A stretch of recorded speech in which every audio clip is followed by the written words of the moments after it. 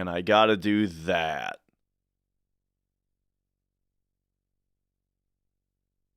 And there we go. We're starting. Give you mono enough to bleed. And yo, Ifrit, I do very much, so I've tried to mix my own stuff, right? And I'm still kind of trying to mix my own stuff. Ifrit, thank you for the 500 bits. And I'll tell you, I do really like. Well, okay. What I was gonna get into is that it's interesting to try to decide whether you're mixing for someone wearing headphones or someone listening on speakers. You know what I mean? Because I feel like it's a little bit different. But I don't know. I don't know what I'm talking about, really. One thing that I do really like with stereo, though, is if you take your rhythm guitar track, right? Your rhythm guitar, and you, instead of just having one rhythm guitar or like one take of your rhythm guitar, you do 2 takes of it.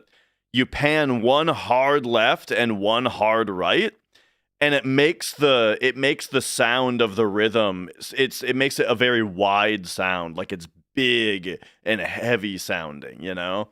So I like that trick a lot. But they say mixing to your car speakers is your best. I actually have heard that before. I don't know who it was who said that, but yeah, they said it's like before you finalize your mix, before you think you're done, what you do is you burn a CD, because this person was old school, but not that old school, right? You burn a CD of your mix that you think, put it in your car, and then blast it in your car driving around, and make sure it sounds good that way. And if it doesn't, take some notes and tweak it.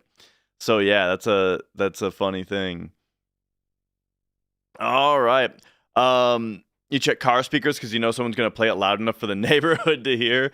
Man, we do live in a place where we hear that quite frequently. Like the last place we lived, we never had that going on. Like driving down the street, yes, but when we were sitting at home. The last place we lived was like tucked away kind of in a neighborhood, with like trees and old people, right? And we didn't get much of that. But where we have the house, we definitely like every day at some point a car drives by that's like trying to rumble the whole neighborhood with its shitty sounding bass. Oh my God, dude. Like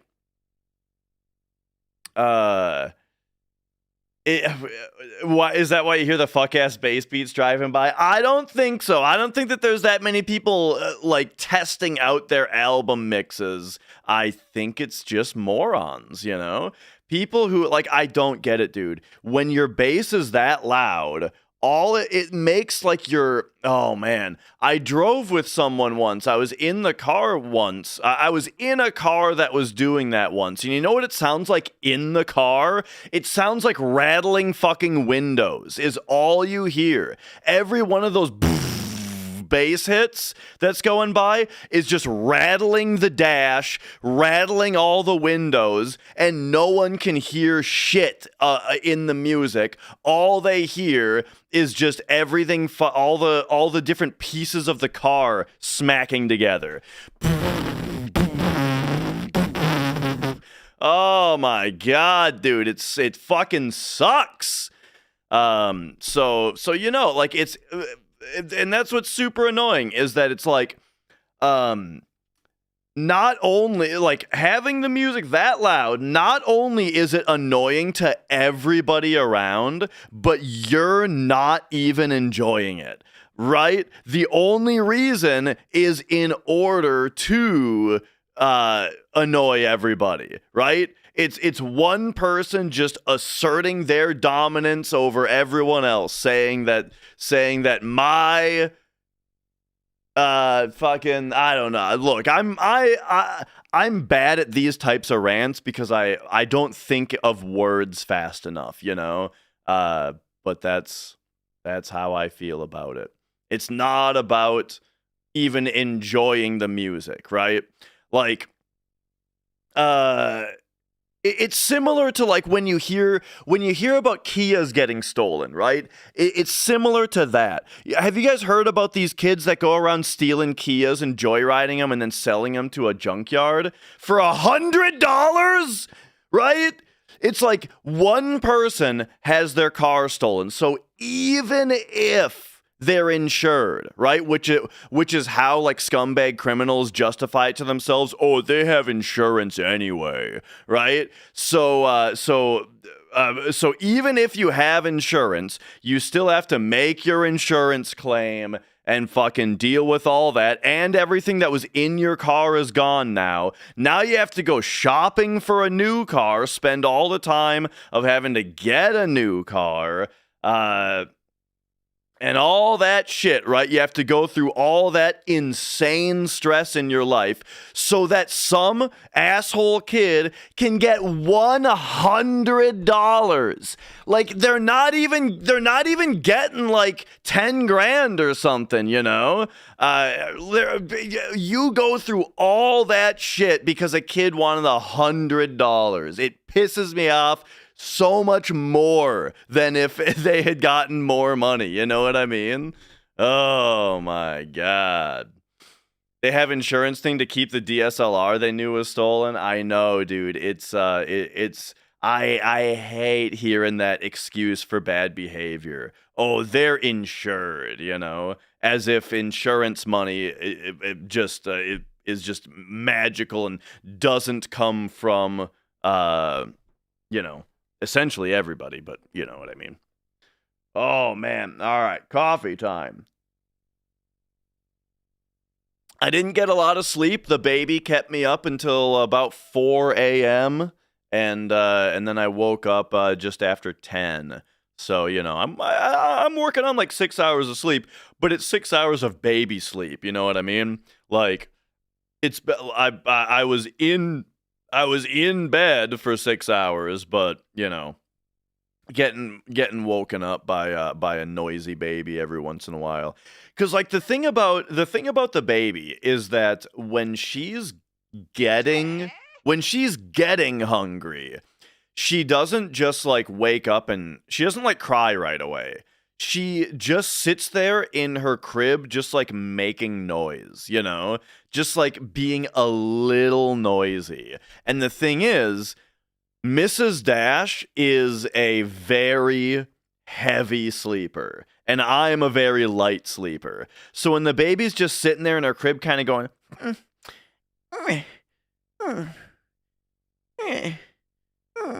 for like an hour, right? It keeps me awake, but she doesn't hear it until the baby's actually like it's eat time, and then she kind of cries out loudly enough for Mrs. Dash to get up. But I don't want to wake up Mrs. Dash to be like, the baby's making a little bit of noise, you know. But also I don't want to get up and feed her because I'm the one who fed her at 3 a.m. I'm the one who fed her at 3 a.m. I don't want to get up at 6 a.m. and feed her again.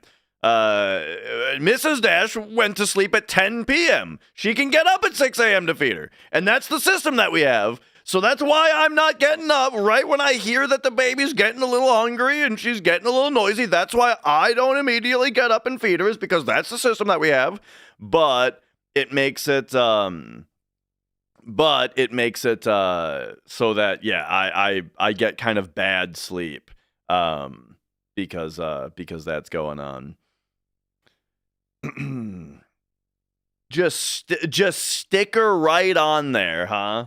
Oh man, that I feel like there's no way that would work with our baby. She can hardly keep anything in her mouth. Oh man. Sometimes she just needs to work out some farts. That's true too. Usually that's after you feed her. Sometimes I'll get done feeding her and you kind of expect her to fall right asleep because while she's eating, when she's becoming satiated, when she's becoming satisfied, she will start falling asleep at the bottle, you know? And I have to kind of tap on the bottle with my finger while I'm holding it to kind of like get her like, oh, fuck, right. Oh, yeah. And then like get back to it, you know? It was so, you know, you expect her to just be out once the feeding is done. But two problems occur. A, you need to burp her, and that always like wakes her. Well, actually, sometimes it does, sometimes it doesn't. Burping her can go two ways. Either you burp her and it just wakes her up, right? And it's like, oh man, now she's just fully awake again because of the burping. Or B happens where she just is sleeping through the burping. Which then it's like, is this even gonna work? Is she ever gonna burp if she's literally just like zonked out while I'm patting her back, you know? But here's the thing though, is that even if she is so zonked to the point of like patting her back for the burping, she's sleeping right through that. What happens is 45 seconds later, sometimes she'll be fully awake again, and she'll be like really squirmy and like not very happy, you know? And, you know, I never really know what to do. I try rocking her, right? I try all this different stuff, but sometimes what happens is she just needs to work some farts out, right? She, you know, you eventually you just lay her down and you go like, all right, we'll see how she likes the lay down. And then she just rips a couple unbelievable farts that you would never believe weren't coming from a fully grown adult. And then she goes to sleep. What up, Minin? Minin, thank you for subscribe for the tier 3 subscription. She rips the farts before she gets hungry also though. Like Mrs. Dash was saying a minute ago, when she starts to get hungry and she wakes up and she starts to kind of squirm around and that's usually when you get some of the best farts also. That song for that sub alert was from Digital Devil Saga 2. Which if you've never seen or heard of Digital Devil Saga, it is a Shin Megami Tensei spin-off on PS2, and it is fantastic. You know, turn-based JRPG. It's really great. The big thing about the like Digital Devil Saga, man, I need to replay it because I played the first one and the second one, I think like 15 years ago. And I've never stopped talking about them since. But yeah, they are the ones where it's like you are humans who can transform into beasts, but you're given like this directive to eat your enemies, and like everybody gets this hunger to like cannibalize, to eat each other, everybody who lives in like this world. And then that becomes a game mechanic where there are certain. It's like when you defeat enemies in battle, you get experience, but when you eat your enemies, you get AP, which levels up your class. You know, and it's got like a job system where when you level up a class, you get its abilities permanently. And then you can move to a different class and still have the abilities of the class that you mastered. And then at any time out of battle, you can choose any of your 6 abilities. You know what I mean? So you can have 6 abilities, and they can be any abilities from any class that you mastered, and you can swap them as much as you want outside of battle. So you can always be rearranging your party for what you need, your party skills for what you need. And but the thing about the eating mechanic is that there's also this fear mechanic where when you exploit enemies' weaknesses, like if fire is their weakness and you hit them with fire, or when they miss you, or if you are immune to the abilities that they try to use against you, and that kind of thing, when these things happen that greatly shift the tide of battle in one move, the enemies might become afraid. And when the enemies are afraid, then the hunt abilities, which are the eat them ability, the attacks that will eat them if it kills them, they always are critical. You always get a critical hit with the hunt abilities on afraid enemies. So it's just got this really cool system in its combat to like try to like you're really incentivized to try to build your party to be elementally advantageous, like to be exploiting weaknesses and immune from them, not just to, make the battles go faster or avoid damage, but also to be able to make them afraid, eat them more easily, then thus get more AP and be able to unlock more skills and stuff. Man, it's such a cool game. But all right, speaking of PlayStation 2 and not wanting to dawdle very much, I don't think I really have much more news to talk about, right? I don't think we've really got any gaming news that dropped. And I think maybe we can move on to games like basically right away today, don't you think? There is one thing to talk about, which is, I guess I can't show it here. Tomorrow, I guess Jonathan Blow's new game is going to have a demo out tomorrow, and he's claiming that the demo that he's releasing tomorrow is going to be bigger than most fully paid puzzle games, like full paid puzzle games that you would buy.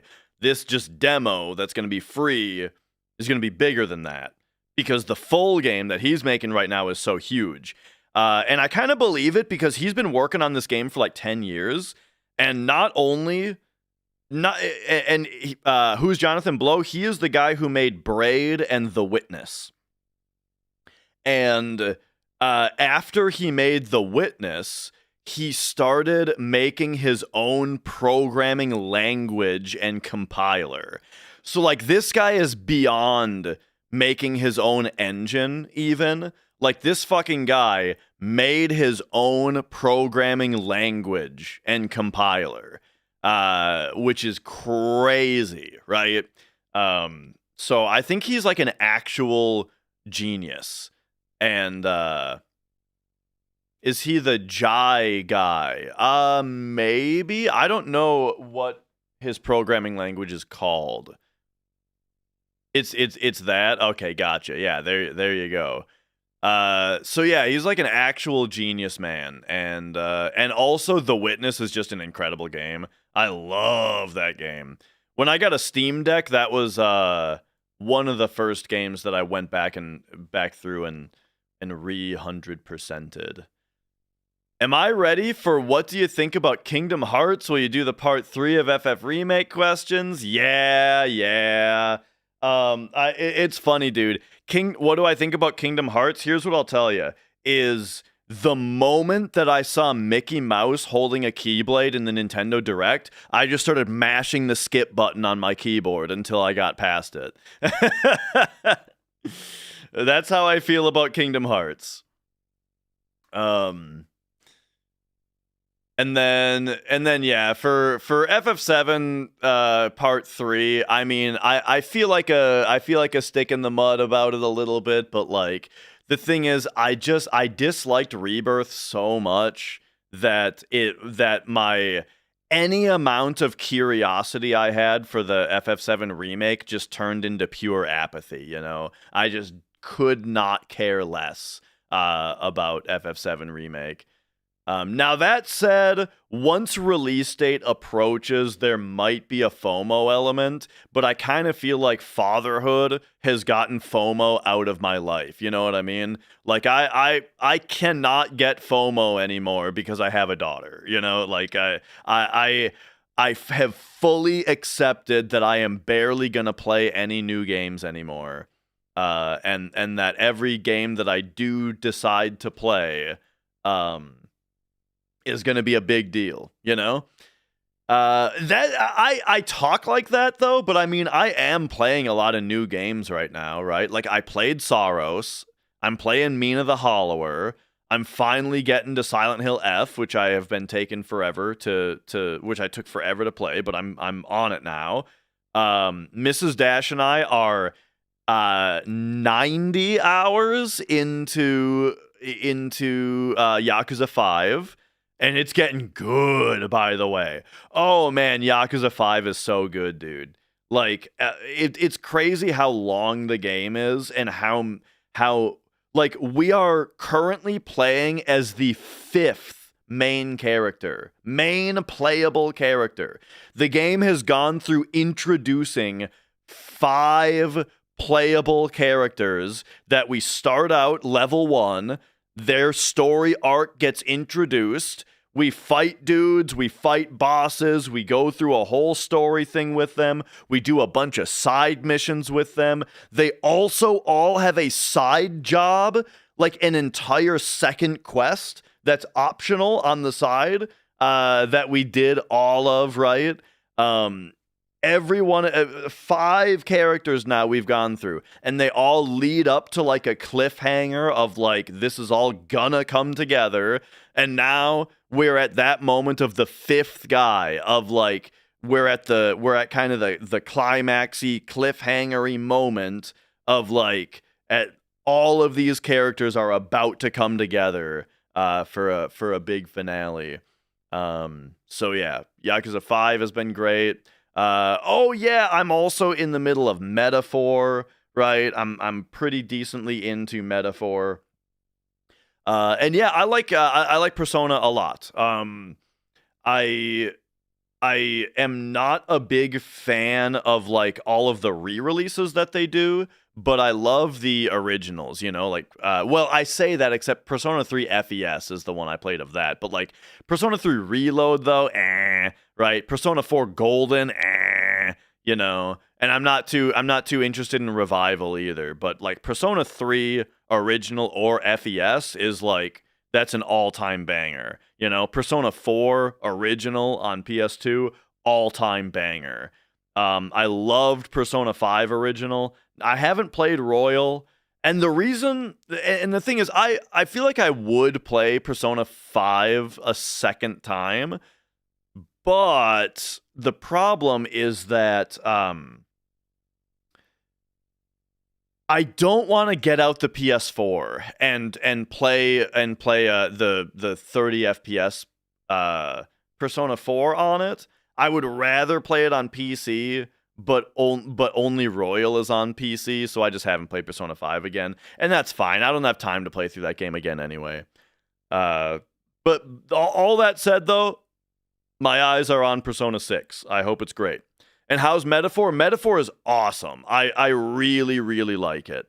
I really like the world that it takes place in, and like the setup of the story. So like, I'll tell you guys kind of what happens at the beginning of Metaphor, right? So this is kind of the first few hours of the game as far as the story setup is concerned. What happens is the king of the land is murdered. He's moited, assassinated. And then as like the people are finding out that this has happened, and like someone is coming up to try to like claim the new throne, or say like, oh, I should be the new king or whatever for these reasons or whatever. The king's castle begins to rise out of the ground. It uproots and it rises into the sky, and on the bottom of like the island that has risen into the sky is the king's giant grotesque face looking down at everybody, and he's like, you have activated the king's magic. And so now we have this giant fucking king face looking down at everybody on the bottom of the earth that has the castle on top of it. And he tells the whole world that after a certain amount of time, whoever has the most public support is going to become the new king, right?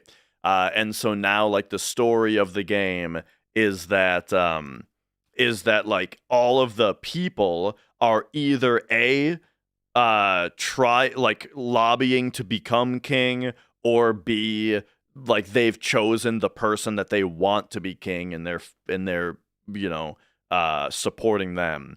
But meanwhile, your character, the main character, knows that the king had a prince, and the prince should be king.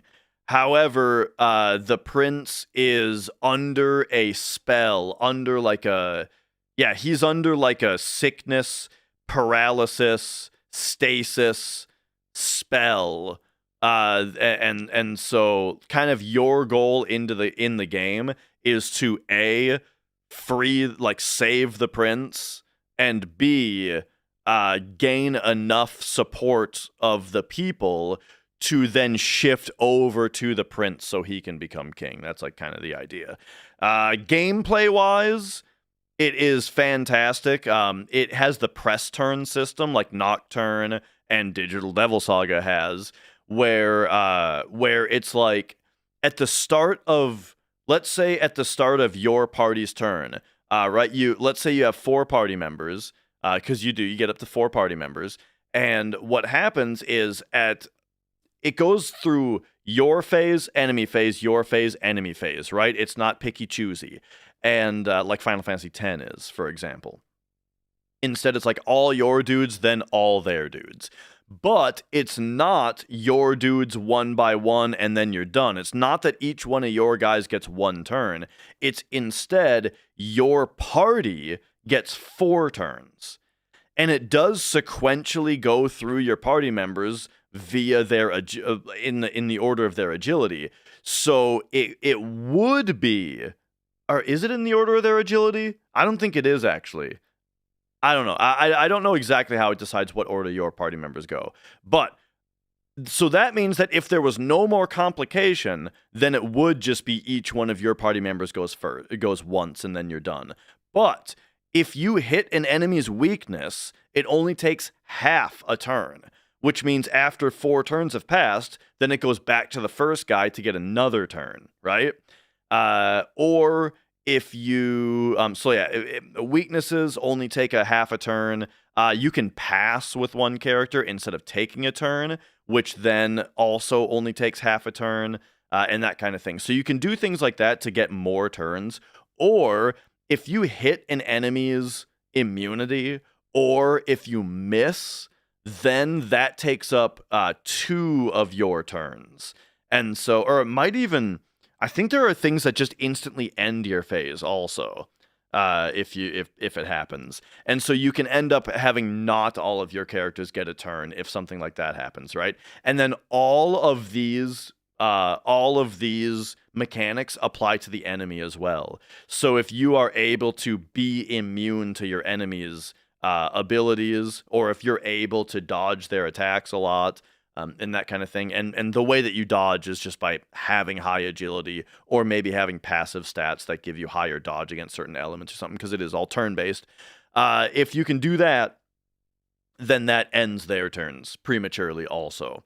So yeah, it's really, really cool. And then there's another really neat mechanic about it, which is that, in Persona, the way that you can see, and Shin Megami Tensei 4 does this as well, where how you can see the enemies on the field, and if you touch them, you start a battle, but if you can hit them, it gives you first strike, right? And now I have a bit of an issue with that mechanic in Persona, because it's so easy. It's so easy to get the first strike that it's basically not even a mechanic, You just always have first strike all the time, without really having to do any effort. In Metaphor, it works more like an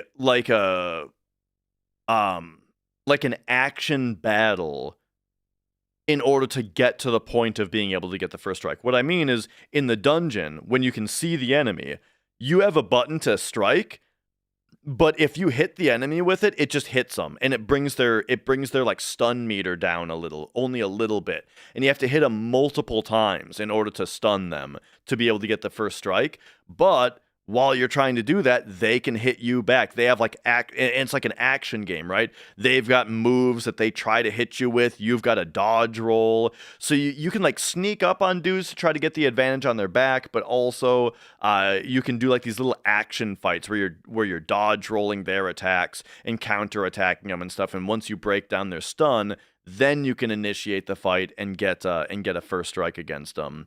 And I just think that system is really fun. And it also is cool because then once you become a high enough level over the enemies, right? If you're like 4 or 5 levels higher than the enemies that you're fighting with, then instead of stunning them, when you hit them, it just kills them. Without entering the battle phase whatsoever, you can start just killing enemies.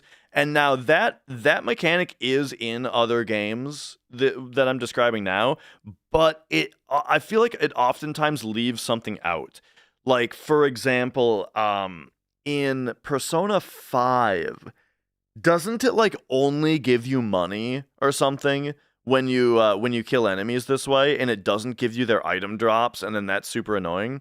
But nah, in Metaphor, it gives you everything. It gives you the experience, the AP, the money, and the item drops that you would have gotten from the fight. So, yeah. Anyway, sorry, that was a bit of a long-winded thing, but the point is that I think Metaphor is super rad. I really like it. I like the story a lot.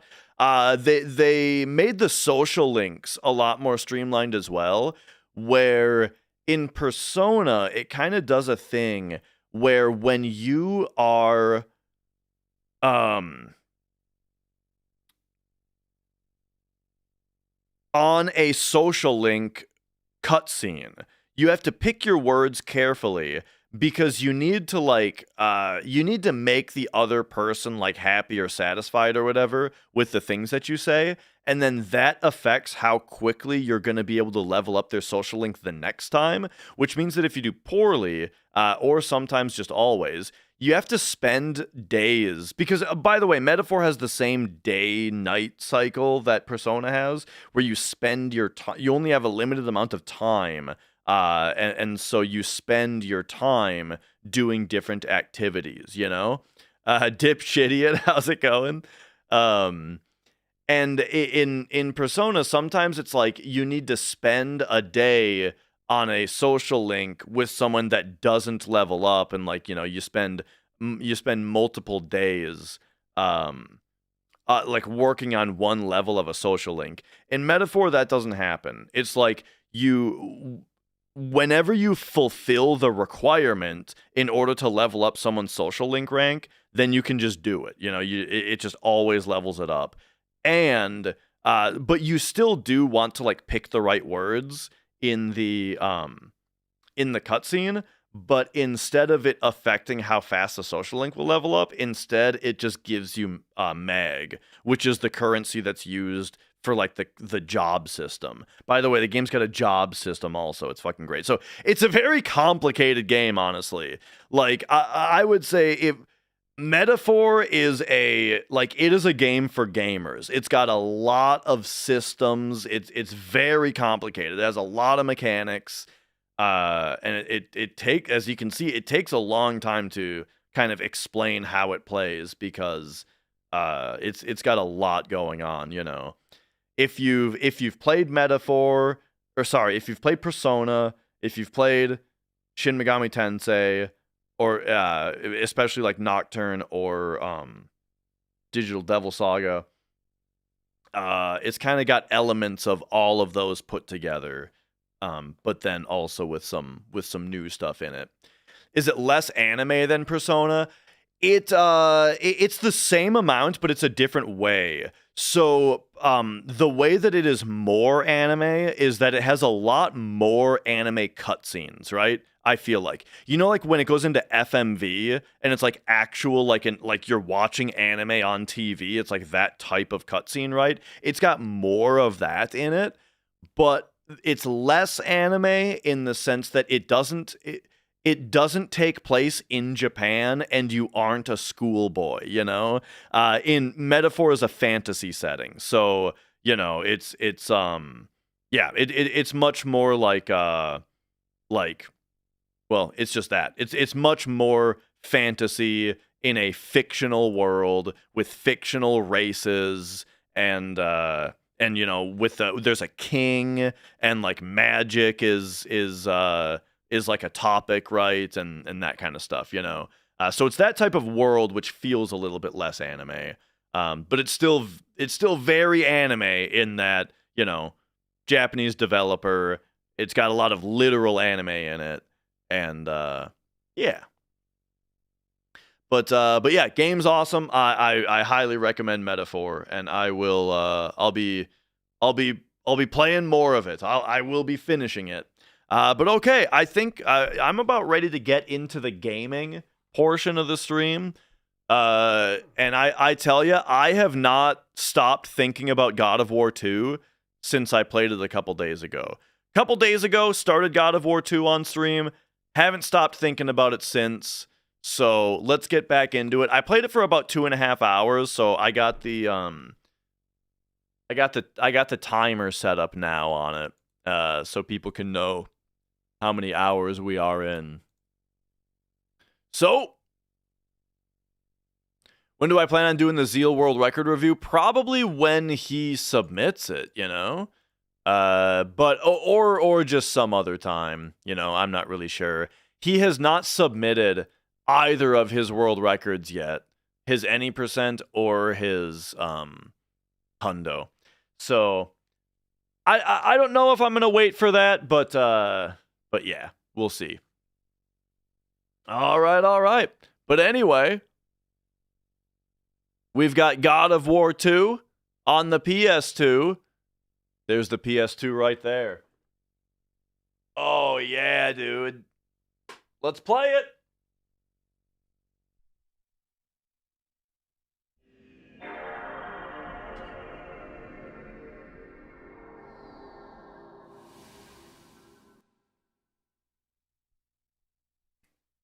Woo. But yeah, I was kind of blown away by how good this game's introduction was last time. You know, like it's funny that that I feel like this game is been regarded somewhat as like a little bit forgettable, but man, the opening was incredible. So all right, here we go. Let's get back into it. Now, is it too washed out? Today I'm gonna try setting the HDMI range to full. There. Oh, you know what? It might have been a little bit washed out last time because I did have the RGB unlimited. So there you go. The colors might look a little bit better now. And all right. Oh, let's start that timer up now, and here we go. We had Blades at level 2, and then what was happening, like, story-wise? Story-wise, Gaia, the Titan. We are now allied with the Titans in order to take revenge on Mount Olympus. Is it my first playthrough? It's my first playthrough in a long time. I haven't played this game for, I think, like more than 15 years.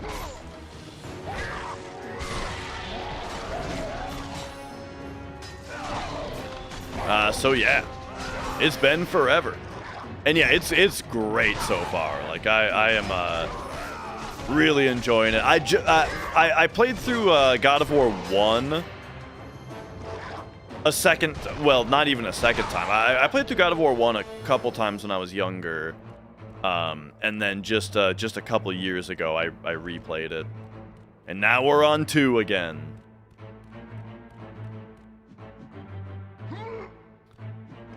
And I remember 3 being my favorite of them, even. Like, I remember 3 being just absolutely mind-blowing. Oh yeah, we're on hard mode, by the way, also. For folks who compare about that kind of thing. Wait a second. Oh, I don't have that move yet. Right, I was thinking I had the spinny move. Dog kicker? I guess we can just grab and kick these dogs, huh?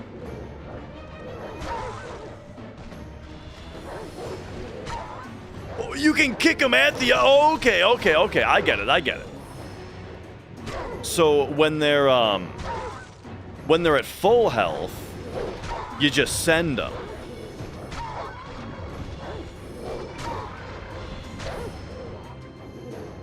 And when they're at low health, you get the kill.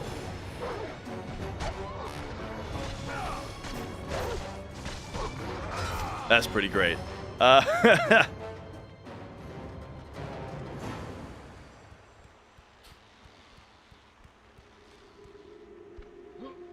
I always feel a little bit cheesy, kind of like spamming one move like that. But I feel like sort of the thing about God of War, about these old ones, is that, wow, look at that background. That's pretty cool. You can totally tell. It's funny in like the HD age, right? Having this game on a modern TV, you can totally tell that it is a flat, like, sprite background, or not even sprite. I shouldn't say that, but it you know, it's like a matte painting background, but still looks really cool. Oh yeah, we're going to like the sisters.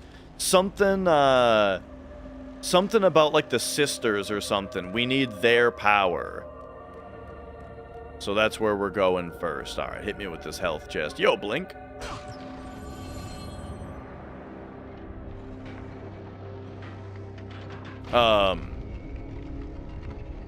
And yo, Sophie. But what was I saying a minute ago? Oh, I've got more coffee. Hang on a second.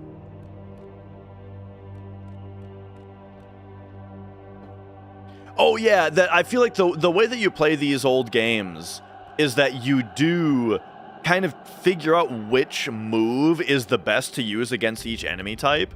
And then yeah, if the game keeps giving you that enemy type, then you're going to keep using that move, sure. But where this game's combat gets really interesting is when you start having to fight like multiple enemy types at once, and then each one of those enemy types you need to kind of have like your move that you use against them.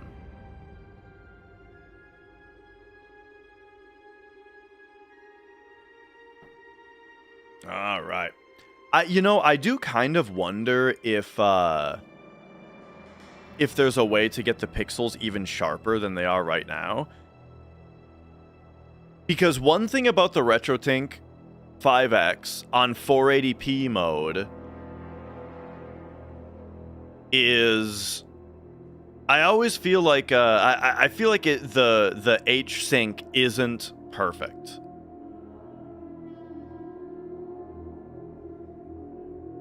Let me show you what I mean. If we like maximum embiggen this, and then set the scaling to 0. Okay. You can kind of see how, like, if you look at Kratos' left elbow, can you kind of see how, like, some of the pixels on him are very sharp? They have a very sharp cutoff on the left side. But then, like, his thigh has a soft cutoff, you know? I want them all to be sharp, if possible. But I feel like this is kind of always how it looks. I don't know if it's the game graphics that do that have that little bit of softness to them, or if it's the upscaling that's doing that.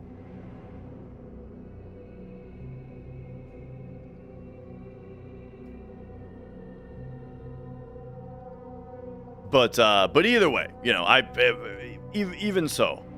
Oh yeah, it looks fantastic.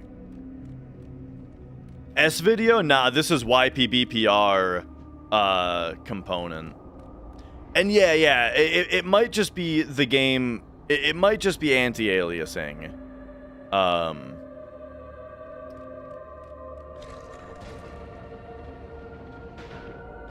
But I'm not fully convinced that that's the case. I maybe have to mess with it at some point.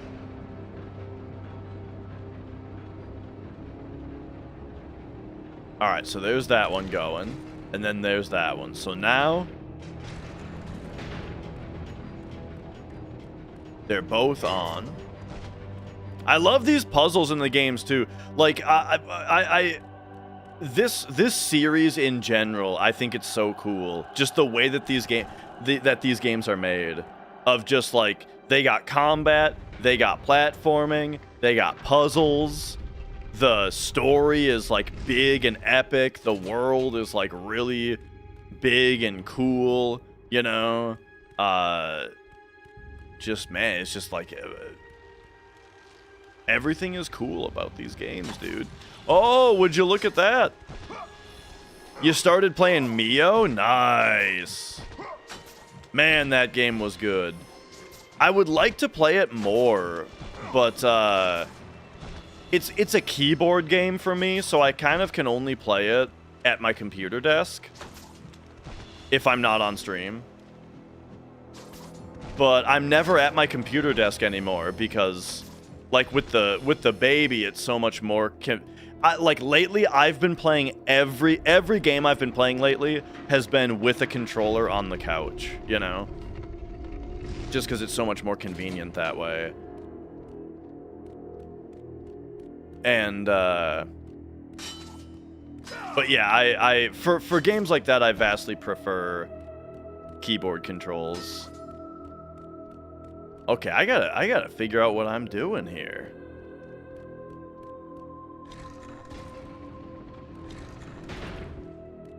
How's things with fatherhood? They've been great, you know? Baby be fartin'.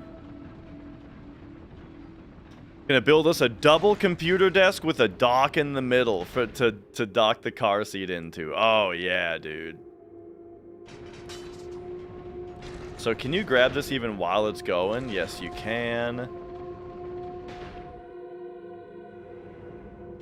And then, so like obviously we cannot get in there that quickly. Here's what's interesting to me about this puzzle though, is that theoretically, if I was to get in there without pulling this, I'd be trapped in there. So like there's gotta be, I feel like there's gotta be something that keeps these both down. I have to look at the environment a little bit more.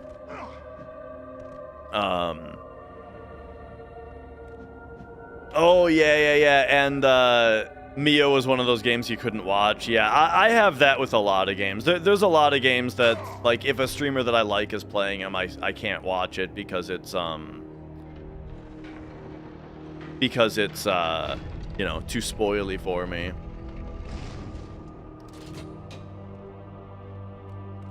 Why didn't I play this on PS2 before? I did. I did play this game like several years ago. But it was just many, you know, it was just that many years ago, so I don't really remember it.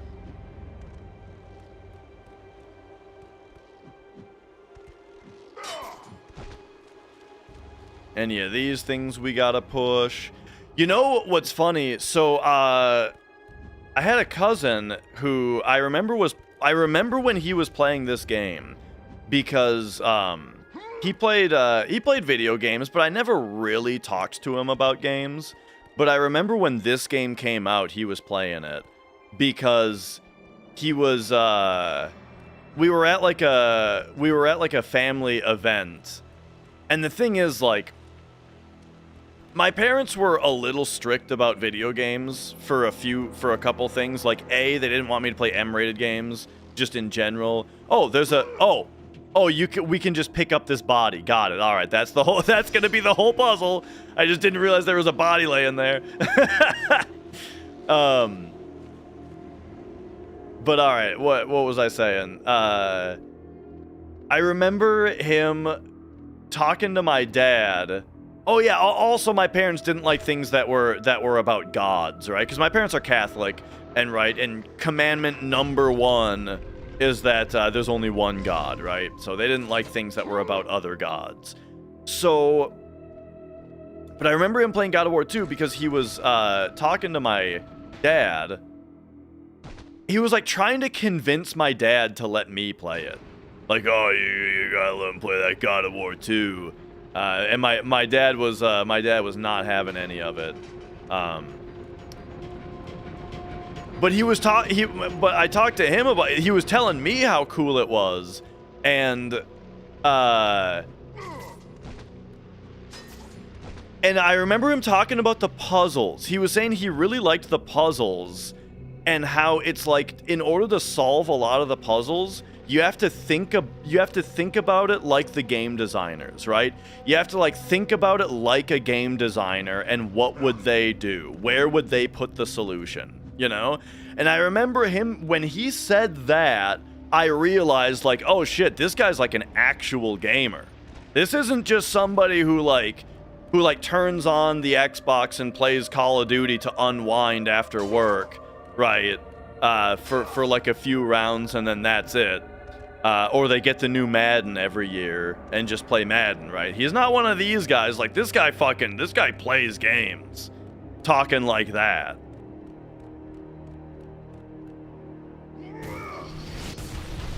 You must find a way across to the island, Kratos. For there lies your path to the Sisters of Fate. Why do you aid me, Gaia? Zeus must be stopped, Kratos. The story of revenge has been told before. You know of the mighty Titan Kronos.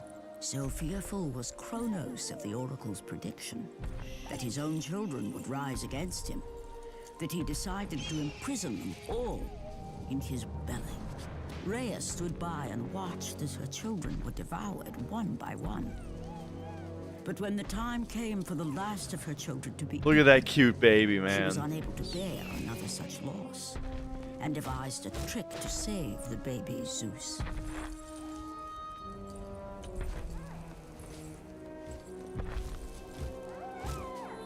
Rhea commanded the eagle to secret her son away.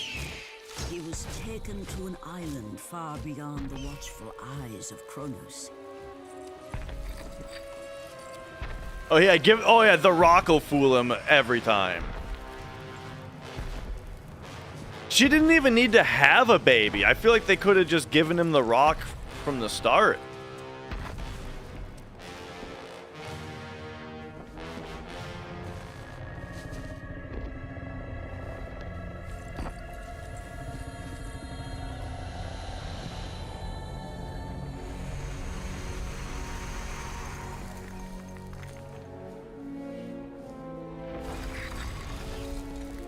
It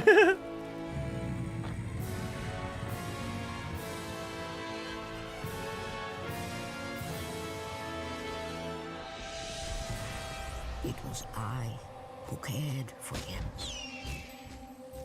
It was I who kept him safe. But what was the punishment? I nurtured his desire to Surely he realized that it was a rock, right? But my foolish act of compassion would haunt the Titans forever. For in sparing Zeus, we allowed him to return to us with vengeance in his heart. He betrayed all of the Titans for the sins of just one. The sins of his father, Kronos.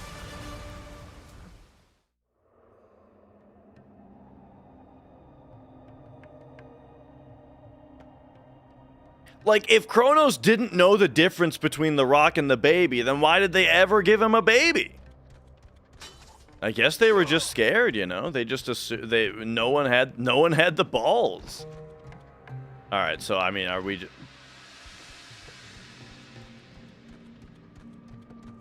We're going back, and there will be something different to look at in here this time, because they're saying we need to find our way down there.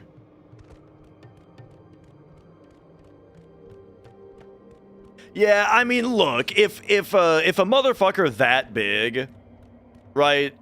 If a Kronos-sized motherfucker demands your baby, I guess you probably just comply.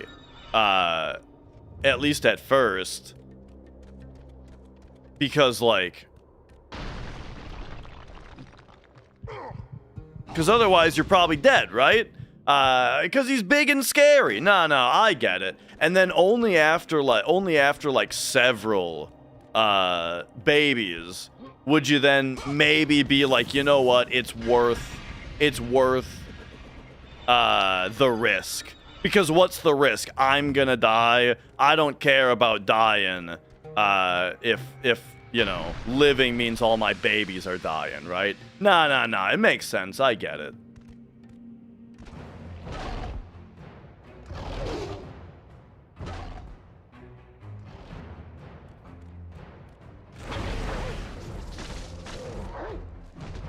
All right, hang on. We got to kick the dogs at him. Oh no! I kicked the dog at the other dog. The dogs are my ranged ammunition.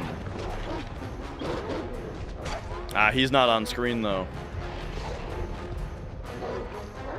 There we go. Get him. Get him. Whoop. You can't aim at something that's not on screen. Yeah.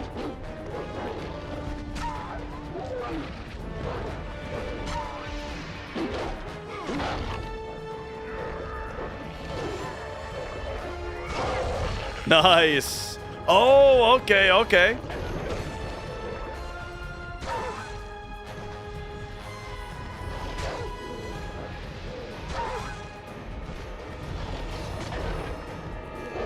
I did that thing again where I tried to press X to dodge. Because that's like my dodge button in everything.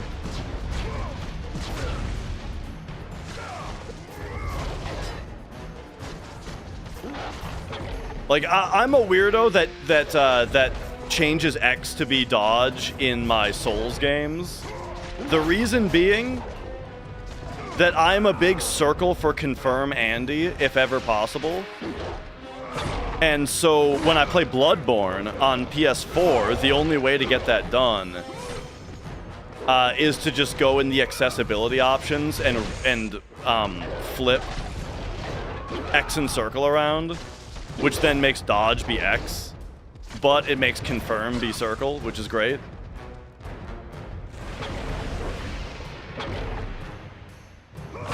So, but now it makes it so that's like the Souls default for me now. All right, there we go.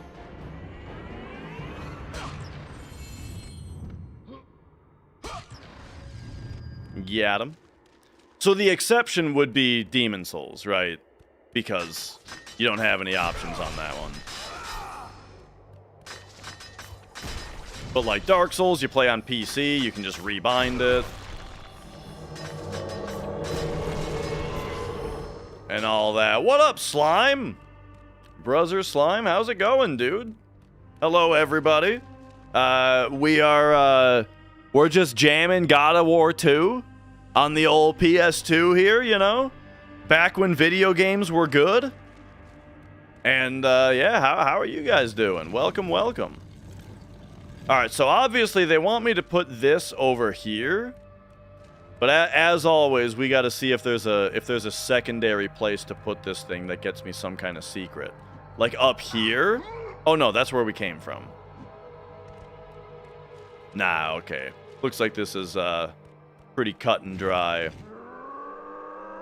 But yeah, what were you up to today? More Kingdom Farts?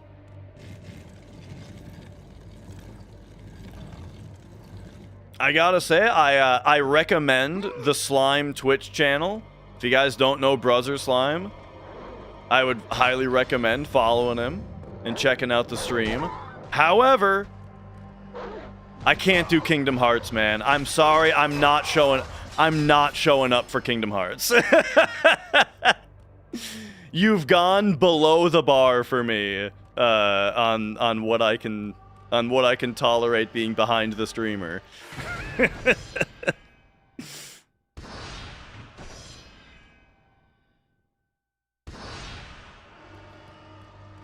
All right.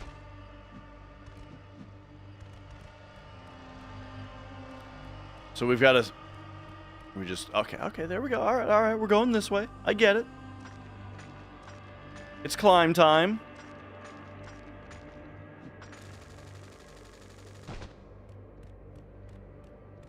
But yeah, flying through them, good. Started Tales of Arise to switch things up. Oh, nice. Yeah. Played the Tales games for years. Nice. I've never finished a Tales game for some reason. Like, I've played Tales of Phantasia, Tales of Destiny, Tales of Symphonia, Tales of the World, Tales of Graces. I think that's all of them that I play. I've played all of those. Never finished a single one though. For some reason, they just they never keep me on board the whole time. But they always look really fun.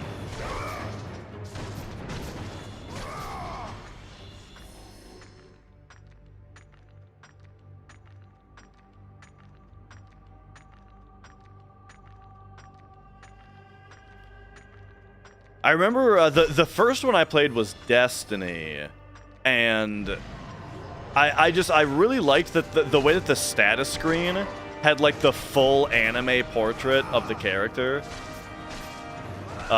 For some reason, like that was just something that really stood out to me when I was younger.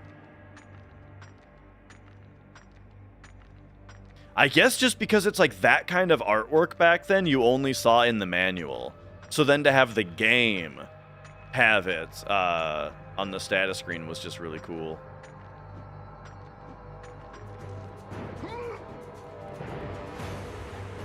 Oh man, look at that back there. All right, dogs.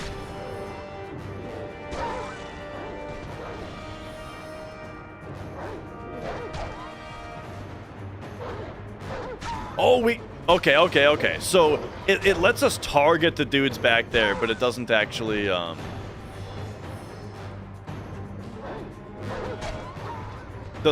let us kick them all the way back there. Okay, hang on a second. We gotta take these dudes out. Whoa! All right, send me around. Give me a couple of those. Take me over this way. Take that dude out. All right, there. Whoa! Oh my gosh! And then I just get wombo comboed.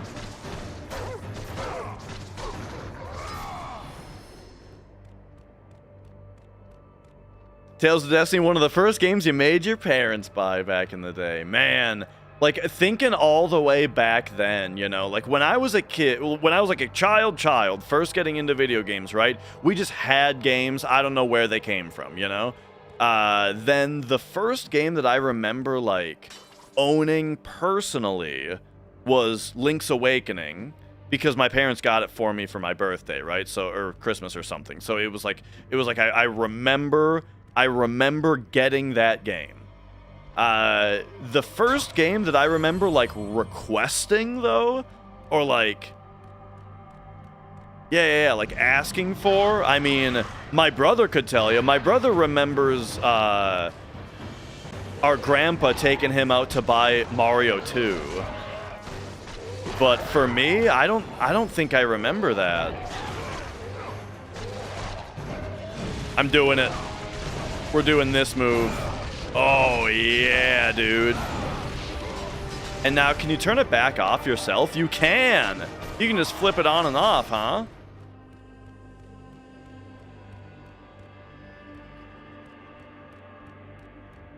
But yeah. What was the first game that I like actually asked my parents for? Man, I don't remember. Crash Bandicoot 2, maybe?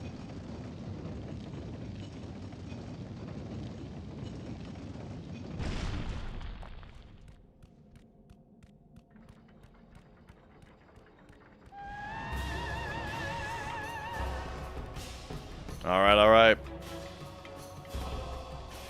The fake boobs monster. Whoop! How do I know they're fake? We know.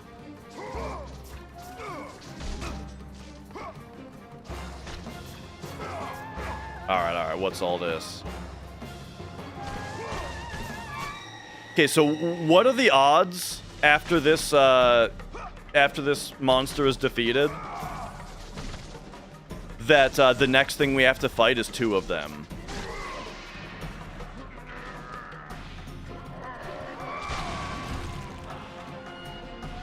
Here comes 2 of them. Yeah, every time. That's how these games work.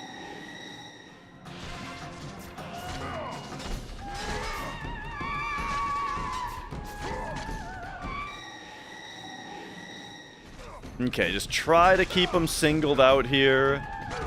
You know what though? Yeah. I'm having trouble not getting hit by her.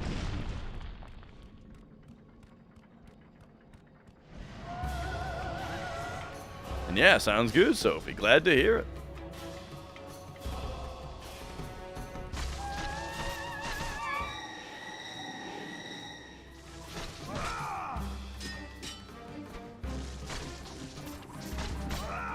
Ah, there we go.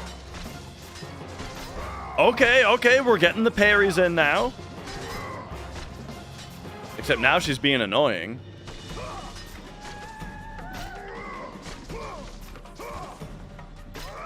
Okay, maybe when she starts dodging means she's about to try to get you with the claws.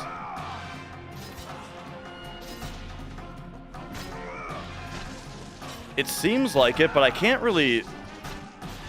Even knowing that, I can't really hit her very much.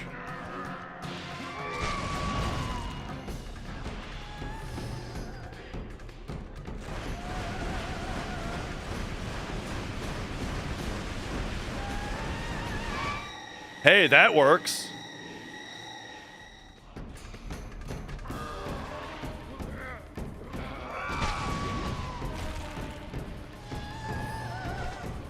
Another one.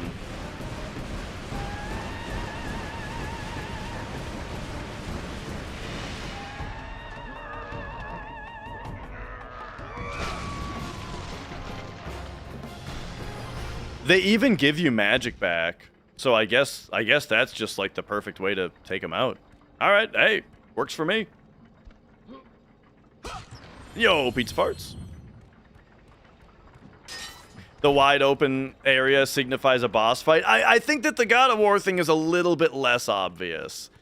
Or it's a little bit more God of War specific, you know? That it's like anytime that they introduce a new enemy, it's always you fight one of them, then you fight 2 of them. A gift from the great titan Kronos. His unsuccessful attempt to gain the favor of the Sisters of Fate and change the destiny which the Oracle foretold. Oh, yeah.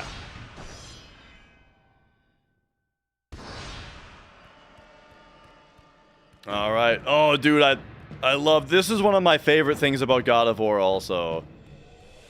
Is the big chains.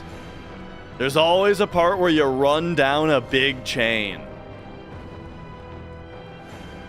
Something about huge chains is just really cool.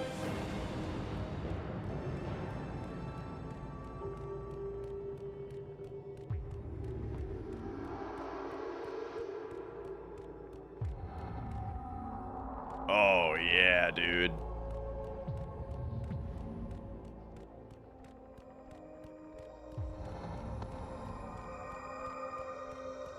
The Steeds of Time.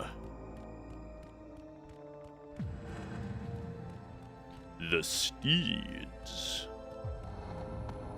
of Time. So there's a thing down there? Kind of looks like there's a thing down there.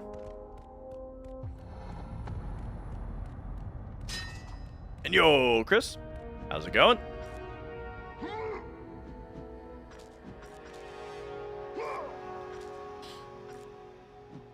We're just jamming more God of War through like last time. PS2 game, by the way. I know, dude. Now, I will tell you, this game does run noticeably worse than God of War 1 did. Like, there's noticeable frame rate drops in this game. Noticeable screen tearing in a lot of spots also. So, like, it's not running it flawlessly.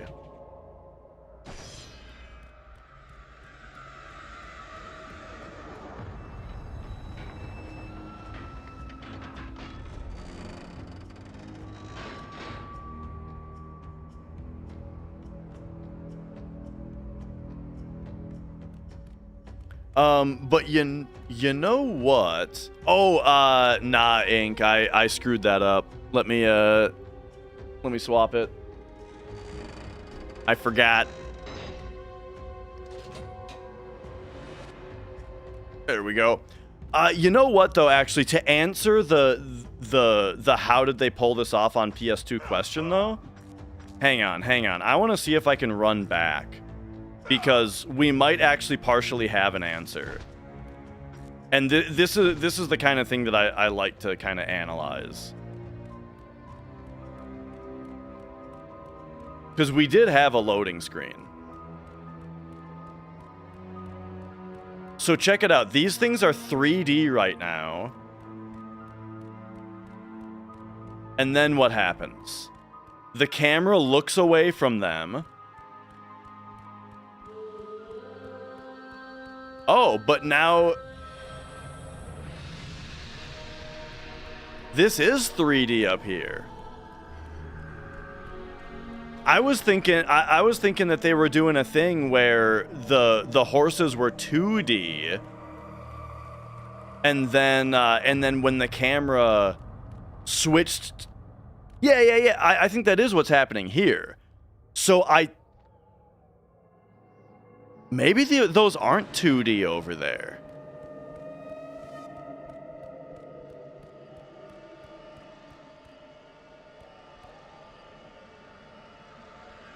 It's actually hard to tell whether they're 2D or 3D here. I think they're 2D though.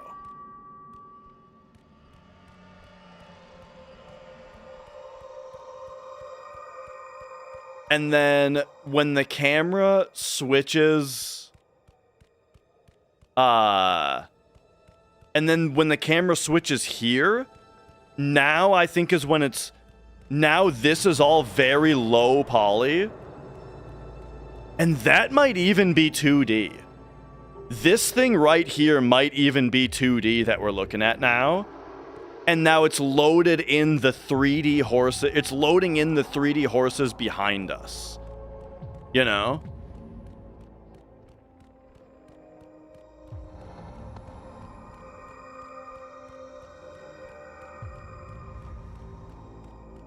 But like, man, it's so seamless. It's so cool. Like, yeah, that's a really cool trick. And yeah, we were talking about that earlier, where I was saying that I like fixed cameras. I'm a fan of fixed cameras for a couple reasons. You know, the reason I was giving before is just that it's like the developers in this game, they just point the camera where it should be pointing instead of making me do it, you know? But the other reason I like it is that it allows them to do tricks like that, you know? Like, that's why Final Fantasy X appears to have better graphics than Final Fantasy XII. It's because Final Fantasy XII has a free camera where you can look at whatever you want.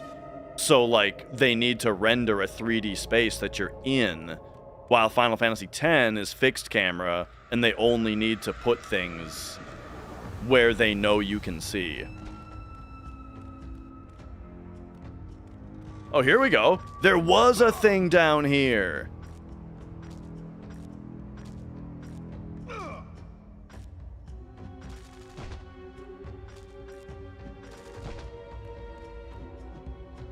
It's nothing, though?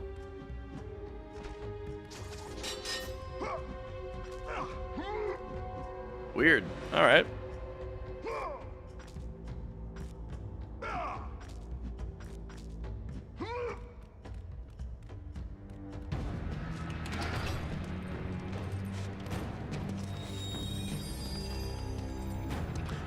Oh, I think I remember this. This is the parry. The ghost of Sparta. Then what they say is true. Theseus. Of all the fools who try, you would be the last I would expect to seek an audience with the Sisters of Fate. And you are the last one I would expect to become a servant of the Fates. I serve and protect the Sisters of Fate for the glory of Zeus. The time of Zeus is coming to an end. You seek the Sisters to kill Zeus.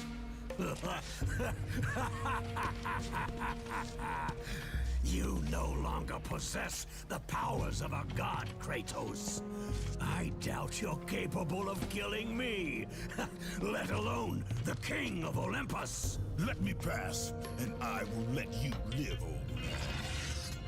I do not think that is your choice to make. Come forward.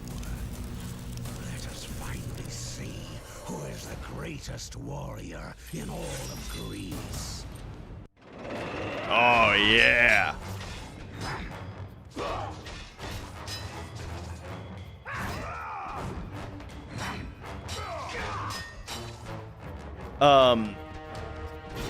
But yeah, I mean, I certainly like doing it either way. Fixed camera, dynamic camera, or by dynamic, sorry, I mean like controlled.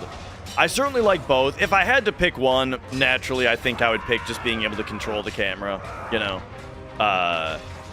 But I just really like and appreciate fixed camera when it's done right, you know.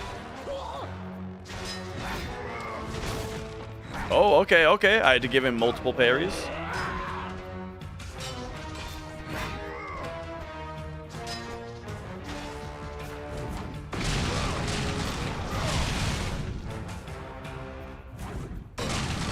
Oh, I tried to grab him.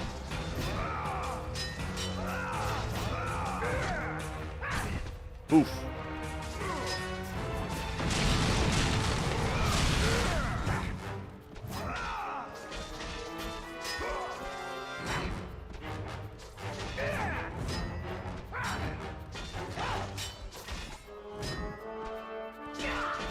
Okay, so like the overhand is a singleton. Oh!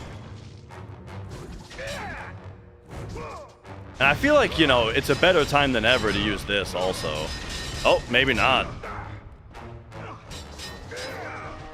What the hell? Okay.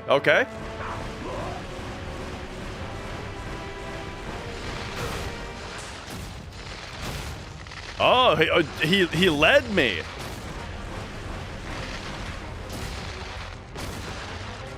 They got some homing on him.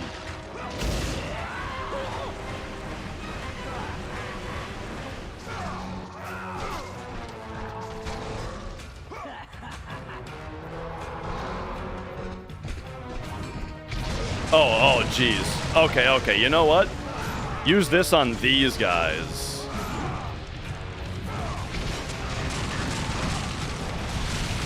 This gives me some health back.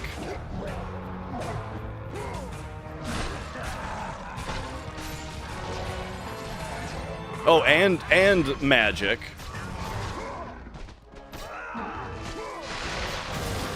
Dodge that. Grab him.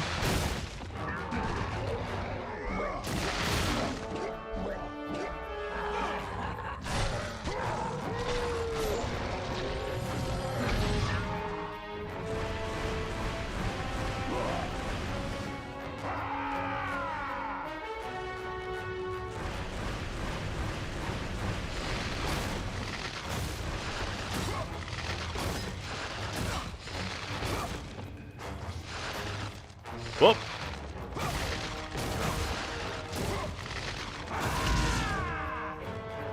Alright, now I don't have any rage, though.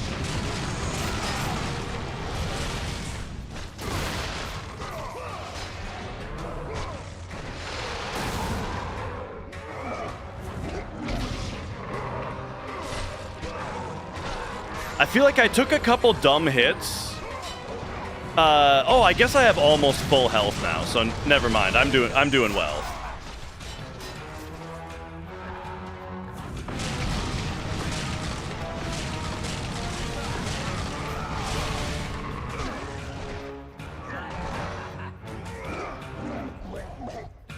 Oh, yeah. All right, there we go.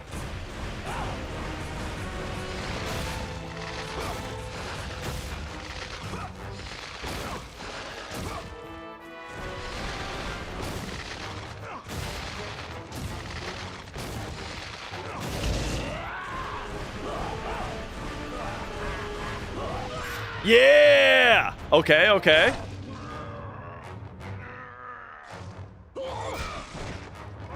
It's funny, he spawned those dudes, but I was like, dude, just in case he's at like 1% health, I gotta just give him the rest of my magic bar's worth. Oh! Let the rage of the Titans fuel your blades, Kratos. Oh, man. And that filled up our rage also. Okay, so also this way. Let's see if they hit anything down here. First try, yeah. I wasn't sure if I was gonna get it first try because I took some dumb damage early on, but I shaped up. And we got there.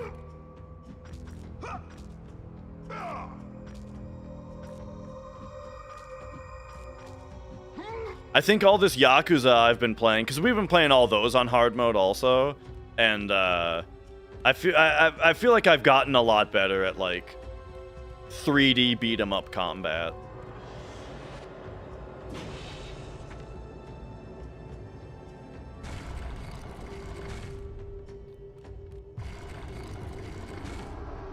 All right, bloop.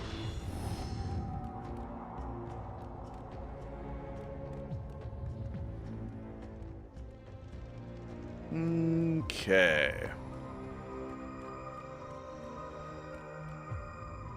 Well, let's see what we're doing here. Which way are we going first? Let's read the book, I guess. Kronos offered the steeds of time to the sisters in a futile attempt to change his fate. We'll go left first. Oh, is it going to be one of these? Where you can go either way? No? Yes? Yes.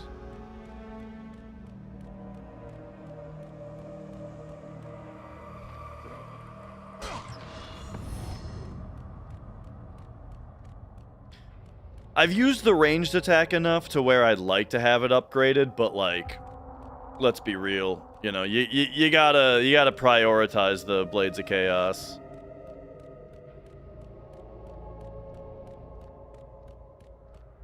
Okay, and then, so I just haven't looked down here. Or Blades of Athena in this one. That's still what, they're still called that? Yeah.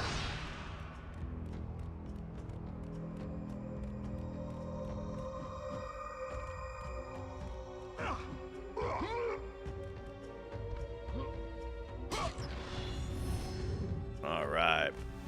Yeah, see, that chest had like 20 orbs in it.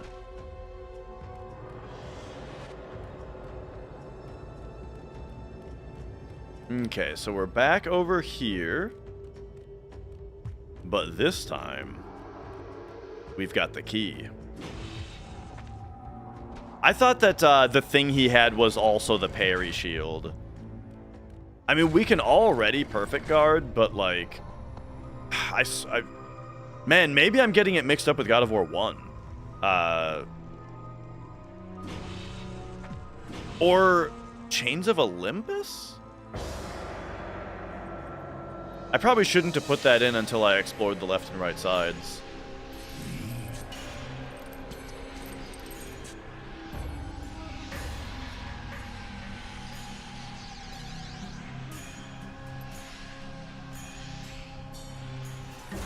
Our destiny has brought us together, warrior.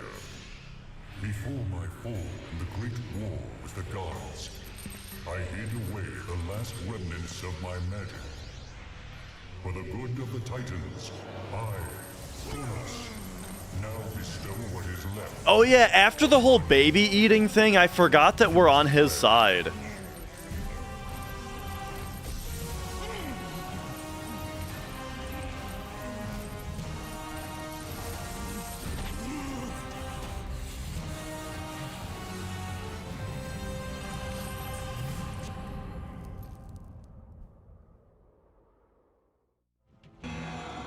Kronos Rage. L2 to place lightning orbs. Use it to smite your enemies. Up to 3 can be placed at one time. Okay. Oh.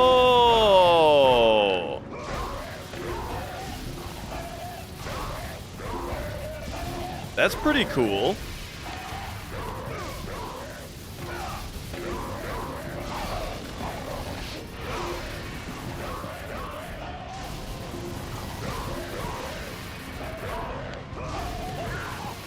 It's pretty similar to Poseidon's Rage, except it doesn't freeze you in place. And, you know, thus is also not going to give you nearly as many iframes. Oh, look at that. 5250. Let's go. Swing. All right, Athena's Blades leveled up, increased damage. We get the Cyclone now. Nice. All right. I love how the blades actually look different as they level up, you know?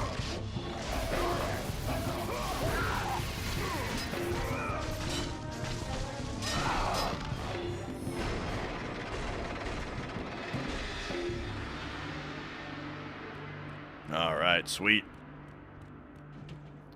What next?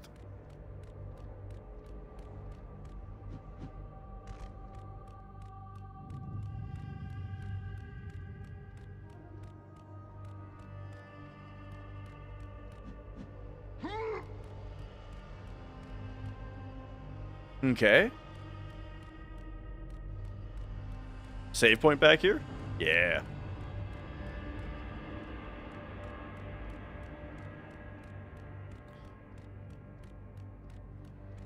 Do you guys have that, like, 1% itch in your mind all the time, always? To just resubscribe to World of Warcraft and play WoW Classic? Or is that just me? It's always there, just a little bit in the back of my head. Like, what if you just started playing World of Warcraft again? I don't think you're ever truly free. Honestly, the Valheim itch is greater than 1%. That's the thing. That's why I'm not playing World of Warcraft, is because it's only a 1% itch, you know? While my itch for other games is much greater.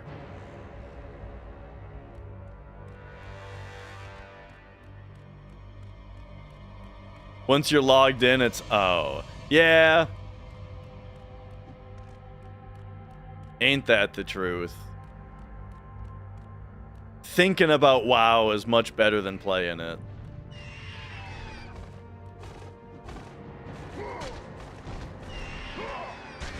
Get him!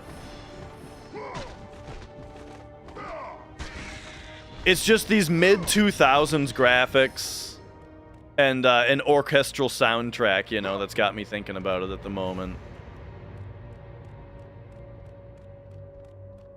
All right, let's see what these things do. Press and hold R1 to attach to a crank. And yeah. You do not need to match the speed of the icon on the bottom of the screen. Oh, okay, right.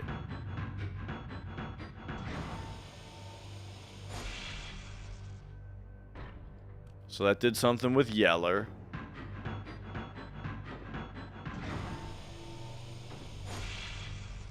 Okay, okay. Any reason not to... Oh, we can just only open one of them at a time?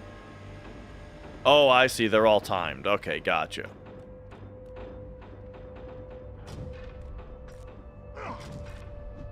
Never been an endgame player. Me too, really. In Wrath of the Lich King, I was at least like a do my dungeons every day kind of guy. And I think I did 1 or 2 raids, but it was only during that time. Because Wrath of the Lich King was really easy. Like, it was very easy to level up and to get to that point, you know? Which one was that, red?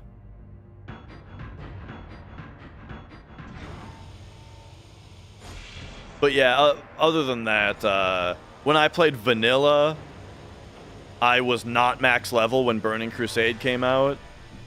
And then I was not max level when Wrath of the Lich King came out.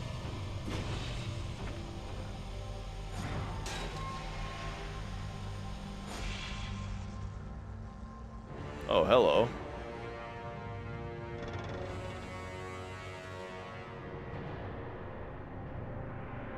Okay, so now we've got a grapple point.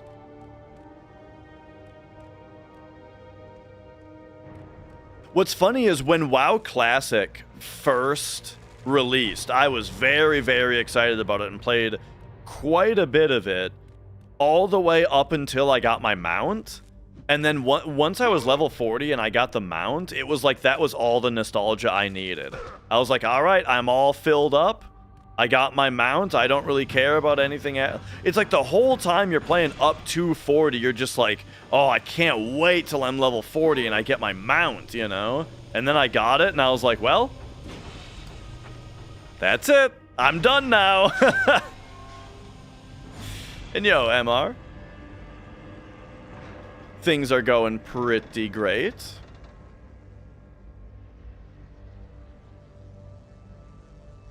Okay, so why is it showing me this birch moving around? Okay, that's yellow over there. Hang on, though. I need to... Okay, no. We're good. Oh, hello. I just totally by accident found that. I don't even know where I am.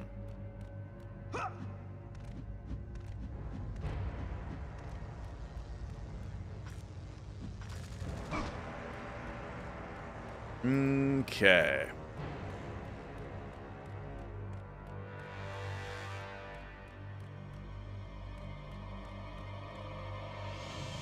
And the last one's up there. Gotcha. So, Yeller.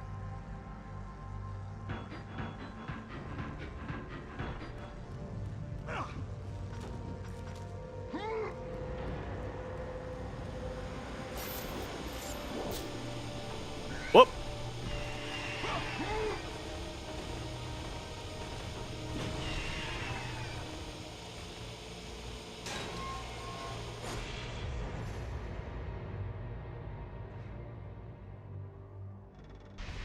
One more. Boom. Yep.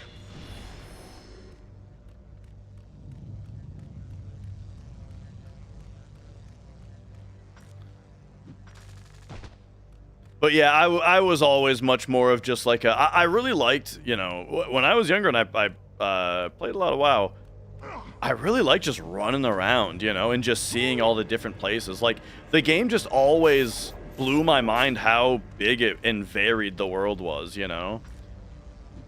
Just how many places there were, how different everywhere looked. Real talk, I don't know where to go for this one. I think it's this way. Oh, there's a thing there. Okay. I didn't realize this guy was here.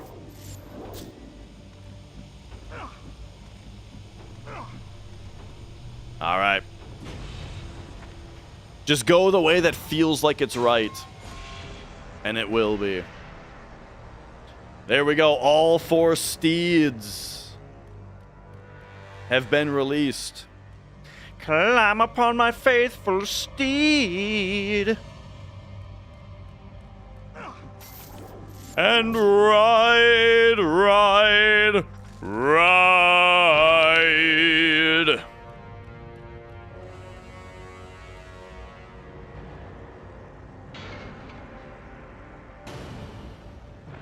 Let's go.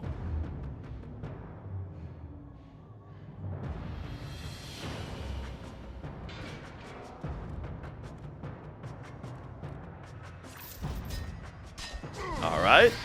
All right. Oh, okay, okay. Got to give him some encouragement. Ah, geez, those are weird.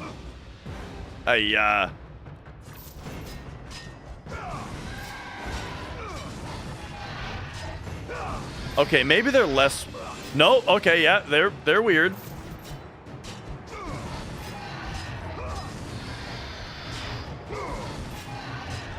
Okay, you don't have to start at the start, really. Like, when it goes top, around the left to the bottom, you can basically just start left and go down. Like, quarter circle it instead of half circle it. And then I was doing like a 3/4 circle instead of a full circle for the full circles.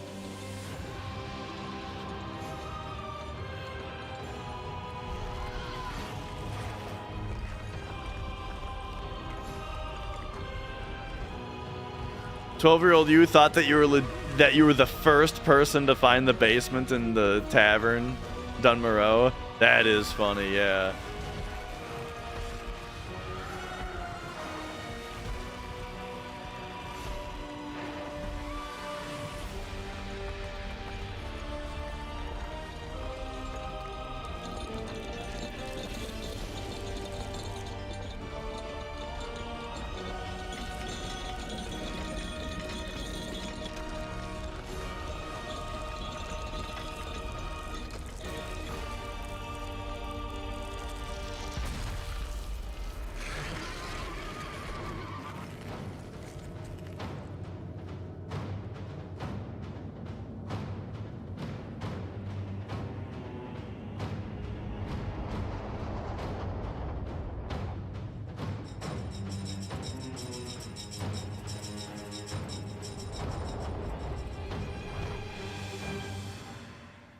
Oh, man. These games, dude. Okay, here we go.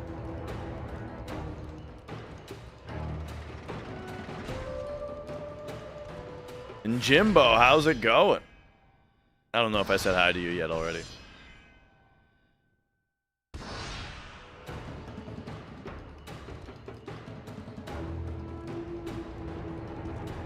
I mean, we're just jumping down now?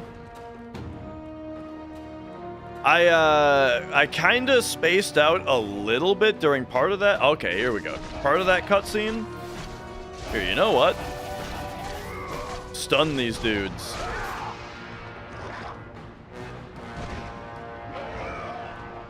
And so I'm not 100% confident how these two places are connected.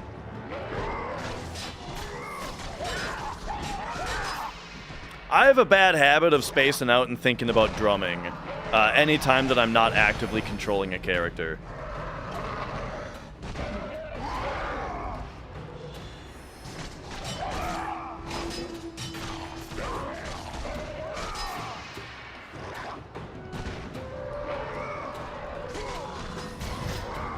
All right, good parry.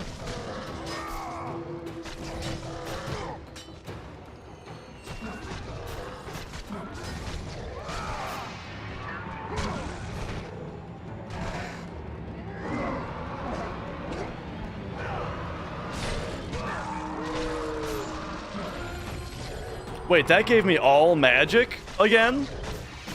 Is that just what these guys do? I shouldn't have grappled this one. I should have just fought this one down to see if it gave no red orbs. You must return to the island, Kratos. Uh-huh. Your journey to the Sisters of Fate has only just begun. All right, there we go. I'm glad she cleared it up for me. You know, I wonder if they make a conscious decision to put reminders like that in after a save point, you know? Because, like, the expectation is that a lot of players are going to save, or like, after a save point, they're gonna come back later.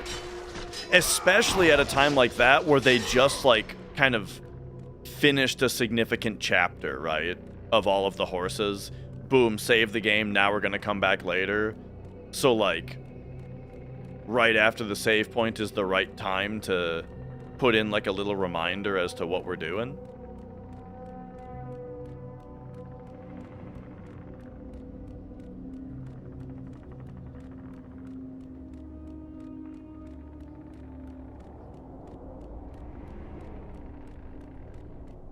But okay, I get it.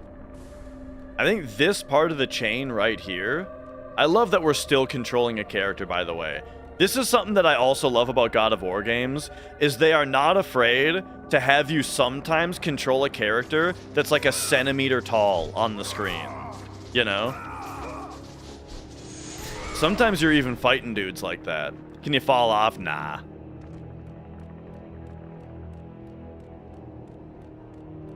Maybe here. Nah. But yeah, okay, so that part of the chain is what was previously in there. So, or something? The temple.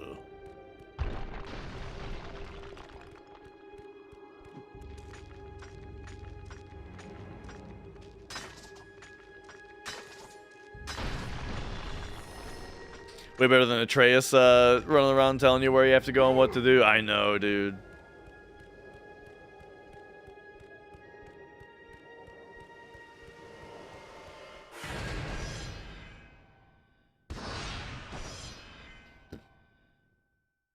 All right.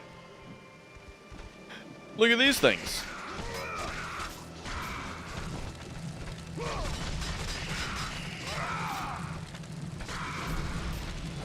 Oh, okay. They explode. All right, and look at this place now.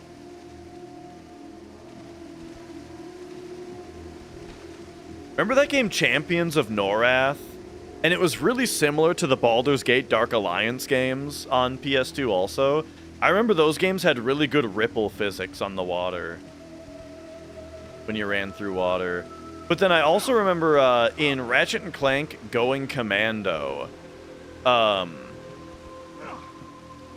there was an Easter egg. There was the Insomniac Museum, which was like a developer Easter egg area you could get to that had like a bunch of developer commentary and stuff that was really cool. And one of the things that they talked about in the commentary, or one of the things that was at the museum, was there was a single tile of water that had really good ripple effects. But they said they couldn't make all the water look like that in the game because it was too demanding and it would tank the frame rate. So it's like so I mean, this is exactly the kind of thing I love, right? Where it's like, here it is, we made it, it looks really good, but the actual game had to have the not as detailed water that you see for performance reasons.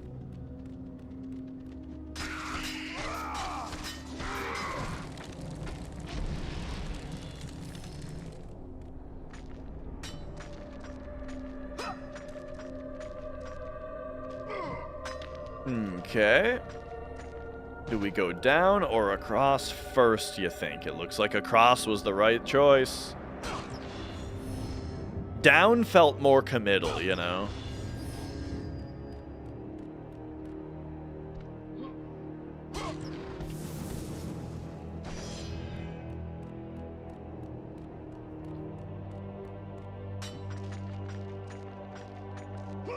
Alright, and Snowblind Studios, they're still around, aren't they? I feel like I've heard that name more recently. Or am I thinking of Project Snowblind? Which would also be very funny to say because I'm pretty sure that game came out like 20 years ago.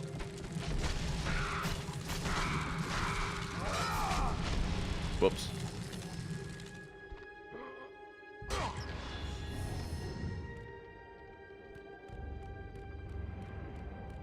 Alright, like more naturalistic guidance, but you've seen enough people who absolutely needed the heavy hand and stuff. Yeah, I really like just when like the framing of the camera and that kind of stuff just kind of guides you in the right direction for sure.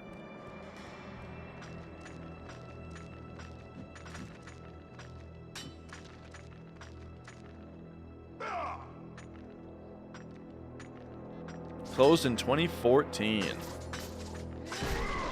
Or 2012. Gotcha.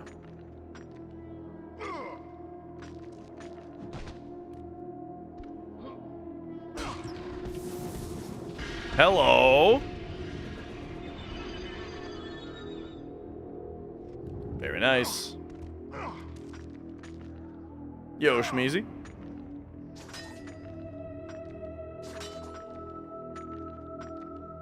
Banger game? Oh, you know it.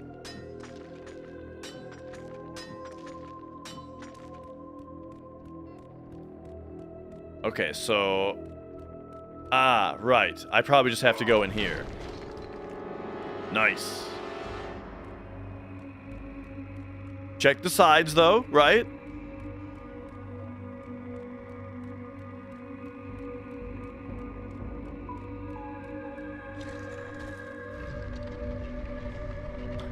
Oh, I think I remember this. Is this the part where I think this place fills with water and then we have to swim down? I think I like totally remember this. All right. So yeah, clearly we're not going to be able to do that. Actually, I might be thinking of something from God of War 1.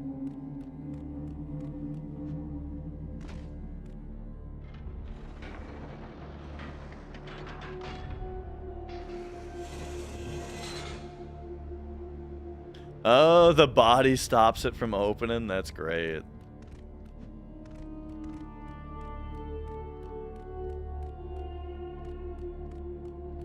Oh, hello. Nice.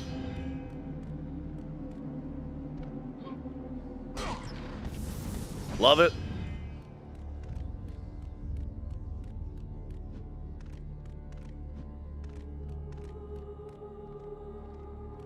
Play God of War 1 next? I played it 2 years ago. I already replayed God of War 1.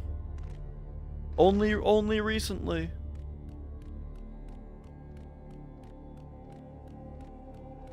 Okay, so we got this going on. Oh, and then there's... Right, this had like a handle on it too.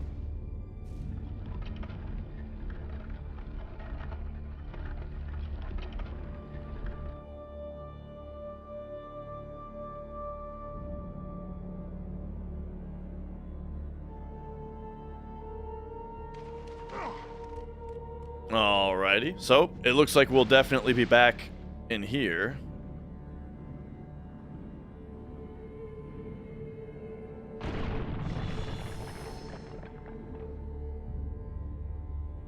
But that's the first actual bit of swimming that we've done after the tutorial.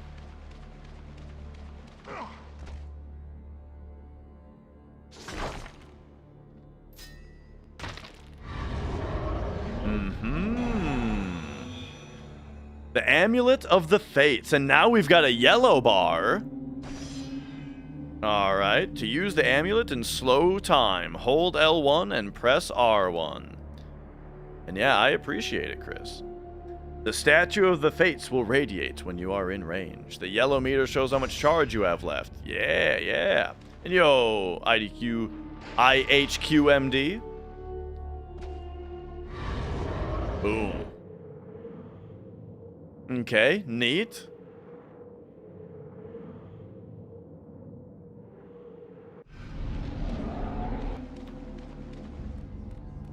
I don't think that there's anything that we need to have it charged up for here, though. Like, it doesn't seem necessary to actually hit this statue with it.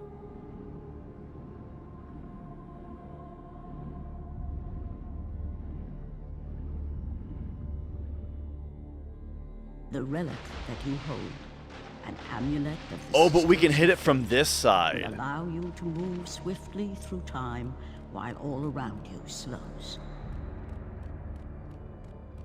So we can do this. Ah, got it. And then, bloop. But now, surely, there's more to these things than nothing, right? There's gotta be a secret, like, in one of these pillars.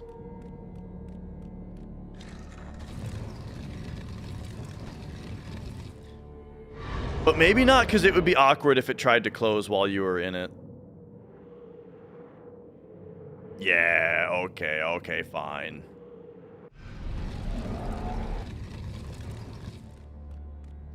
I was trying to be a little too cute.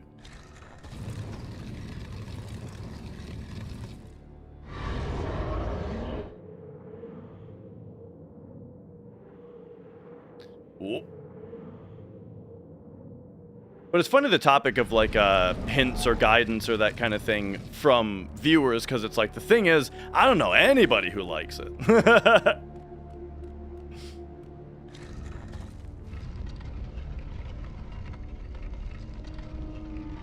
All right.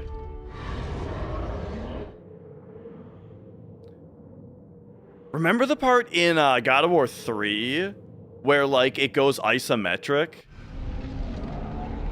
And hang on, we gotta get those chests. I gotta finish my coffee. Hear me, fallen god. I thought she was bringing us, was gonna give us a big kiss, a big stony That kiss. is how it must be. Only death awaits you at the end of your journey. My death is what began this journey. The fates have not deemed victory for you. Your soul will never find peace for what you have become. I am what the gods have made me.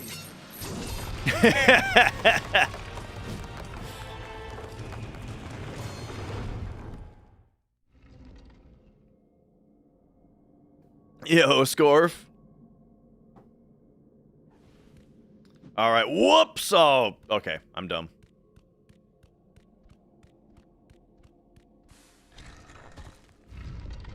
These games are great, Scorf. Would recommend. Big recommendation. 1, 2, and 3. And Chains of Olympus on PSP. And from what I remember, Ghost of Sparta on PSP was really good also. But I'm going to have to replay that one to make sure. Okay, hang on. I think we're busting you down.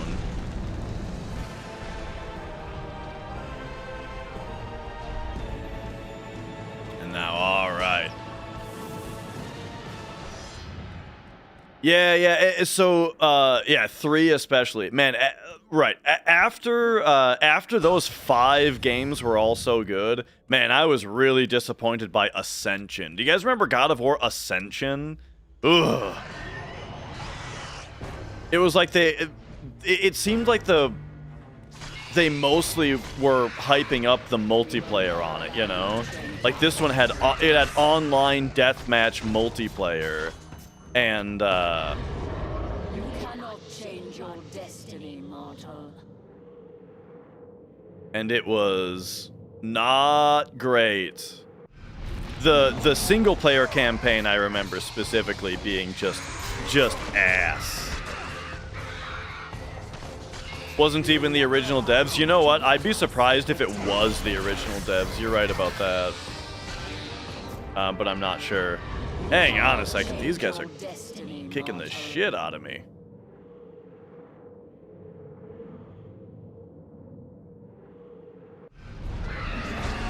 Oh, okay. They hit twice when they come up. Gotcha. Okay. That's fine. We're dead to these guys. I'll figure them out.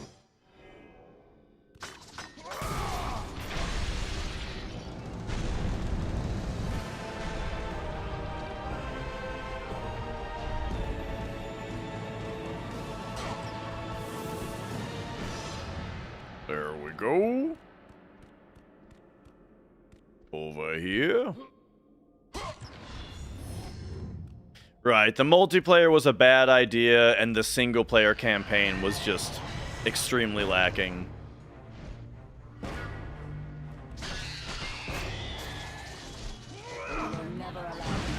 You know what?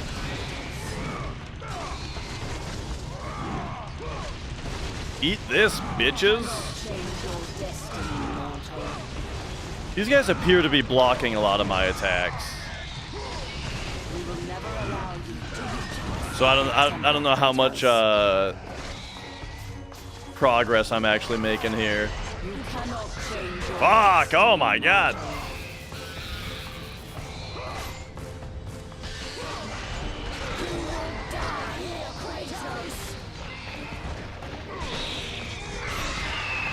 Okay, okay. We will never allow you to change your fate, Kratos. This is a lot of shit. You cannot change your destiny, mortal. So hang on. Let's freeze time. Let's use this. Let's block him. We will never allow you to reach our sacred temple, Kratos. Get the blocks in. Oh. Maybe slow down time just to get rid of the ads. You cannot change your destiny, mortal. Give me a grab. Oh my god, dude. You will die here, Kratos.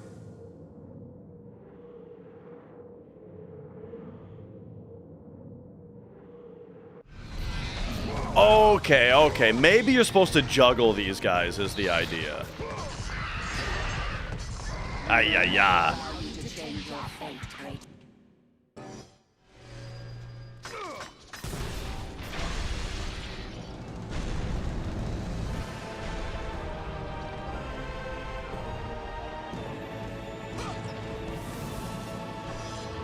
But I think I'm getting it a little bit.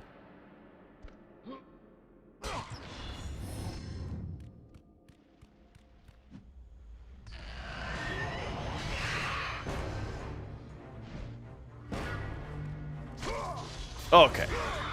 So they're gonna come down. They go up. They go down. Aye. You cannot change your destiny, mortal. We will never allow you to reach our sacred temple, Kratos. But that's still just that. You cannot I change feel like your I'm supposed to have time slowed down for these guys.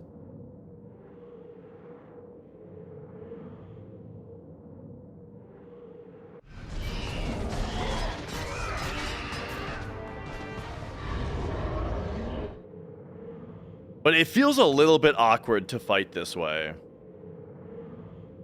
Okay, I think I gotta grab this. Oh, okay, I couldn't see him behind the tree there. Alright, so I'm just dead again here, I think.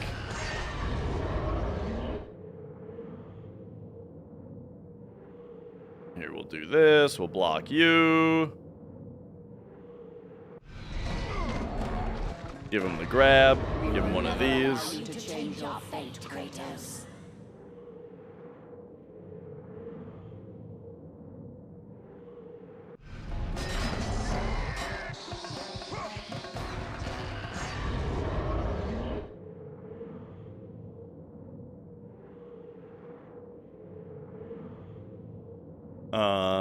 Huh? Yeah, it seems like I'm supposed to fight him with time slowed down. It's just kind of boring. Like when they're burrowed, having to wait for them.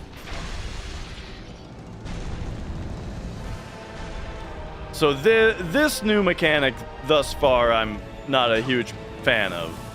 Having like the music cut out, and then like if I'm having to dodge their attack, I kind of have to wait for it. Hopefully this won't get overused.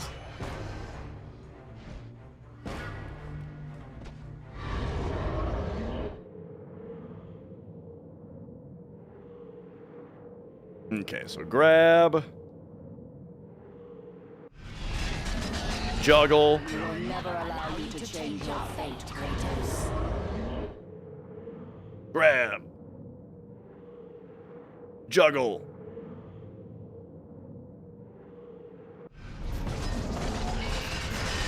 That move seems to do pretty well. I'm behind the damn tree now, though. Change your destiny, mortal. Okay. So hang on. He goes up. All right. He comes down. Now we gotta wait for this guy to go up. Yup. Can I just grab him in the middle of it? No. All right. Slow him down. To reach our sacred See, temple, this doesn't feel right because it's just so slow.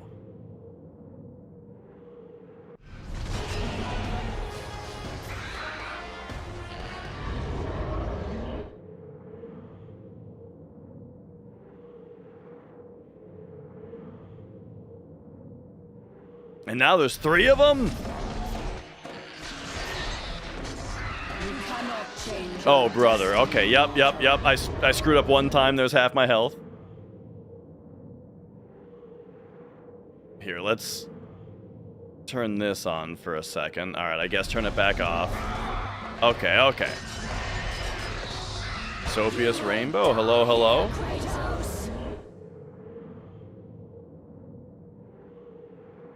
It's really these ads I gotta get rid of. Okay, there we go. Oh my god, though.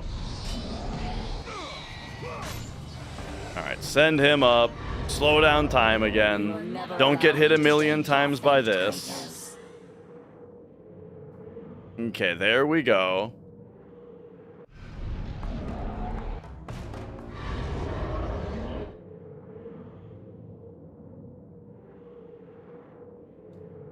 Oh, okay, hang on. The time statue is destroyed. That might be a problem.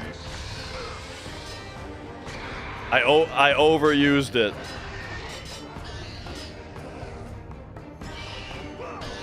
Okay, just do a grab, I suppose, and then parry that guy. All right, now you get grabbed.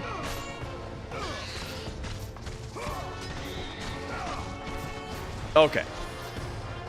I seem to have done it, but only just barely. Now, let me see something. Ranged attack takes 2,500.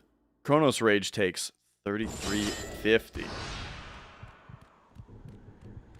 Trying to decide what we're going to level up next. It kind of reminds me of Zelda 2 a little bit, you know?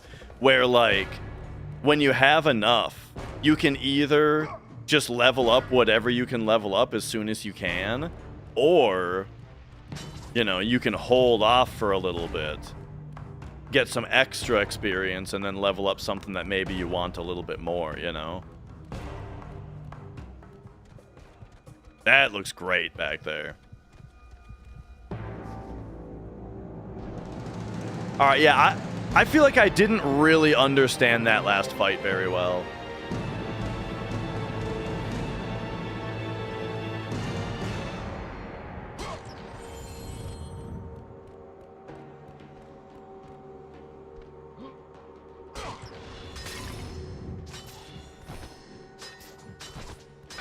But all right.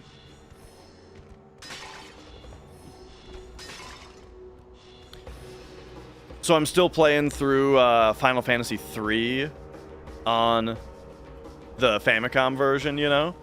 And, man, that game's good. I just did the Garuda fight, and it's funny because I feel like I remember on my first playthrough, I feel like I remember feeling like I needed to grind there to beat that boss. But, like, this time I just turned everybody into a Dragoon and jumped on him, which is, like, what you're supposed to do because they tell you in town to do that. So I wonder why I thought that...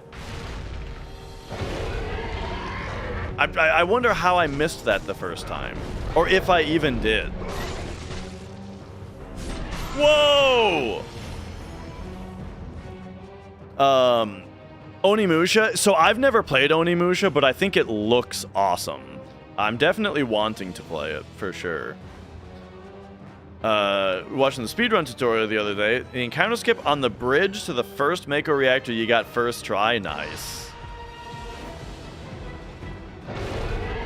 That, man, I tell you, some step routes require that and some don't. And I really dislike using step routes that require it.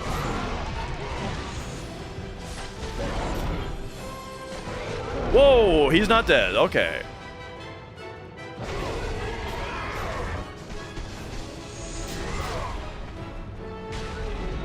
Okay, okay, right. You dodge these guys, you don't block them. Because they're big and powerful.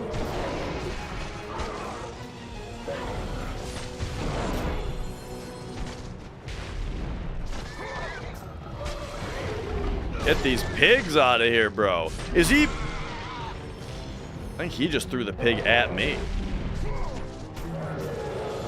Alright, there we go. Now what do you think? You think we're gonna fight two at once now? No, you know it.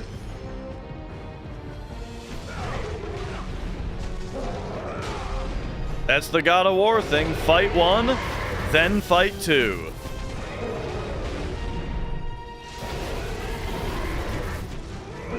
I feel like that's not as good as just blasting them with these.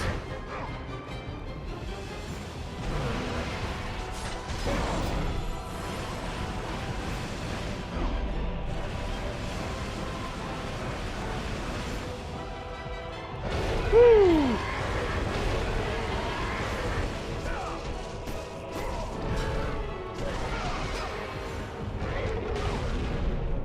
I do know that I have parry. Remember when I said like 15 seconds ago that you're supposed to dodge these guys and not parry them? I might be wrong about that, but like that at least explains my my understanding, my train of thought, or it explains why I'm playing the way that I'm playing. Boom.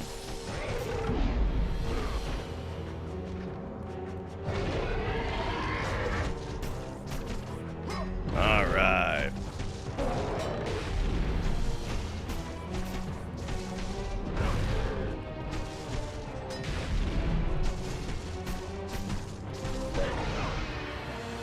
There we go. Bloop. I love that just little head slam, you know. Just grab his head, slam it on the ground. That's good stuff.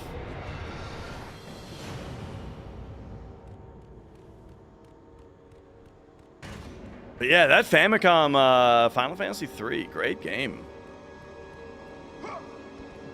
But I've got a lot of stuff going on the side, you know. Mina the Hollower, I haven't really talked about a whole lot today, at least. Okay, hang on. There's stuff to do up here. All right. This is a big area. Let me take it in for a second. We've got, you know what? Yeah, we're taking the magic out of this chest.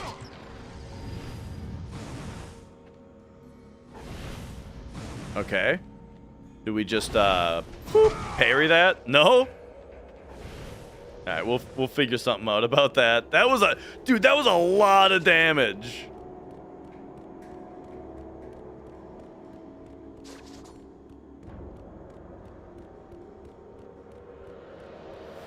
Okay.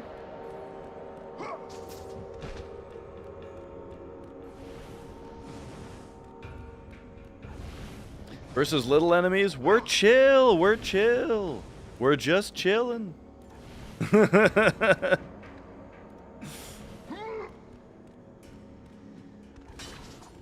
that tells me I need to do a better job talking about things that aren't the game.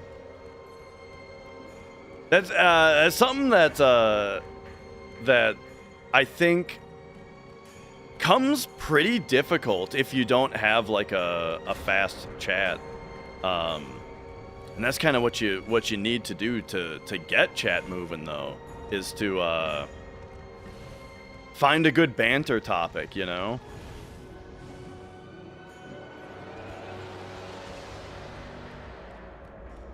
But that's really all a lot of what I've been doing lately is just playing other games, you know, while taking care of the kid. We've been doing a lot, actually, of, like, visiting, though, and just a lot of family stuff lately, you know? Because not only is there baby, which is a big deal, but, like, also, you know, I had, like, my uncle pass away recently and stuff, so there's been a lot of, just a lot of family-first type stuff going on. That's why I haven't been streaming as much. But I have been playing a ton of other games. Mina the Hollower, I have fully come around on. That game is awesome. I'm really enjoying it now. Okay, so I kind of see what we're doing here. You come over here.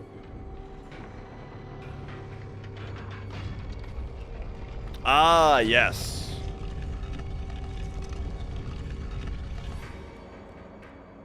And then now I imagine...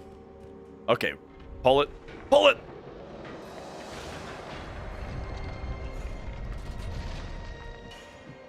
Oh, we can't even go back there. Interesting. All right. Give it the fully loaded kick. Beautiful.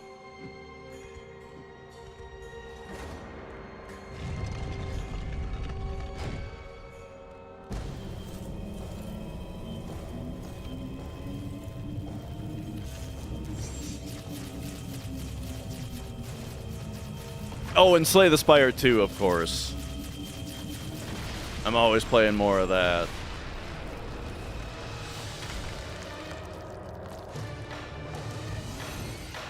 So, but I feel like I've been talking about the same list of games for a long time. You know, I need to finish some of them up. Again, it feels like we're coming toward the end of Yakuza 5. Like we're getting to the climax. I have to see what's down here. You're just dead down there, huh?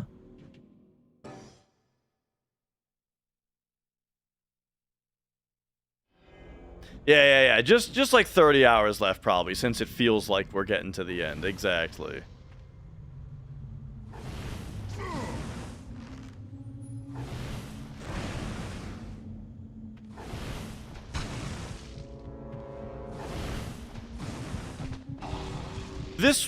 This will be revealed to me at some point.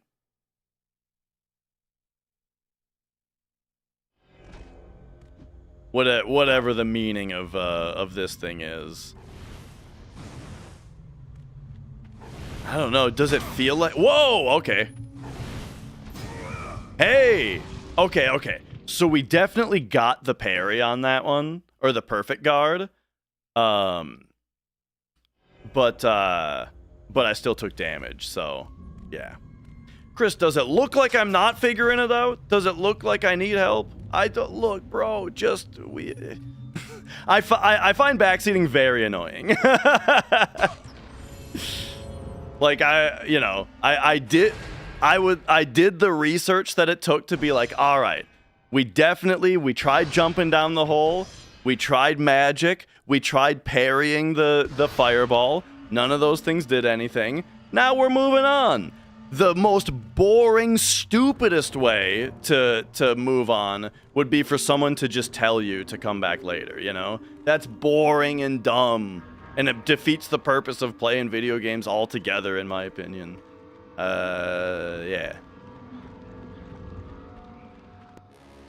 I'm just saying, let the process happen. The sisters. They control the threads of fate. Gain control of your thread, and you will be able to return to the moment when Zeus betrayed you. This I remember. This is like the one thing about this entire game that I definitely remember, is fighting the horse guy with the hammer.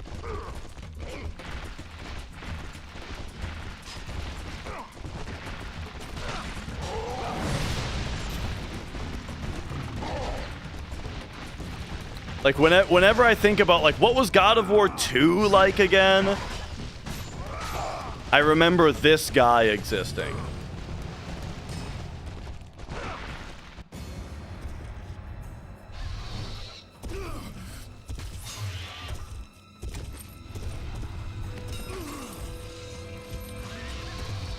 By the gods, it is true. I have fought my way through the guardians of Hades and crawled my way out of the fires of torment to change my fate. Yo, Jay. And for my efforts, the sisters shine their light upon me, delivering the very object of my vengeance, Kratos. servant of Ares. Do you Oh. remember that day, Spartan? I will never forget that day. The souls! I remember that move.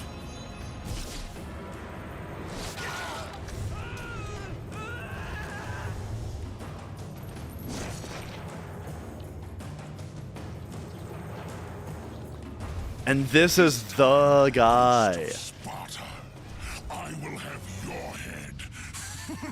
Okay, I didn't remember it being that guy that you fight. That's really cool.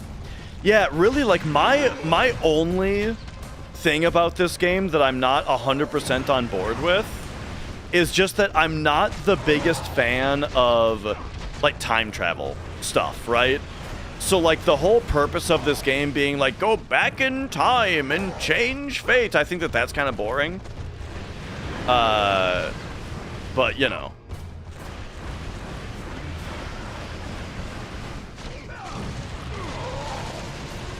Otherwise, I am all about this game, you know?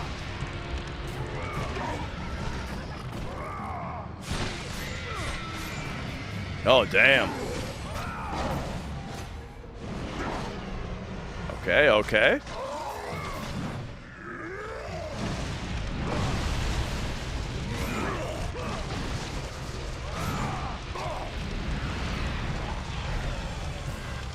I feel like we're advancing through these phases pretty quickly.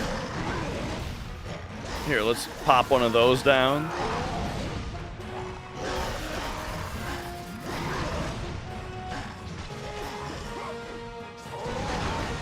Gotcha, gotcha.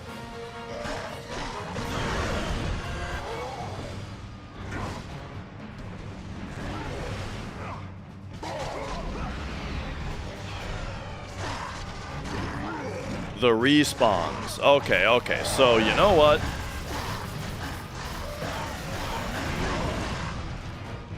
Hit him with a few of those because these guys give back magic also.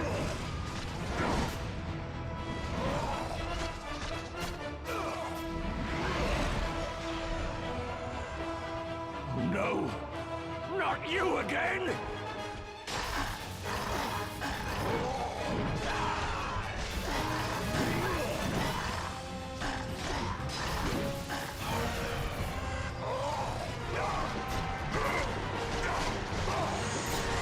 Nice, nice, okay. Phase change, perhaps? I mean, obviously, he's big now.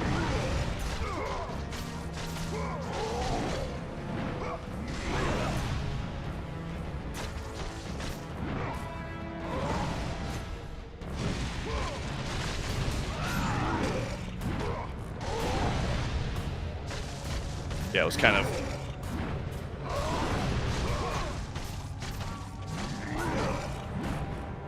You can't block that? Okay. I thought maybe the swing around his head you could block, and then you had to dodge the slam. But I guess you can't. Oh, but they're checkpointing me here. Okay. I never know how to feel about mid-boss checkpoints, you know?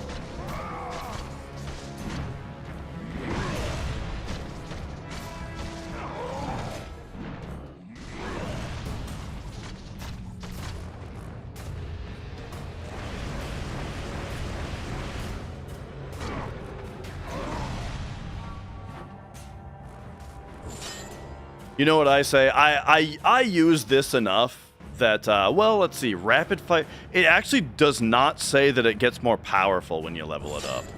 It doesn't say increased damage, and that's all I really care about.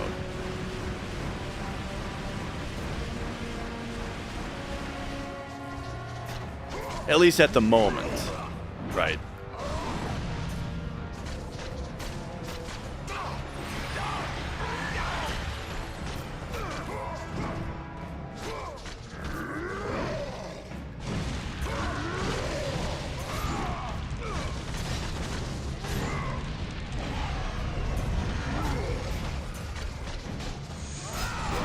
Oh, okay. Oh my god, is this gonna kill me?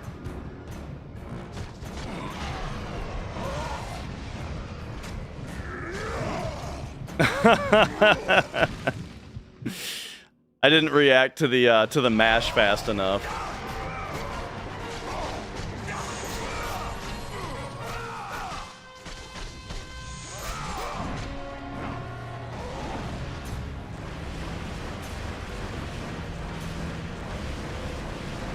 All right, we'll lay this on him.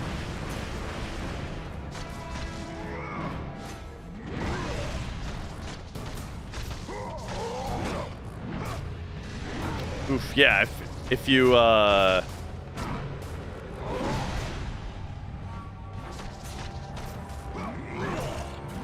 damn.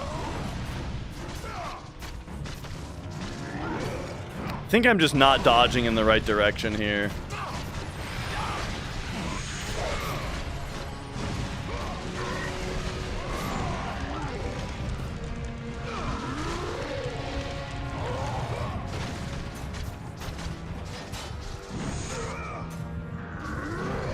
Yeah. Yo, Earthquake. So that time I did way worse. But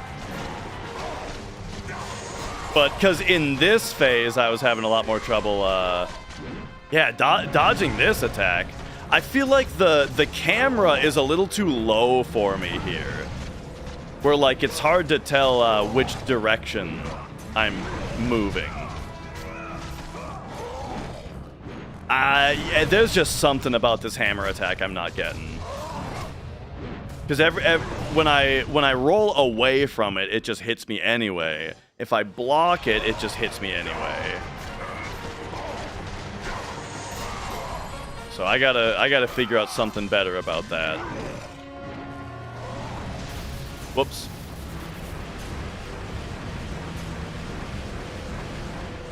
It's always funny on a thing like this where you can do it first try, right? I got past this phase first try. I got all the way to what was probably the end of the fight, and then just didn't start mashing on the QTE quickly enough. And then now I'm gonna struggle to get back to that spot. Okay, this seems better if I'm hitting him in the butt.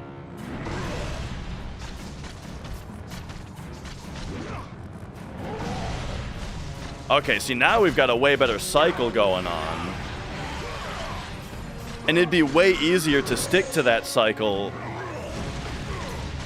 I feel, if the camera was in a different position. But here we go. We got the Titan Rage going. He's doing this thing.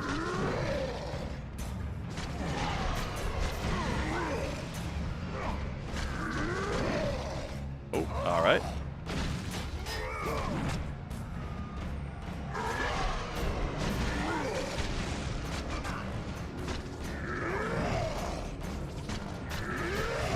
There we go. And now I know. Now I know it's a mash. There we go. There we go.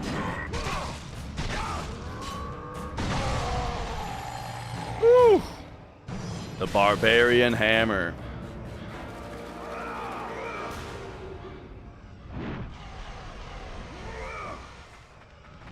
Nice. So this is kind of like the first game having the what was it? Blade of Olympus? Is that what it was called? The big sword in the first game. I loved the big sword in the first game. It felt super good to use. Ooh, okay.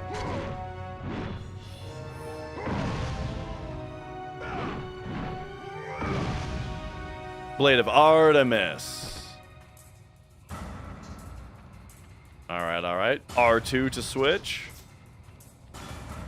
And then, so let's see here. We got Athena Blades here, and then we've got Barbarian Hammer. Takes 4,500 for the next level. Gotcha. 9 times out of 10, the biggest sword is your favorite. I love the standard blades in God of War. I think that these are such a good feeling weapon.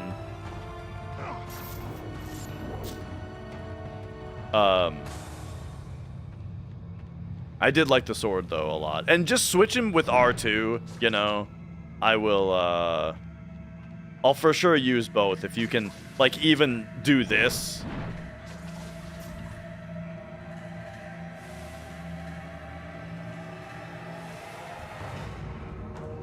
Okay.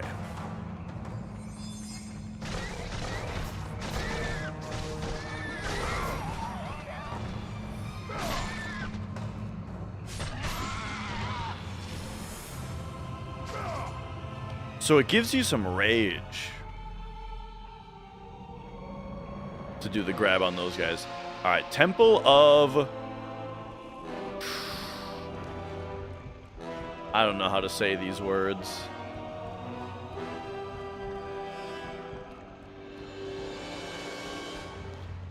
All right. Save points back here. Forgot how good the original still holds up. Oh, yeah, dude.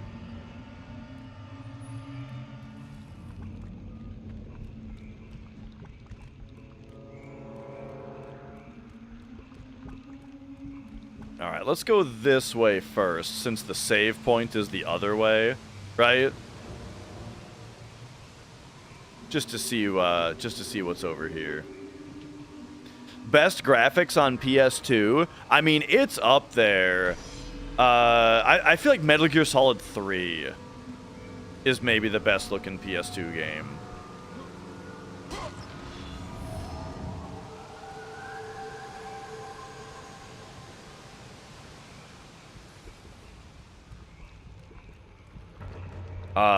But I mean, I would also think of this game pretty quickly. Also, yeah, Final Fantasy 12 is also way up there for sure. Gran Turismo 4. Car games are funny because, like, they always... racing games always feel like they're at the cutting edge of graphics, you know? But I think it's really just because cars are a lot easier to make look good than a moving, animated, like, humanoid character, you know? They can really go all... Like, first of all, it just doesn't have a lot of animation to it, so it can look really good. But then also they can go all out on the material effects, you know? Like, ooh, look how shiny. Look at the reflections on the car and stuff like that, you know? But I never find them to be quite as impressive. You, warrior, help me! RE4? RE4... I always just think of as a GameCube game, though. Like, the RE4 looked better on GameCube. So, it's hard to compare to PS2 because I am just comparing to the GameCube version instead in my head. Okay. One key.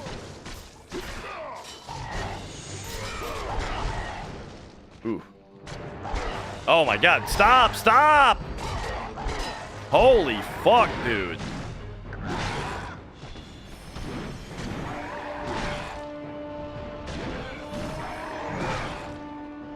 Okay, it seems like these guys you fight with the hammer. Maybe. Maybe not when there's only one of them.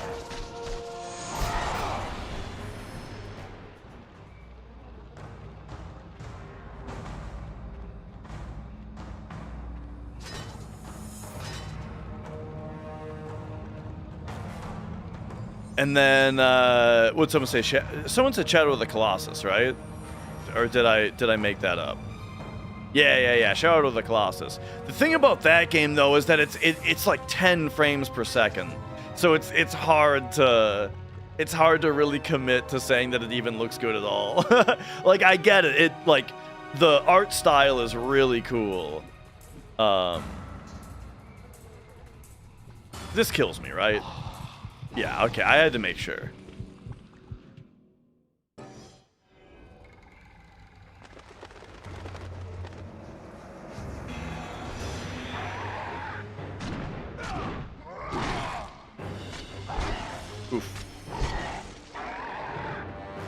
Oh, right. Okay, you can't roll with the hammer. Jesus.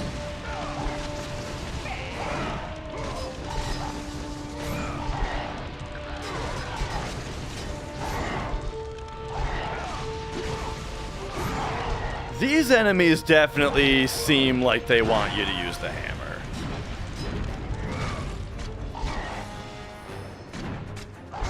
But I'm sort of just getting my ass kicked here.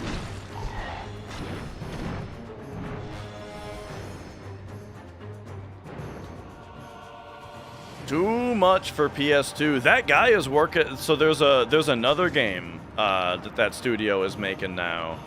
I say that guy, but yeah, they just had an announcement at Summer Games Fest or something.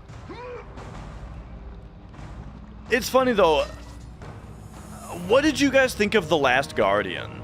Because I didn't play it, but I heard overwhelmingly negative things about it. It seemed like when it came out, it seemed like nobody was into that game. Skeletons? We're just fighting straight up skeletons now? That's hilarious.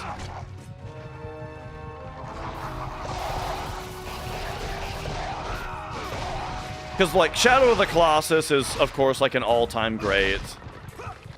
Ico is... I've never really... I've not gotten into Ico, but it is, like, basically the game that we have to thank for the Souls series. So I don't know if you guys know this, right? But Miyazaki, the director of the Souls games, got into game dev because he played Ico. And he was like, oh shit, I want to make games. So, you know, that's a big deal. Dude, it's driving me nuts that you can't roll with the hammer.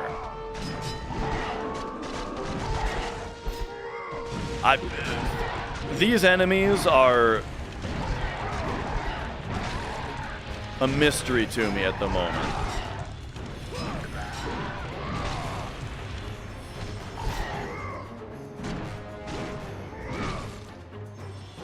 But we have to fight like 6 of them at once, so it's kind of hard to read them.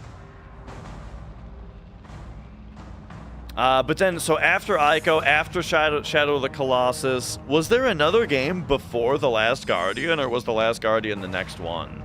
I don't remember. I think it was. I think The Last Guardian was the next one.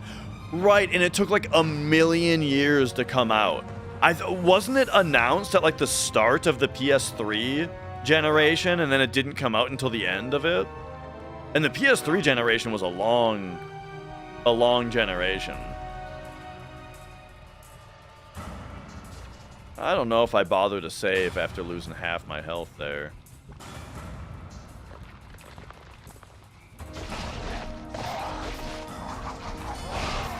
Okay, so what if I actually get a grab on a skeleton? Can we...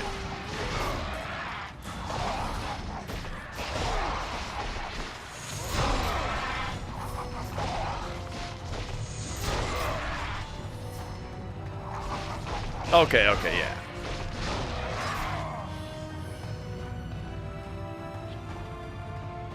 Is it this one or the first one that has the weird sex minigame? I think that's all of them. Okay, so it hasn't happened in this game yet, but I know for sure that there's a sex minigame in the first God of War. Pretty sure there's one in Chains of Olympus. There's definitely one in God of War 3. I think it's all of them. However, it hasn't happened in this game yet, so maybe I'm wrong.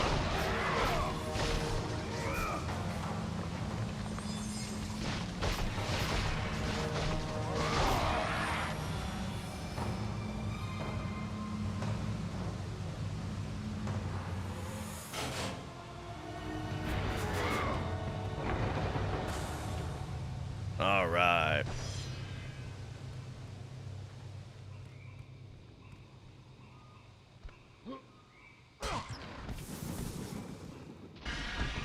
Nice, nice. Oh, yeah, dude.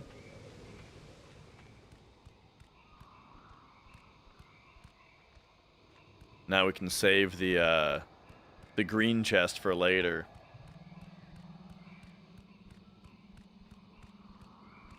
The ruins of the forgotten. Oh! Alright, more of these assholes.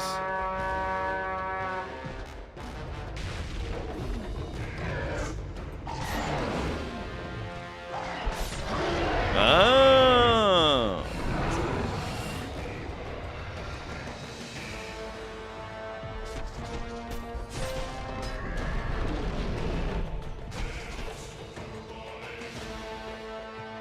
Sure.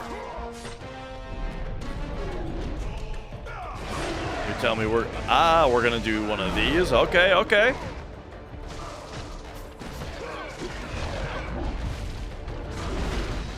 Got it, got it. The slam follow-up. Let the record show I spun the stick in the opposite direction than it told me to, and it still worked, so that's good. I didn't want to spin it their way.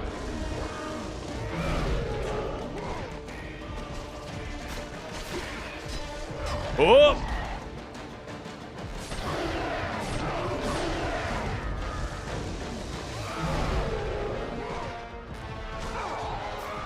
There we go.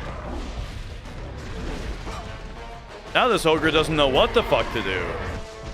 I mean, I don't get why he's not my friend now. I just got the dude off of his back.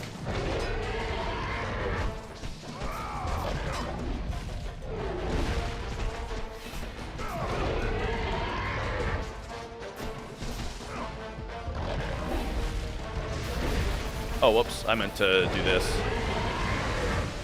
I keep thinking that the lightning bolt icon means, bow.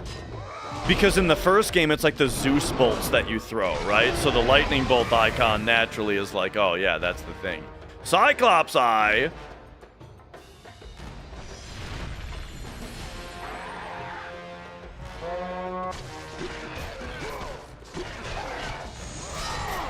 I think I might have killed the other Cyclops without,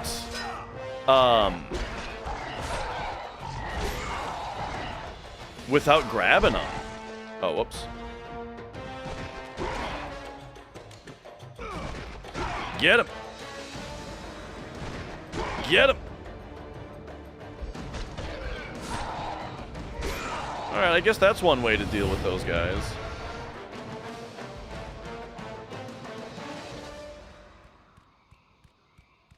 Yeah, Shadow of the Colossus is another game that I haven't played in a very long time. Years and years.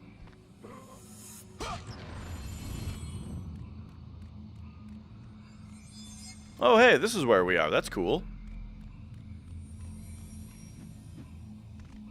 It's funny because it's such a simple thing, but it's always so satisfying in games when, like, you see, oh, I was there 10 minutes ago, you know? I was down there 10 minutes ago. Sweet.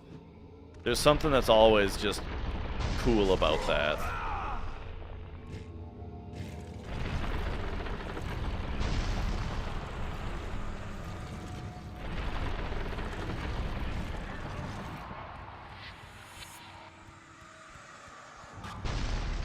Alright, so this thing's teetering. We got a thing we can push. I mean, am I supposed to just knock this whole thing over? Because I don't know what else I'd be doing with it. Alright, we'll find out. We'll see what the meaning of that thing is in a minute. Or will we? Oh, I guess you can reopen that, okay.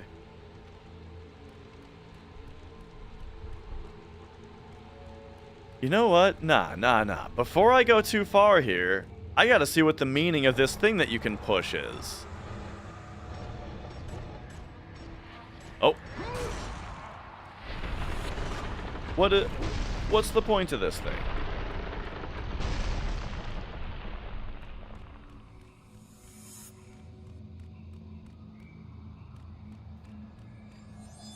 Sure, we'll be able to kick it off. And bring it where?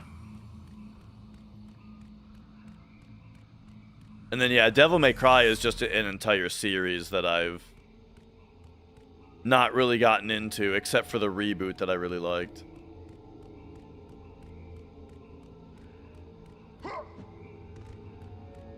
Surely this isn't here for no reason.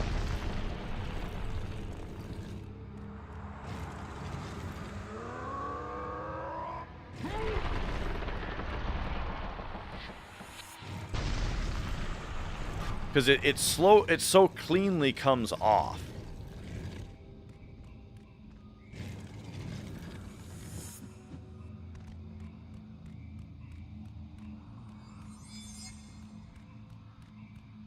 But it does look like it's only a weight. There's nothing to...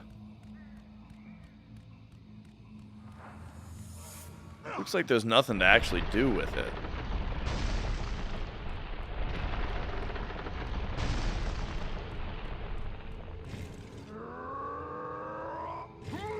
And then only if this thing is leaned this way, you can get it back on.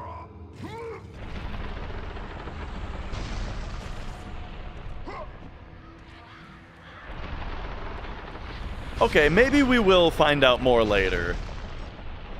Because, yeah, I don't see anything I can do with that.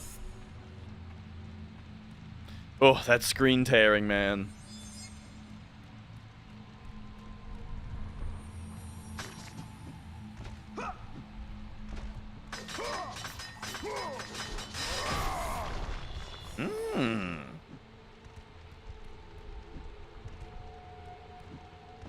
There we go.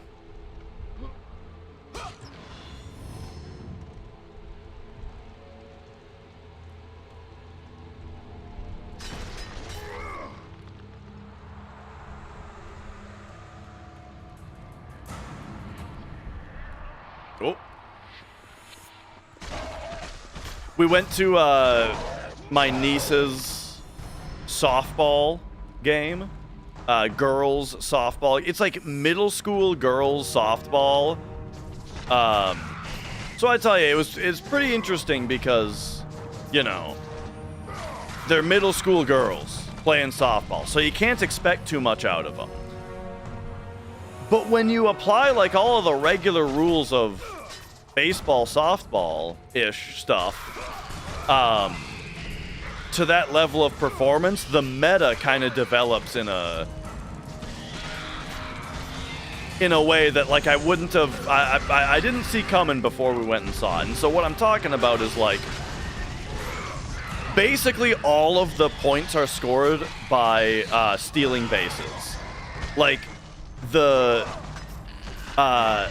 pitchers can't really pitch into the box, you know? So it was like every single at-bat pretty much was just 4 balls until they walk. And then all of the points are scored by the people who are on base, who probably got walked to the base from getting 4 balls. They just, any time that the pitch is so off that the catcher can't catch it, then that gives like a ton of time of them having to go chase down the ball. That gives a bunch of time for then the people who are on base to steal. And so that's kind of just how the whole game went, you know? Just balls, walks, and stolen bases. For the most part. So then any time that there was an actual hit, it was like a big deal and it was really exciting.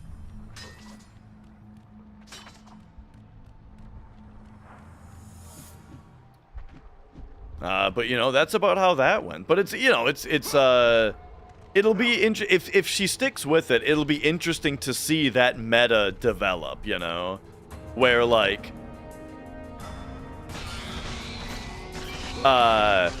where like once they get to be okay, so here's one thing that I kept noticing is there would be a runner on third. There would be a runner on third, right? And if the pitch went straight to like either like the shortstop or the pitcher, they would never throw it to the catcher and get the person out who was trying to go home. They would throw it to first base to get that person out, and then the person on third would score.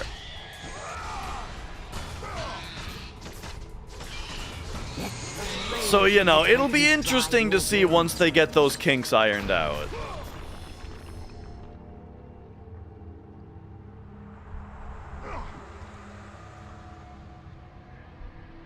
Ah, okay, so we've got that going on now. Oh, whoa! We're swinging this way now. And this one actually kind of wants you to release at a logical time. Interesting.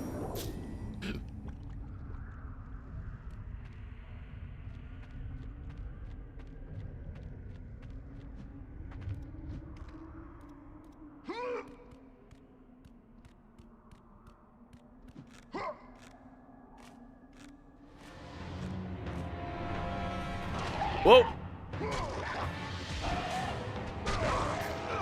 Also, one of the dads on the other team kept running out to the catcher to give her water. But he would like hold the water bottle up to her, right? Like they do in real sports games, and she would like drink out of it. But then he kept pulling it away, like in the middle of her drinking out of it and spilling it everywhere. And it bothered her when he did it.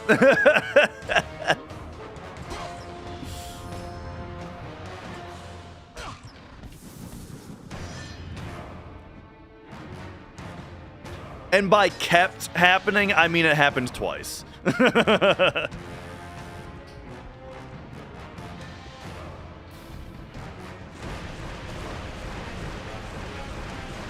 Whoa!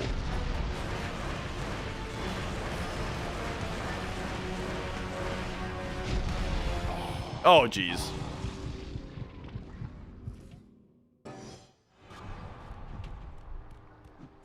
My, the mid-air turnaround.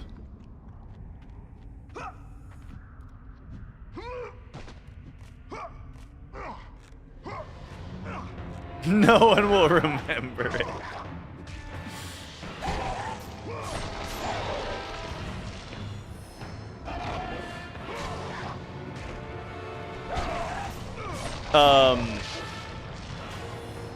Mrs. Dash was kind of laughing because there was also a boys baseball game happening on like the field that was right there adjacent, and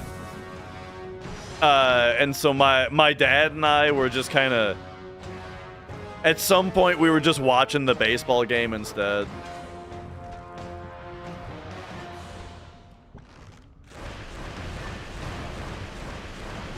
Because it's like you looked over at the baseball game by comparison, and it was like, oh shit, someone hit the pitch, one of the people in the field caught it, or didn't catch it, but like retrieved it quickly, threw it to first base, and they got him out. And it's like, damn, that was like an actual baseball play that just happened. Look, they're middle school girls. You can't expect too much, but I was there watching.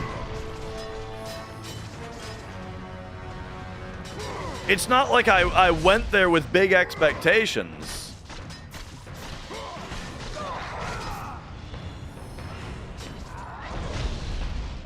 We got ice cream after, you know, we went to Dairy Queen. When was the last time you guys went to Dairy Queen? Because I got a Blizzard, right? I got the chocolate brownie extreme Blizzard. We're on hard mode. I got the chocolate brownie extreme Blizzard, you know? And I tell you, too much chocolate and brownie and shit. It's like what I'm wanting, what I'm expecting is ice cream with brownie and chocolate in it, you know? But instead we got like a cup full of chocolate and brownie with like a little bit of ice cream in between. It was too much. It was too much. It does seem like softballs are bigger. Yes, Perlio. That's something that so Mrs. Dash played a little bit of softball when she was younger, and that's exactly what she said, is that they wished that they could just play it with a baseball because the baseball is easier to throw.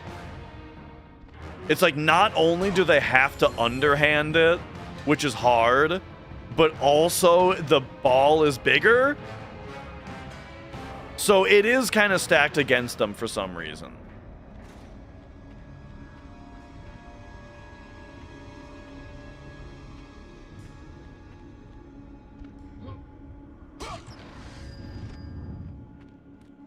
All right. We're rejacked. And we're ready. Oh, okay. So you leave that up.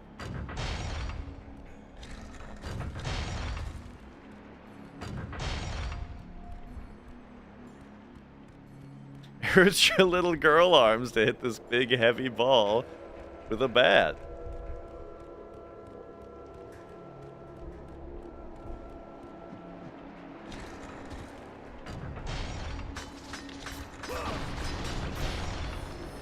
All right, hang on. What's going on in here? Oh? Nothing. You can't convince me it's nothing.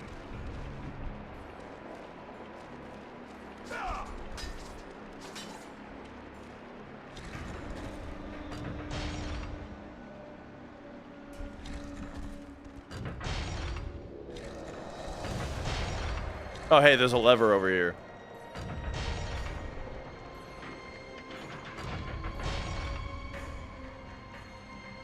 Are the rules the same? Oh, yeah, so there were also some rules things. Okay, you guys actually... I have a few questions about baseball that I need to ask you guys. There's a hit, right? They hit. And all of the players are able to run to the next base. Yes? However, correct me if I'm wrong here, but if the pitch gets caught, right? They catch it and the person is out. Then the base runners have to go back, right? Like they can't gain bases on a caught hit.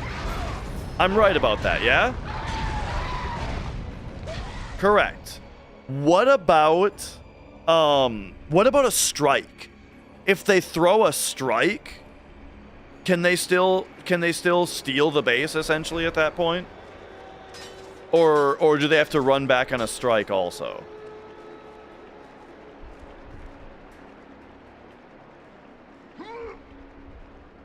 They can still steal on a strike. Okay. They just wouldn't because the catcher immediately has the ball and then they throw them out. Yeah.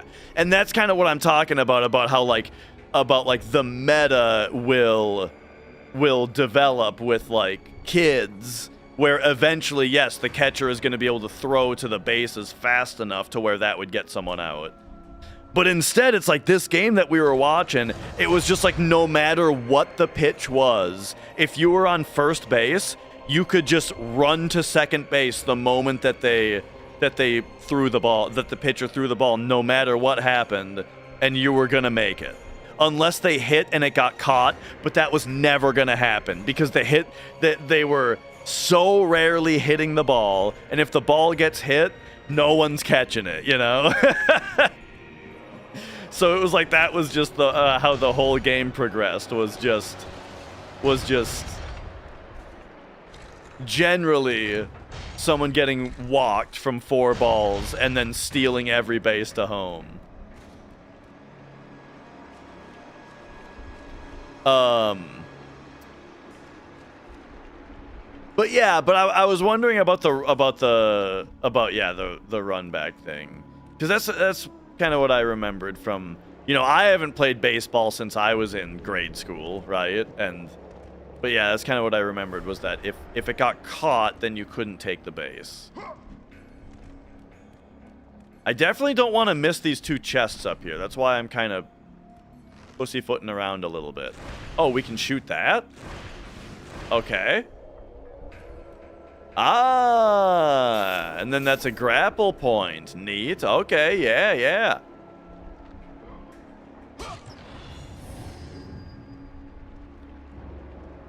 Was it a full-size field or a smaller one? The field was pretty small. I was a big fan of kickball when I was younger, you know. When I was in grade school, I liked playing kickball a lot more. Okay, so this body is not making it over here. So I think what that means is... Whoa! I was trying to use R1 just to set the body down. Here's just a nice little game design thing, is look at the way that Kratos sets the body down. He steps back and sets it down, so it gets set down where your feet are planted. Which makes it really easy to, like, put the thing in a precise spot instead of having to, like, estimate how far forward he's gonna put it. You know what I mean? That's just a tiny little thing. I like that. I gotta run to the bathroom, though. I'll be right back. Right back.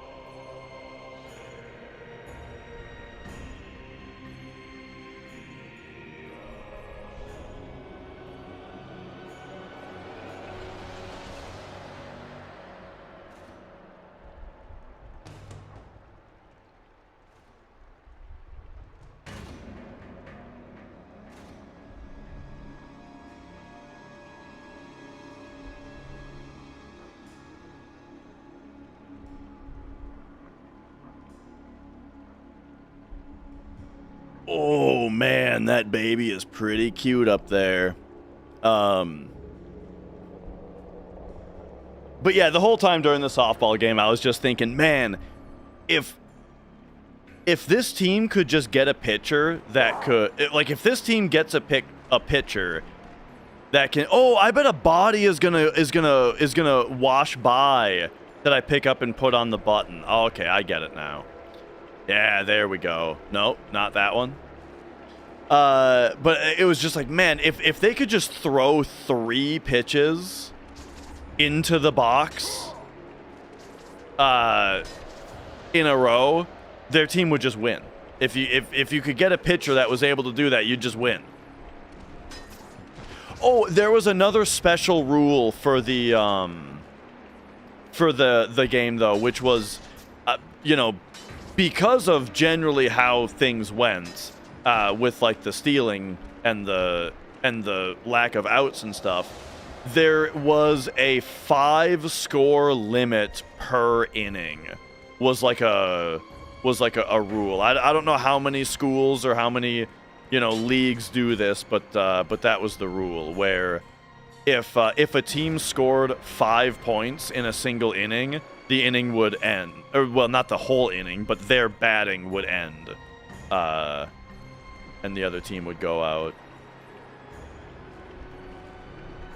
But, you know, I say all this, though, that's what was happening the whole time. But I tell you, though, the team our niece was on, they did kind of smoke them for a lot of it. So, you know, I guess the pitcher was doing some work some of the time.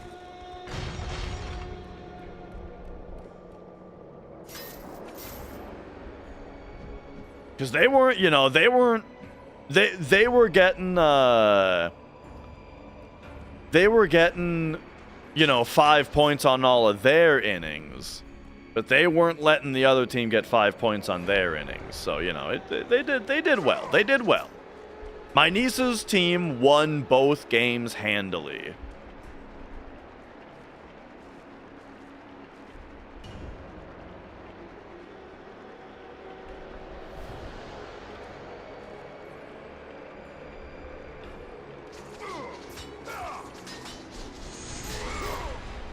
I thought like a dude was gonna spawn over here. It makes sense to me that like a body would wash by.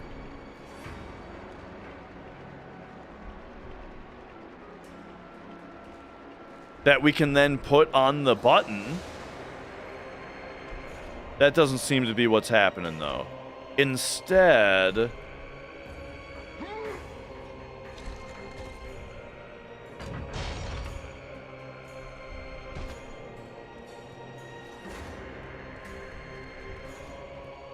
I love this music, man.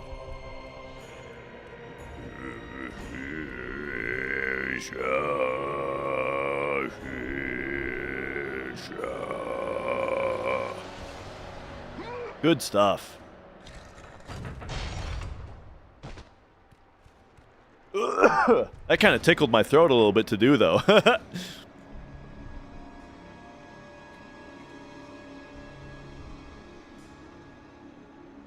I did bring me down some extra water.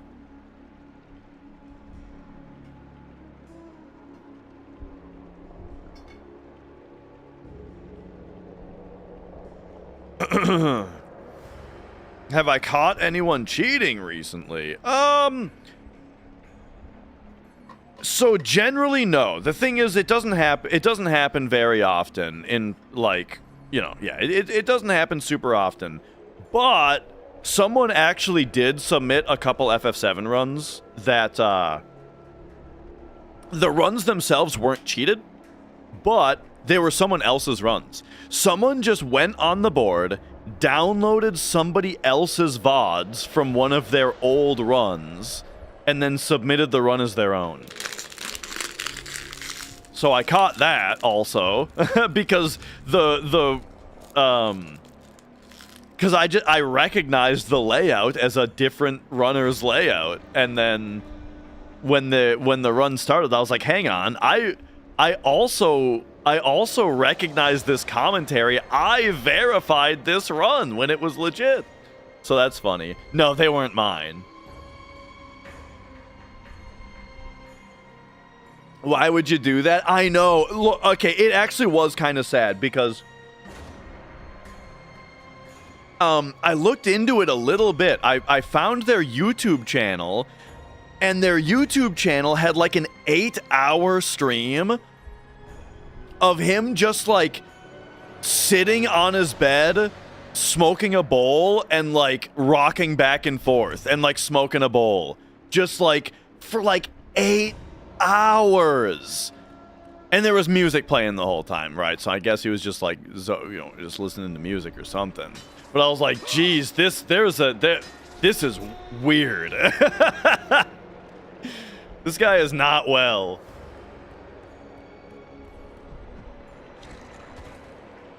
All right. Maybe the body. No, because this is this. And there's nothing for me to... Do I gotta reveal a time stopper? Because that's the other thing I'm thinking is like... If there's a time stopper around here. So yeah, that was pretty weird.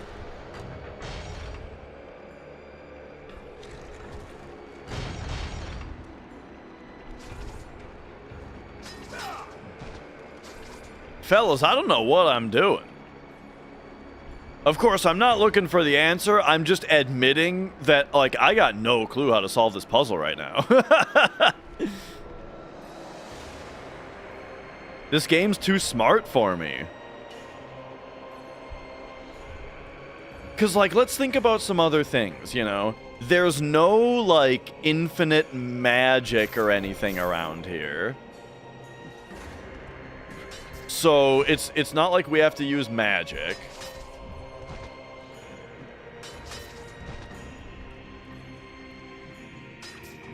There doesn't seem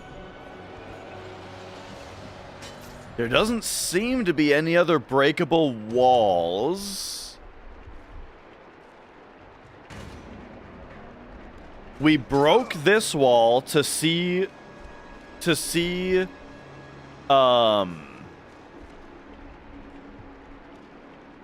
we broke this wall to see the water. And we break this wall to see the water.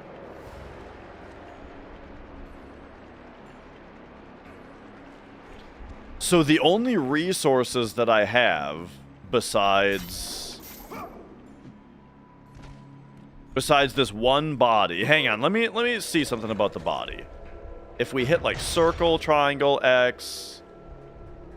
Okay, so no button with the body. Whoa, does anything except for just place it neatly at my own feet.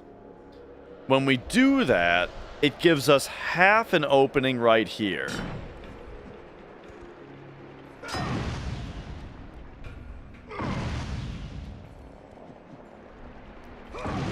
The reason we can't... Okay, does it...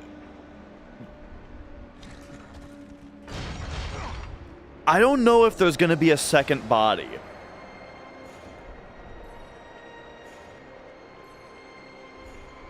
Because... Hang on, the water is going that way.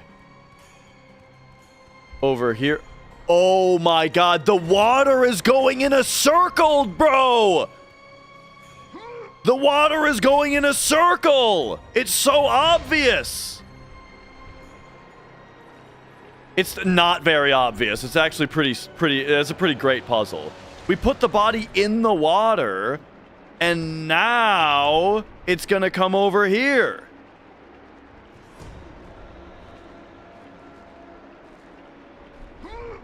Yeah! That's a great puzzle, dude. And you know, the only reason I solved it, this is great level design. The only reason I had that moment and solved it is because you can see this water right here, you know? Being able to see that water through here is what made me realize it. Because then I was like, wait, the water is going left to right here. So what are the directions it's going this way? And then I realized, oh, it's in a circle.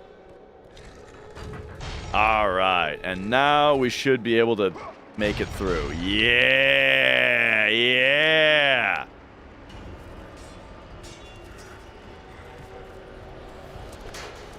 All right, that was great. Great puzzle. Now,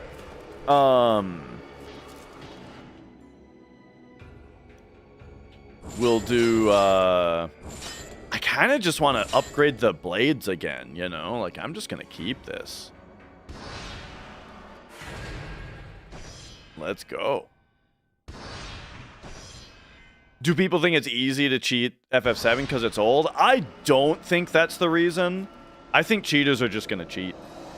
You know, doesn't really matter what the game is. But that said, though, it's not a huge problem. With FF7 at least, where like it's not like it happens all the time, you know. I feel like it's pretty wild that it happened at all. All right, I think I'll just take the free health here, and then let's go. That we know of, I mean, that's true, right? There might be one out there that we just haven't caught yet, but in general, I kind of think the whole topic of cheating gets a little bit too much attention because it just really doesn't happen that much.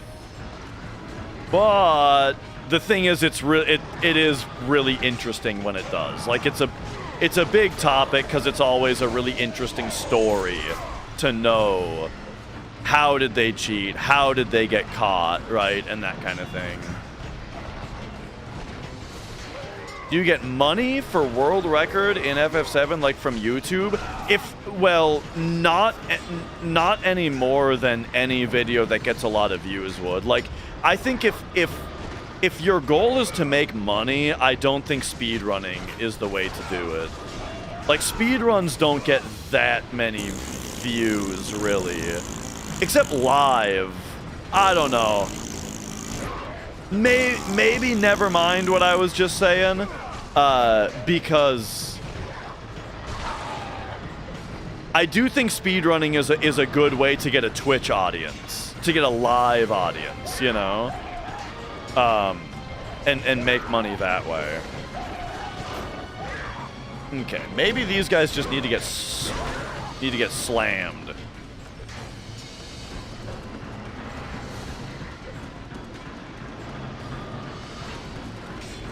It piques interest in the speedrun genre. Yeah. Like, it was actually like really good for FF7 speedrun viewership for everybody in general when like the Tiki Liger thing happened.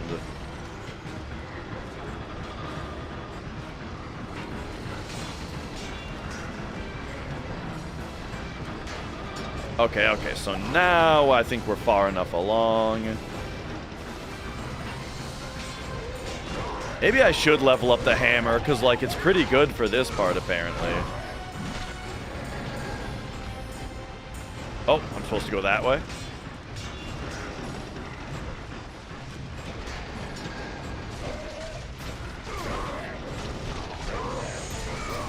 Nah. Give me one of those. Nah, see, that's fine. And hang on. We have a riff out request. All right. Let me give you, you know what? I haven't done like, what's this one?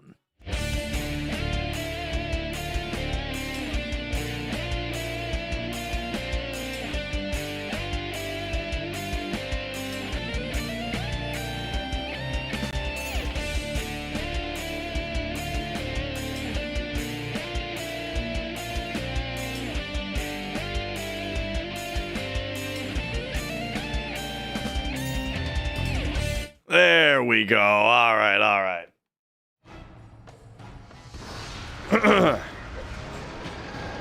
I swear that album is actually coming out at some point.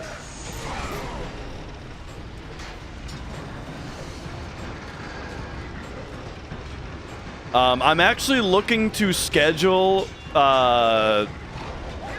recording like the final version drums pretty soon here. And then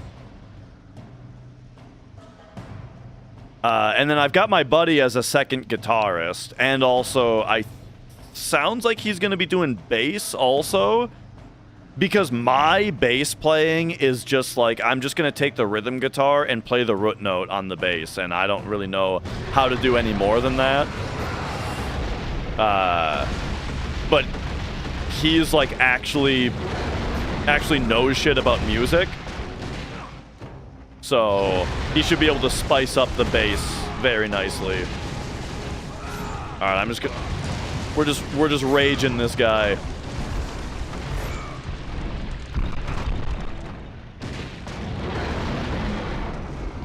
Oh my gosh. Okay. Now. Yep.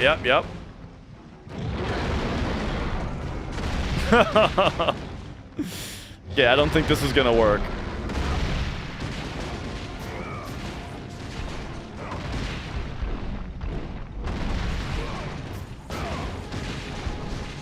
Is this greedy? No, we're good.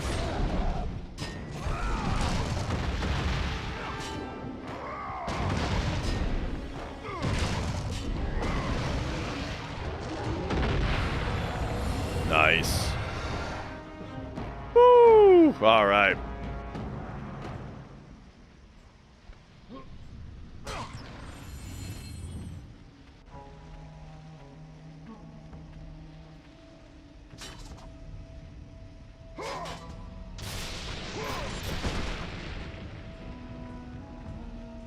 This whole area is a very different vibe from God of War, I feel like. We're in, like, the, you know, the spooky woods.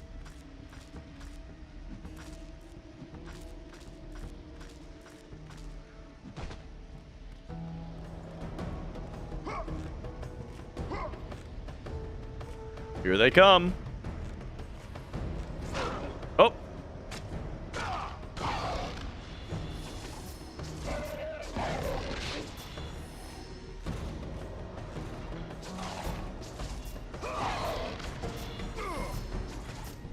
Oh, oh.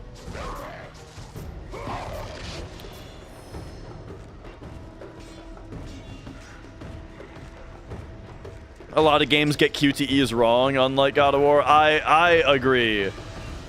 I feel like there's some rules about QTEs that God of War gets right.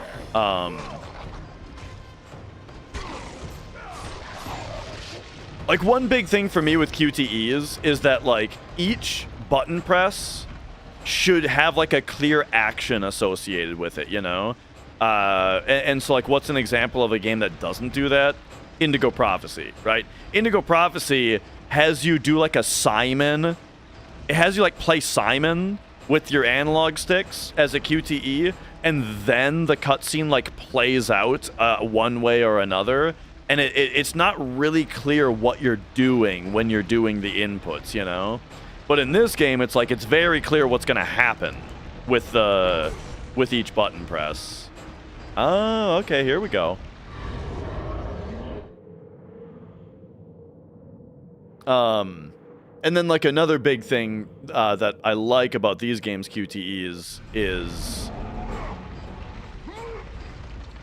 the way that, like, if you fail them, it's generally not just instant death. Instead, it's like that moment, that singular action fails, and then either it continues, or it's like you fail, you get hit, and then you have to, like, try again at the, you know, well, it just, like, goes back into the fight then at that point. Okay, hang on a second here. Nice, nice. You can knock dudes into the meat grinder.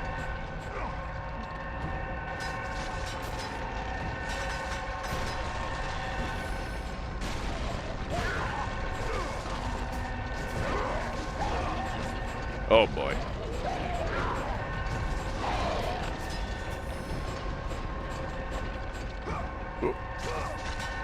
But you know what I mean? It's like QTEs where you just die if you fail them are kind of annoying.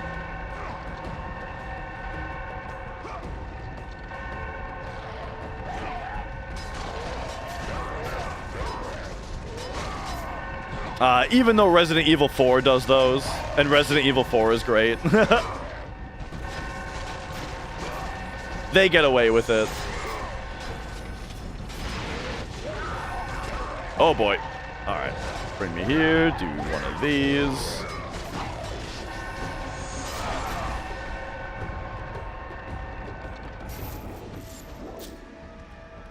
Okie dokie.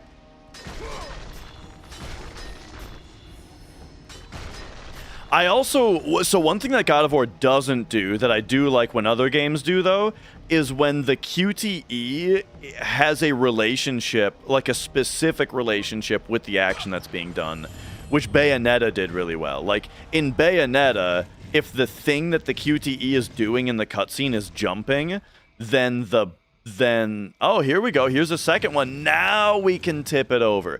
If, like, the action that's going to be performed is, like, jumping, then the QTE is going to be the jump button, you know? I liked the way that they did that.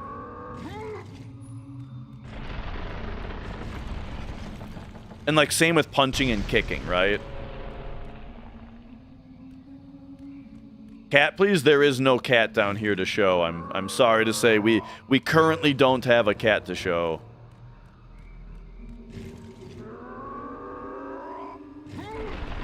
All right, so is this gonna be this? We just tip her over now? Yeah. Okay. Okay.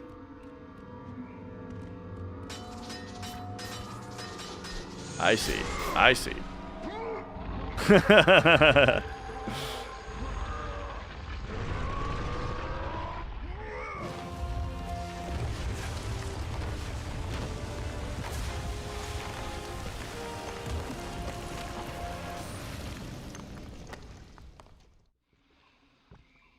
I saw it, Laz. I just told you there is no cat down here to show you at the moment. Did I ever play Dante's Inferno? I played the demo of it, and I thought it was really stupid. Because it was like, man, this is just like, it's just such a God of War ripoff, but so much less cool. And the combat wasn't nearly as interesting. Just the way that these games design their combat encounters is way better. Oh, there we go. I wasn't sure that was working. Yeah, sometimes the point redemptions scam you. It's a good thing that's just channel points. So yeah, I did that was one of those cases of a demo like unselling me a game, you know. I shouldn't say that though, because I wasn't sold on it pre-demo. It's not like the demo convinced me not to buy it when I otherwise would have. It just failed to sell it to me.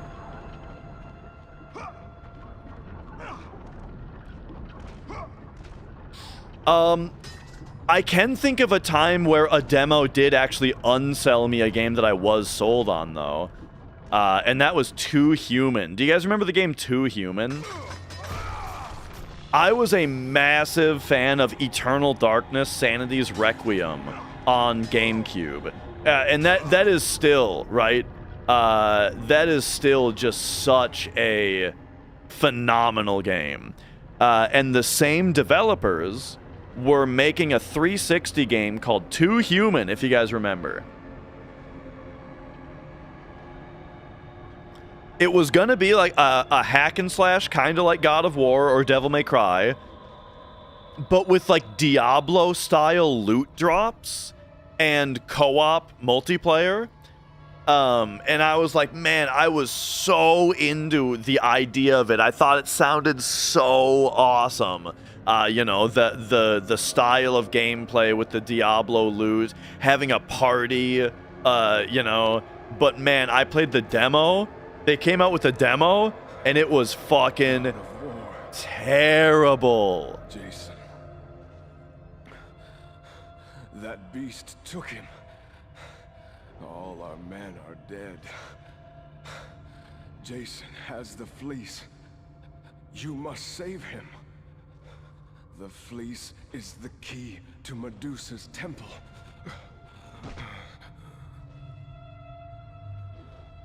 So yeah, that's just an example of, you know, a time where I would have bought a game, but the demo unsold it to me because it was bad, you know?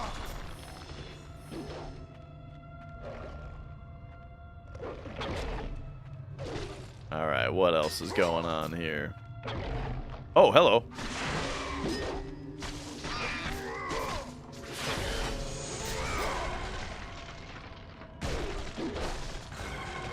Oh.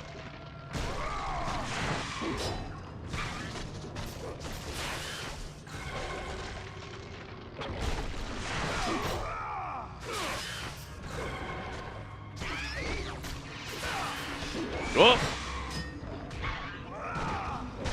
Oh, right. I was expecting a MASH game.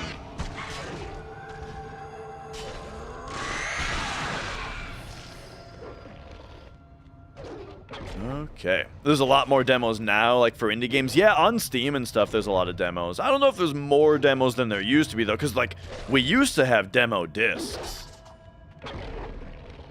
All, you know, the jam packs or the Sony interactive samplers. even like Halo on Xbox has demos on the disc for other games, I think. Oh yeah, and like Crash Bandicoot had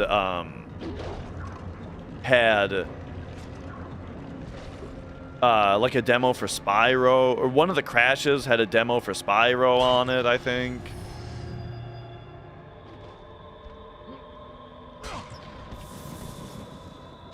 $7,000? We're looking good. We need 9,500 for the next Blade upgrade. Besides FF7, what would I say is the deepest I've gone with a game? Like hours put in, notes, routes, and that kind of stuff? That's a good question. I mean, Binding of Isaac is kind of an easy answer. Binding of Isaac is a game that I've just played thousands of hours of, and like at one point I knew what every item did. I had just like I knew how every mechanic worked, and that kind of thing. But as far as like depth of like notes and stuff, I mean, I just love games that make you take notes, like Tunic, for example. Here,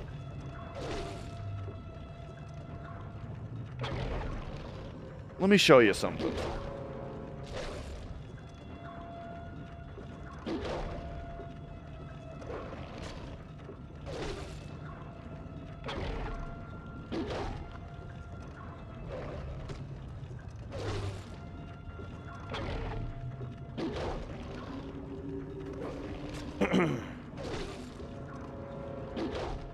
Okay, so this is like a huge spoiler for the game Tunic.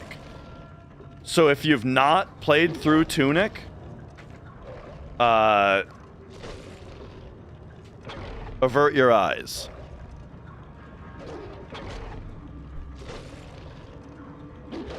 But I actually, I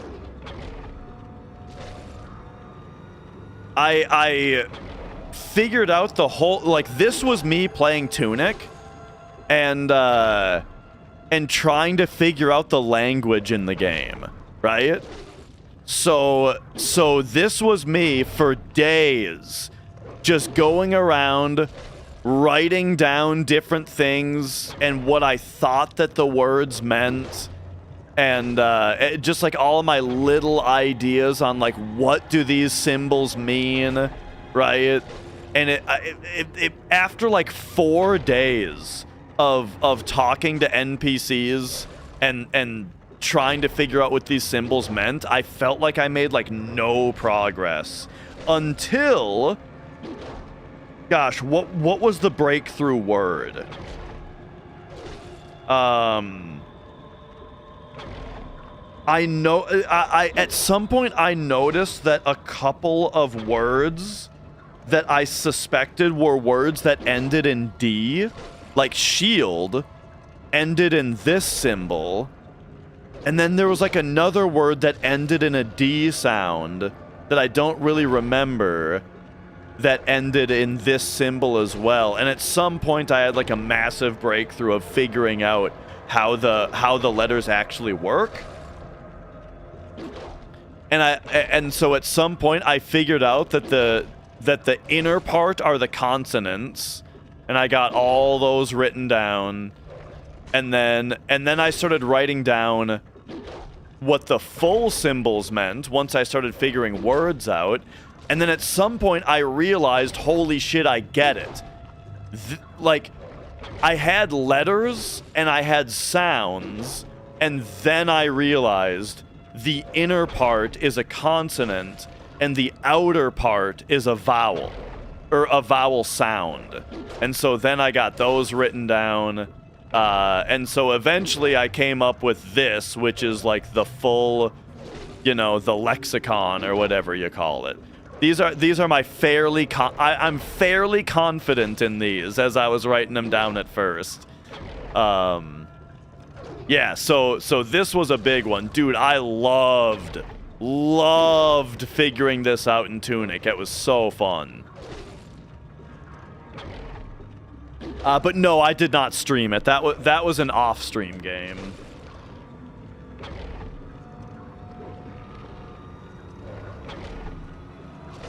And what up, Taco?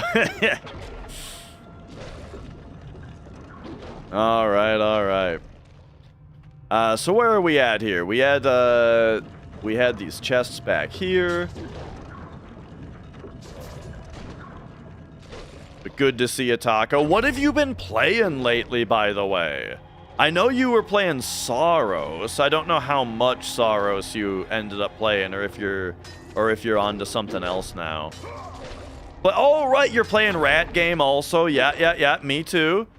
I've done 2 of the generators so far. I got bored of Soros like right away. But yeah, Mina, I've done 2 of the generators. They didn't add enough and you already played Returnal. That's how I felt. I felt like it was Returnal, except there weren't very many new mechanics. And the existing mechanics didn't feel as good, you know? Like the shooting in general just didn't feel good, or as good as Returnal. And then on top of that, what was the other thing that was bugging me? Oh yeah, just like the artifacts were less. Like in Returnal, you would get like the charred piano key, you know, and you're like, oh, I know what that does, right? And like everything had like a visual and a name and an effect, right? But in Soros, it's like every artifact is just generic. Just it does these stats and has this effect and it's totally generic, you know? And that was kind of lame to me, because then you weren't like filling out the data log and stuff, and you know, I just wasn't into it.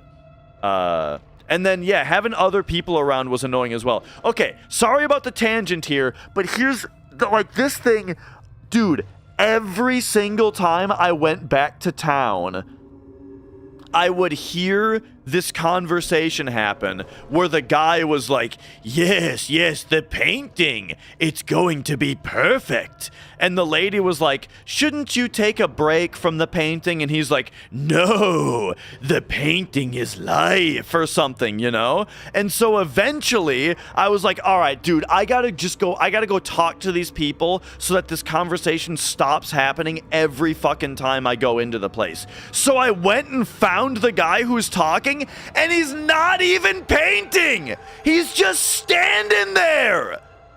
When the whole purpose of this thing is that he's obsessed with the painting and won't stop. Ay. So yeah. I also wasn't super into Mina the Hollower at first, but I figured it out. It grew on me. I just needed a little bit of time with it for it to click, and it clicked. Eventually it clicked, and I'm pretty into it now. Okay, I gotta go talk to this guy again, because I feel like I didn't listen to what he said, and he might have told me what to do. The first place you went had no fun, clever puzzles. My issue with it at first was that it was like everywhere I went, I either needed more sparks to open a door, or I needed a keyer. And every time that I purchased a keyer, when I used it, all it would get me was like, I don't know, it felt like it wasn't really getting me anything that was all that exciting, but it did usually get me a sidearm, and a lot of the time the sidearms did let me get to another place, but then the another place I got to was again just a spark door, or I needed more keys, you know? And so it was like, everywhere I went was not progress, you know? And eventually I found the swamp, and I did the swamp place first, which was pretty fun. But then I think it turned out that I could have done the graveyard place first also. But I just didn't get the puzzle the first time I was there, so I didn't get in there. Oh, you can pick this guy up, I see. This guy died, and now you can pick him up. Yeah, I would have done the graveyard first, but in order to get to the graveyard, you know how there was the puzzle where you had to destroy the gravestone and then dig under the gravestone? I just didn't get that puzzle at first, so I left, you know, and then I ended up doing the swamp instead.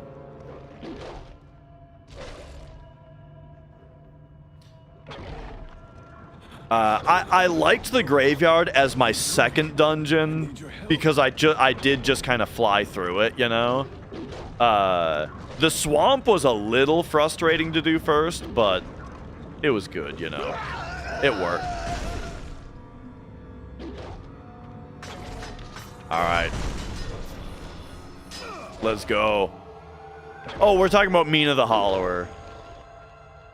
There was just a couple things that were really annoying about the swamp area.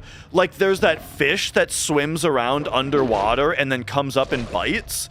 But, like, it can come up and bite you even when you're standing on solid ground, right? Like, when you're standing in ankle-high water, shallow enough for you to be able to just stand there, why can the underwater fish swim under you and come up and bite you? You know? Like, stuff like that was really bothering me.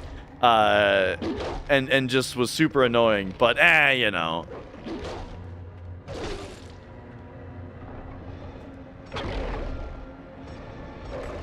It was very Dark Souls-y though, the way that it's like Dark Souls kind of felt similar at first, where it's like I don't know where to go, and everywhere I go I get my ass kicked. You know, it had that feeling to it. Which I like, you know. It's kind of fun to overcome that.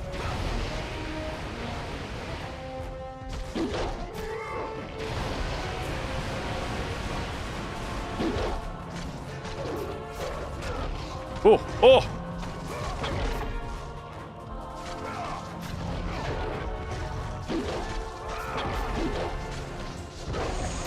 Boom! Big hit. Alright, what now? He's eating the arm. Alright, alright. I guess we're getting serious now because he's eating the arm. And yeah, the hitboxes are a little nonsensical at times also. And like there's just a lot, like the thing that was driving me nuts in Mina also is that the most basic enemy in the game, like the super basic like armored dude that has a sword or a thing to hit you with, I feel like he just jumps across the entire screen and hits you, you know? And like even if you get one hit off on him, he just immediately jumps at you and hits you, you know? And it's like super annoying to fight this regular ass enemy. So that was kind of driving me crazy.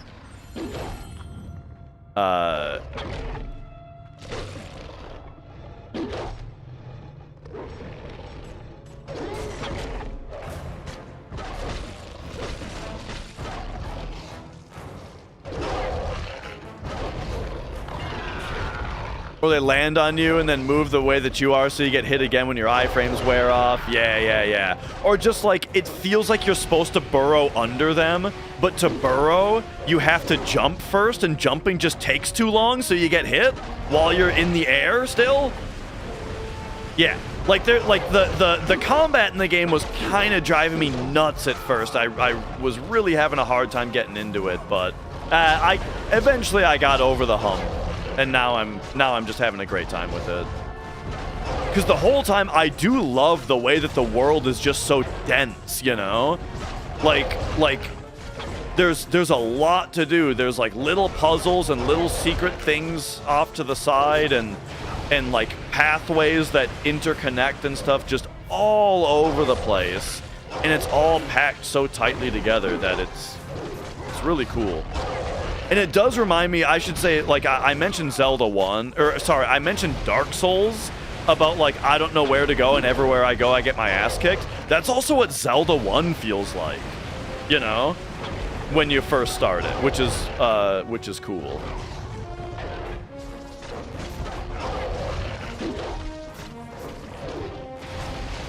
Oh.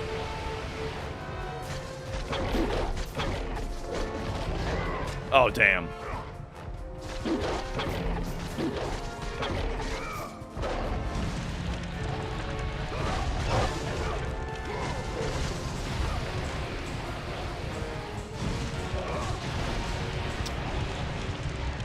I was hoping to get a stun on him.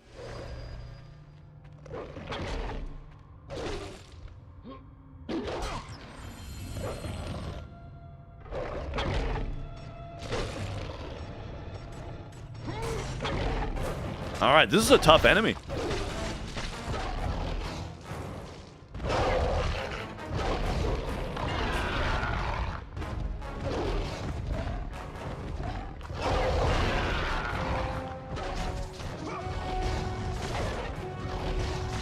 Oh, I didn't expect 4 hits in a row.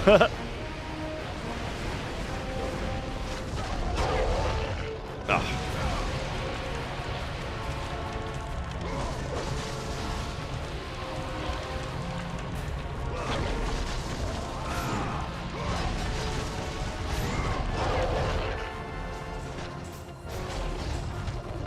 Damn. I guess those regular swipes I should try to parry.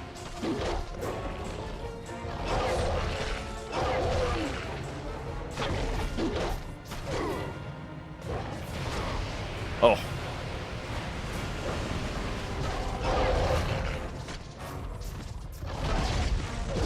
Oh, okay, okay.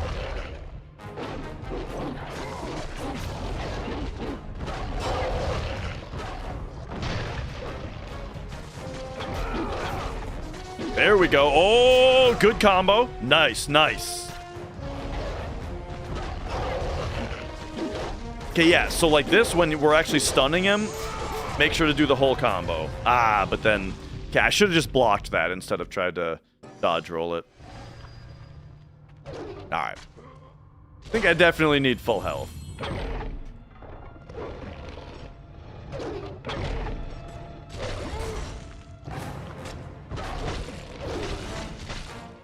Nope.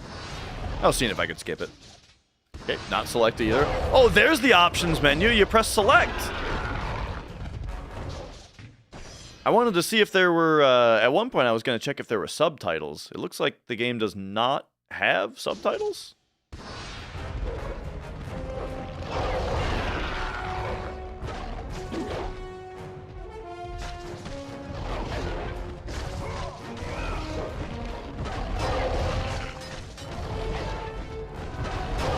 Ah.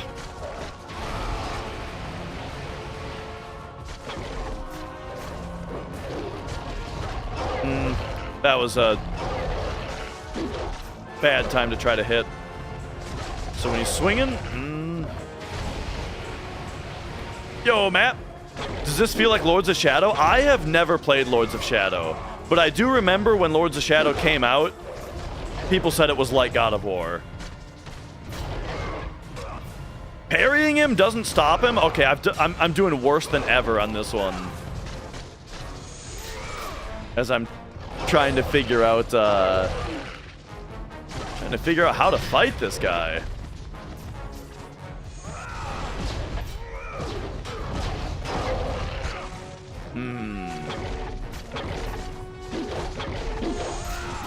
Okay, good combo.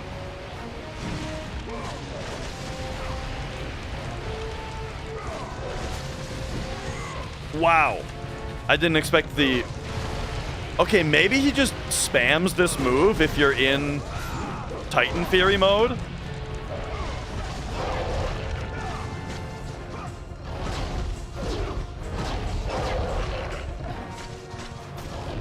Oof. Do I play with vibration? Yeah, I have Rumble on. I don't even know. I honestly don't even notice it. Like, if I have not even noticed that the vibration exists. The only time that I don't like Rumble in general is honestly like newer systems I think have more annoying vibration because it feels more like vibration rather than rumble. You know what I mean? Like when this controller rumbles, it's like a hefty rumble. While I feel like newer controllers feel more like a cell phone vibrating. And especially in the case of like the Wii U, dude, the Wii U controller was the first one I noticed where it even sounded like a phone vibrating. Where every time that a game tried to use rumble, you could hear your controller go, and it was so annoying. But yeah, generally I just feel like the rumble that they do nowadays is too fine. And so it kind of makes my hands go numb a little bit after a while. Like with the PS5, okay, like here's the thing about Saros, and it also affects the battery life. Another thing about Saros is that, like, that game vibrates your controller 100% of the time that you're playing the game. Your controller is always vibrating. So first of all, my hands like start to go numb while I'm playing the game because it's vibrating so much. Secondly, it makes the controller last like 3 hours. The controller gets like 3 hours of battery life because it's got to be rumbling these fucking motors the whole time.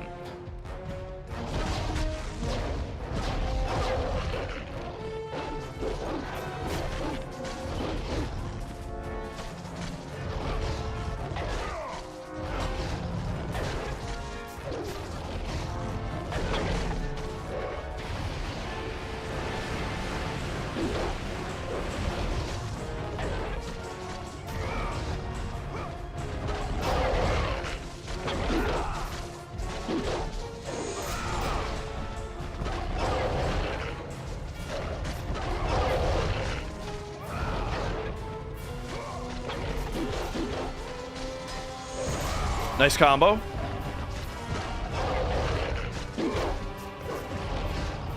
Oh, I should have.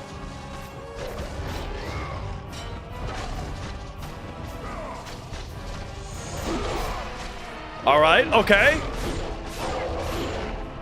We're farther than ever.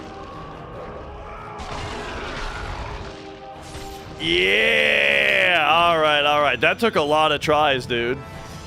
The Golden Fleece. Ah! Deflect enemy projectiles and beams. All right, there we go. Yeah, that was tough.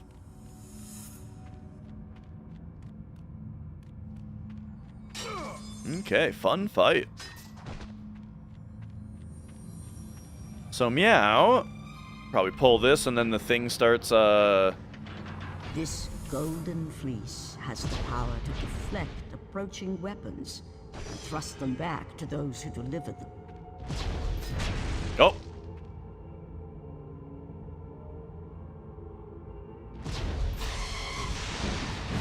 Boom. And yo, Cornfed, by the way, how's it going? Hello.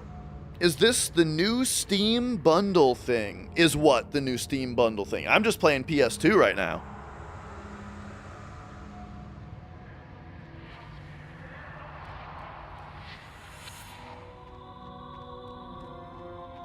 All right.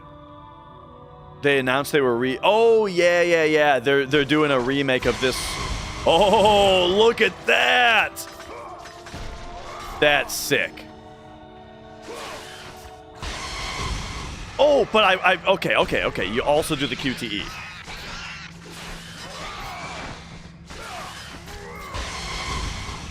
Boom. That is so cool.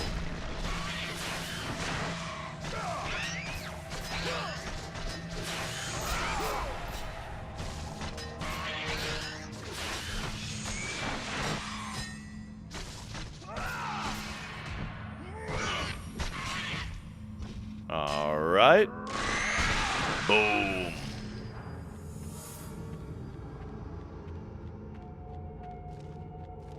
And now we've got a different... I always love this, too, where now the camera is pointing the other way, you know? As we go back through here.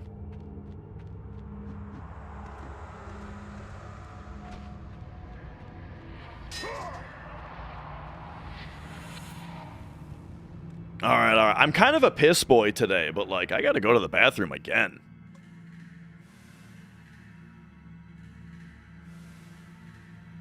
I will be right back.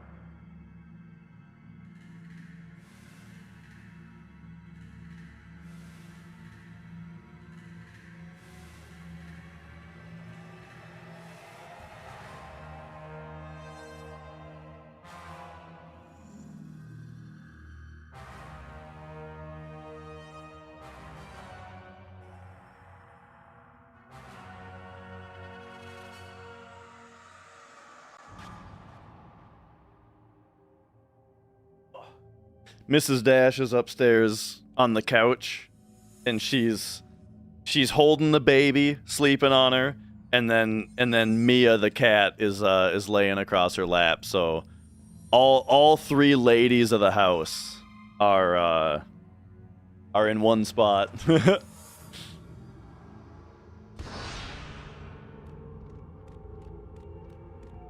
So where's Magic, you know? Can't have a couple of dudes down here. Things going well with the baby? Oh yeah, it's been going... Oh, I probably just died down there, right? I think that's swamp down there. Yeah, things have been going great.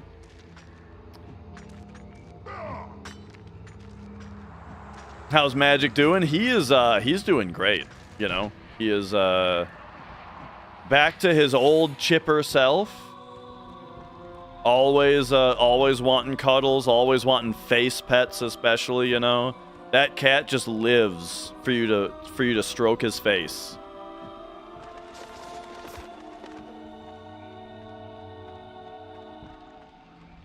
All right, so now we're all the way back here.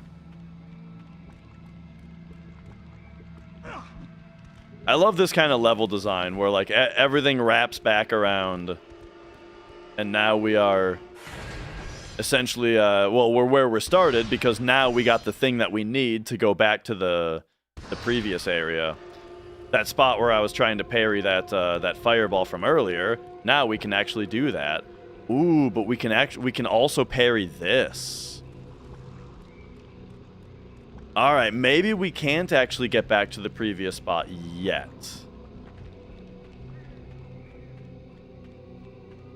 I don't know. Let's find out.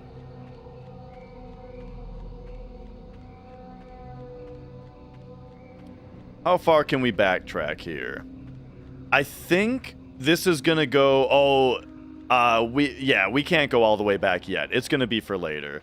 Because this is gonna backtrack me back to the place where... we fought what's-his-face.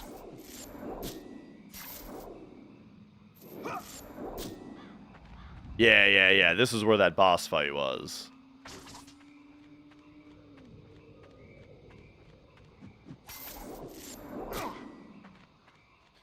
All right. But yeah, baby life has been, father life has been not too difficult, you know.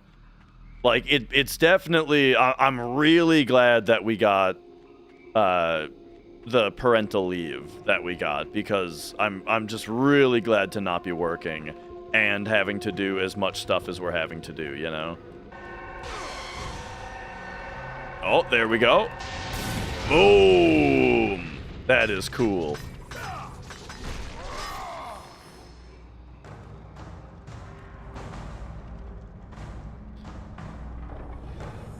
More time to document the farts, exactly.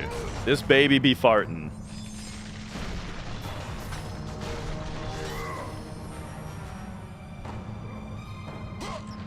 Alright, there's the health we need.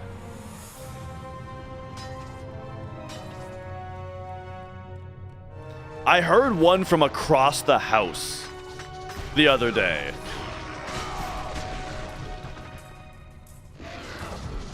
Oof.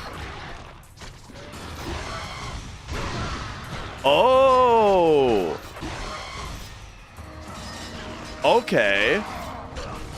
So now, now when we parry, we can hit that, and it hits everybody. That's cool. Okay, I remember that being a move. Like, I remember the parry slam. And so, that makes sense now, that it's something that you get later.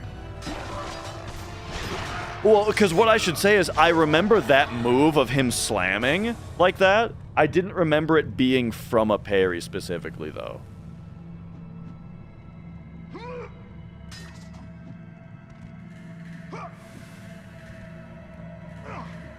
All right. Why does it let me up here?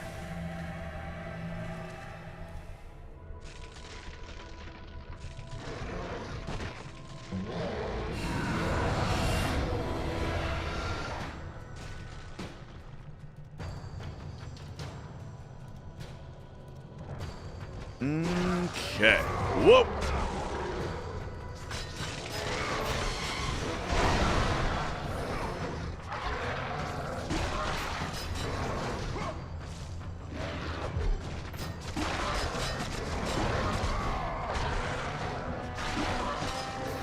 I think we do this.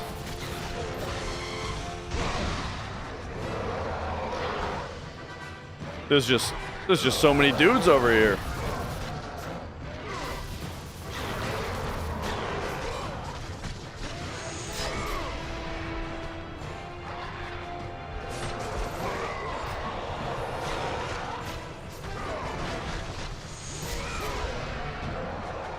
All right, grab you.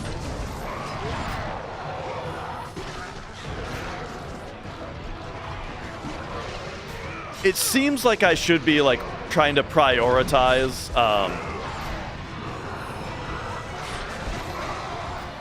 parrying with this. Like, this enemy type seems like the enemy type that is designed for you to learn to parry because of like the how big and obvious their attack is, you know?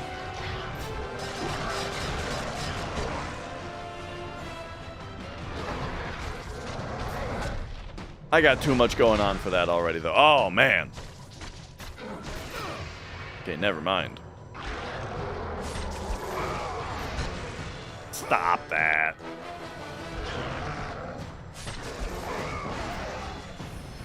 All right, nice. Okay, okay.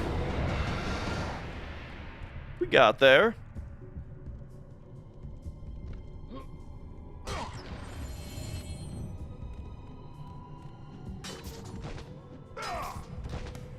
I feel like there's been a lack of secret chests lately, you know? Like, whether it's due to us having just done a backtrack, or, you know, I spent a long time fighting that Cerberus. So my, my secret chest endorphins have been running low. Kratos, murder of children. Yes, I am aware of the misery you have brought upon my brood. Good stuff. What up, Popo? Only like a couple like monster tits. No, particularly good looking ones yet. You'll never reach the sisters, ghost of Sparta. It is my fate.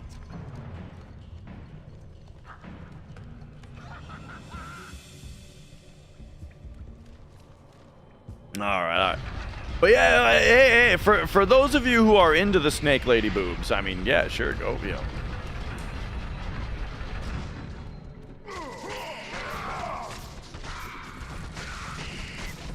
There's all you could ask for, really.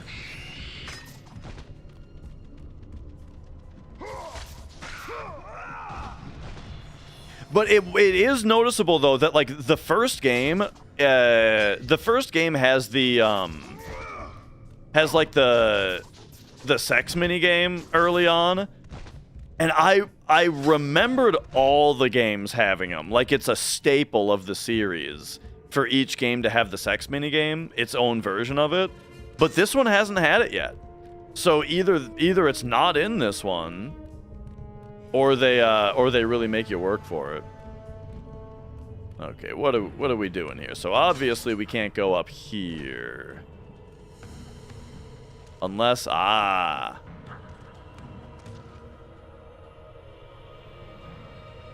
so we can stand like this. But it's not enough. Okay, okay. Interesting. Oh. Okay, so what if we put it like right here? Then we can get up there. Yeah. All right, all right.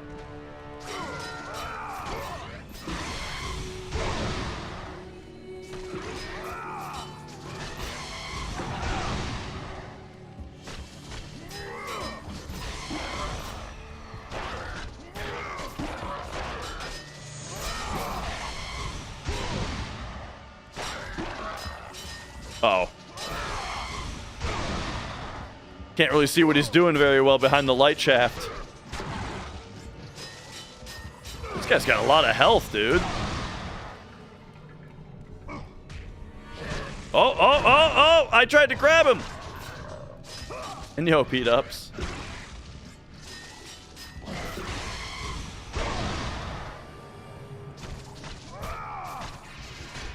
There we go. Nice.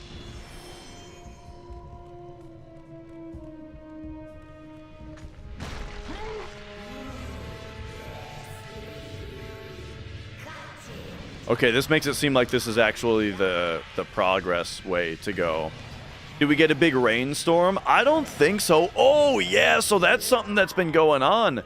The missus and I bought a gazebo for our porch or deck or whatever you want to call it. It's out the back. When I was younger, I thought that like a structure coming out of your back door was a deck and a structure coming out of the front of your house is a porch, right? That's how I always thought of it. But it doesn't feel like what we have in our backyard or out our back door is concrete, just flat concrete, and it doesn't feel right to call that a deck, you know? So I guess it's a back porch. I guess I've heard the phrase back porch before, so it's a back porch. We bought a gazebo for it, so I've got a gazebo to assemble and then drill into the concrete to fasten it down. Because the thing is, like, the thing that's annoying about stuff, like, the thing is we want shade. We want it to be shady back there, right? And so, is it not a patio? Yeah, maybe it's a patio, perhaps. But yeah, we want shade back there, you know, because it gets really, it's very sunny in the evening back there. And so, you know, we want a shady spot. The problem with, like, an umbrella, though, is that it blows away in the wind. Or, like, a lot of furniture blows around in the wind, you know? Which is too bad. And then, as far as like, fastening it down, well, even if you fasten down, like, an umbrella or a cloth gazebo, then in the winter, the snow piles up on it and kind of ruins it. So we got like a hard structure one, you know? Galvanized steel, baby! A nice steel structure to screw down into the concrete so that A, it won't blow away in the wind, and B, in the winter, it can handle having snow on it.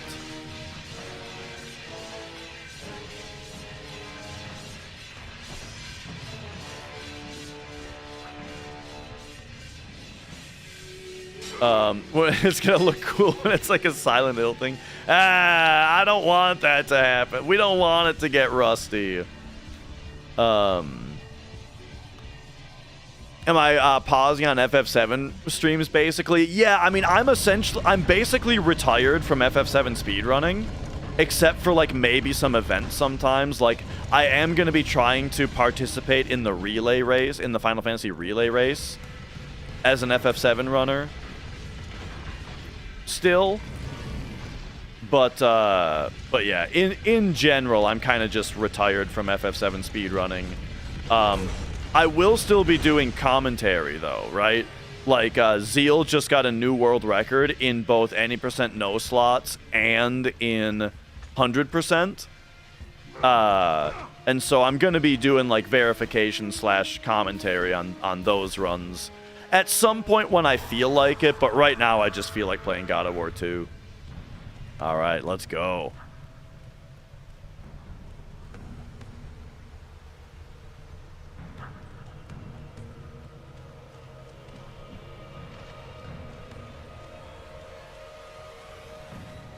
And so, dude, so far this game rules.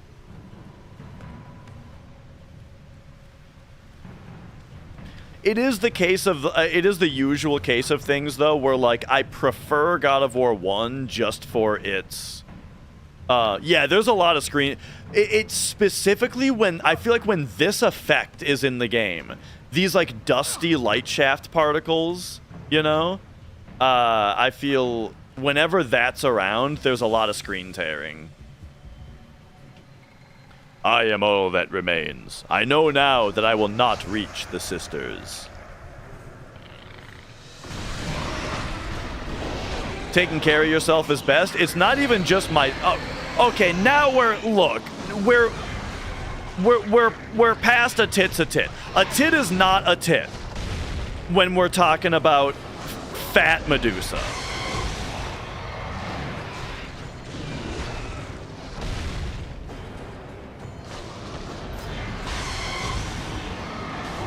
Send it back. Yeah.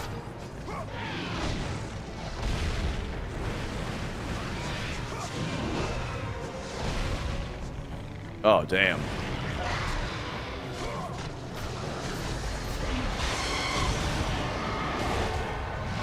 I was not expecting fat Medusa.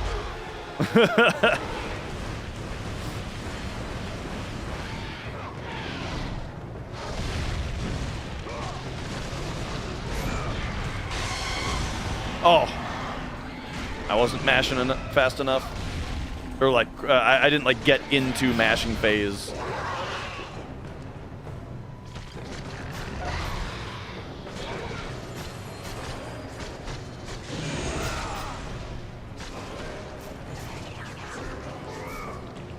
Okay, okay, next phase.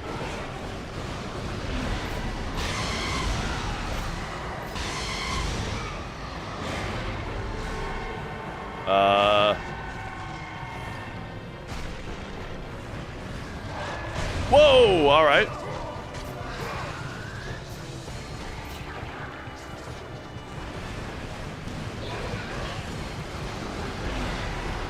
Okay, boom, boom, boom, send it. And then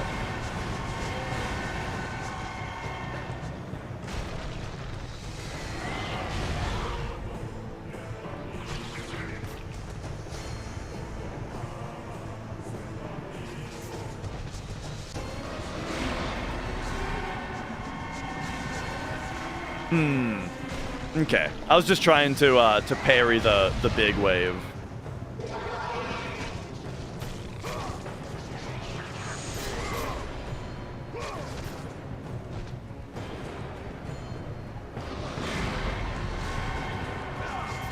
Oh! Jumped way too early there.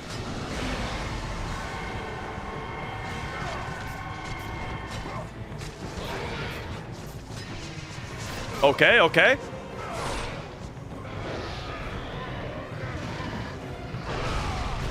Ooh! Little bit of health back. All right, all right.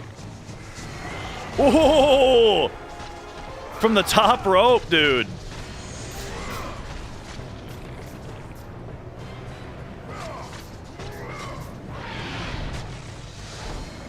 All right. What's she up to now?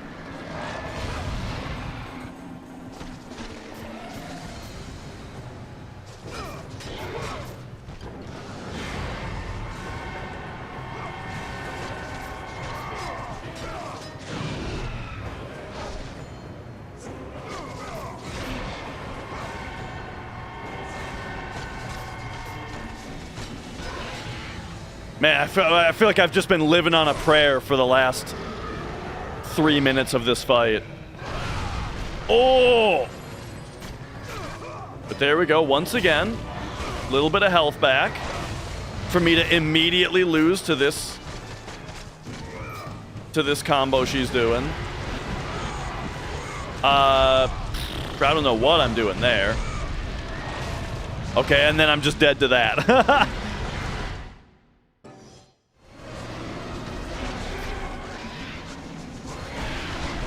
She pulled out new moves all of a sudden.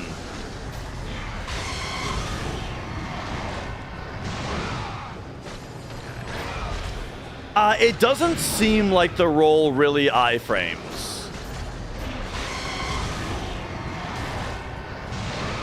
It feels like it's for getting out of the way, you know?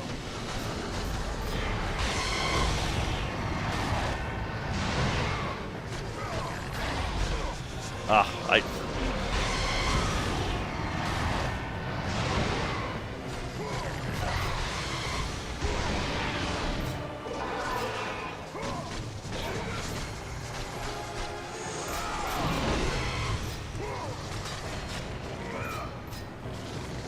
Oh.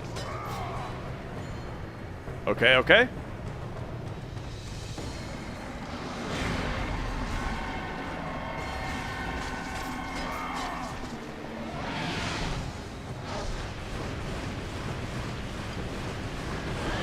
From the top rope.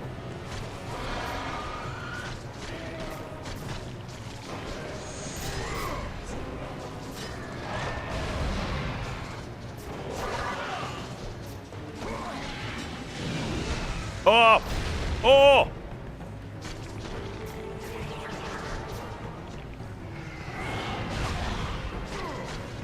Yeah, like right there, I just rolled into her. All right. What are we doing?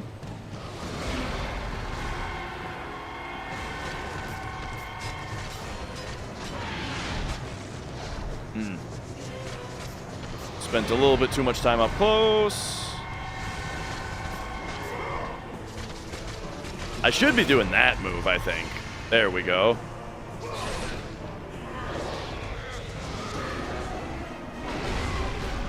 All right, a little bit of health back.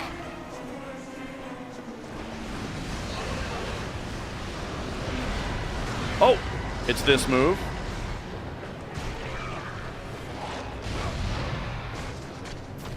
I shouldn't be dodging that if I'm already out of the way.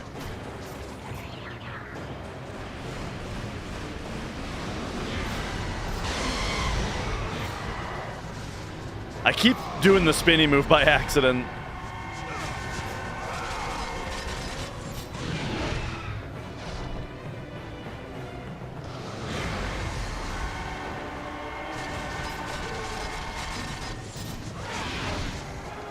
Nice. Okay, that feels good. Jump in, give her one of these.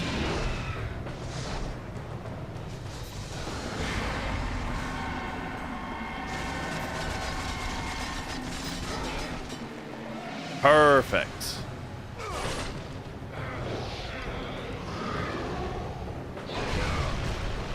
Okay, last time I had like no health left at this point.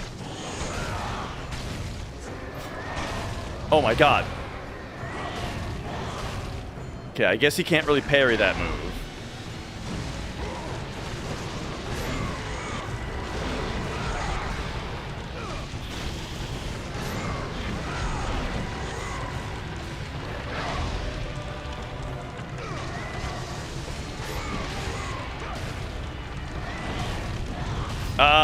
Hello? There we go. Oh boy. She almost killed me again in the third phase. I got a little quiet there because I was trying not to have that happen. Yeah. The head. I gotta learn how to pronounce some of these words. All right. Hold down L2 to activate. Yeah. So now we can do stoning.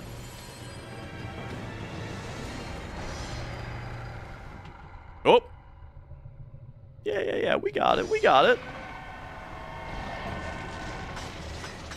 So now we got to figure out which enemy types I most prefer to just stone.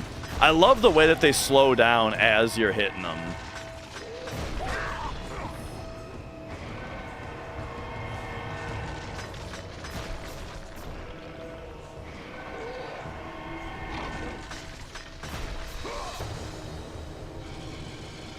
There we go. Nice. Yeah, that third phase was tricky, where she was just doing the big bash combo.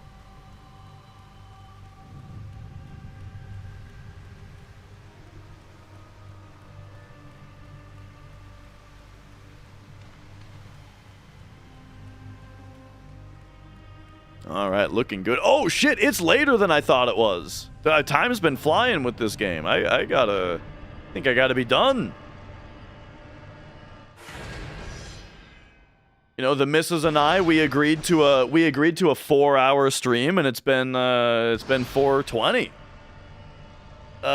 So I guess, yeah, Medusa boss will end with that. I did want to upgrade my my blades one more time. You know, we're at level 3 on them. I only need 250 more orbs to level up the blades to 4.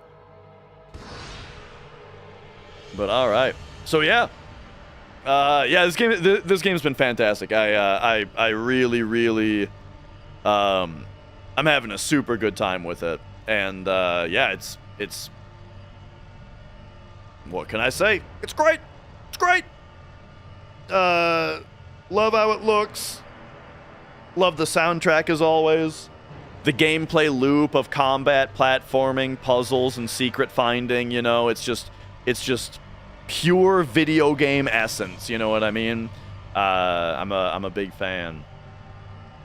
So yeah, I'll be back to continue this game as soon as I can. You know, next time I stream, I'll probably just be playing more of this. And but yeah, until then, I'm back to Mrs. Dash, back to the little one, back to trying to finish up Yakuza 5, because Yakuza is our series together, Mrs. Dash and I. So, you know, when we're gaming together, we're trying to get through that series, and so we'll be finishing up 5 at some point here. So yeah, I think it's gonna be dinner and some Yakuza tonight, probably.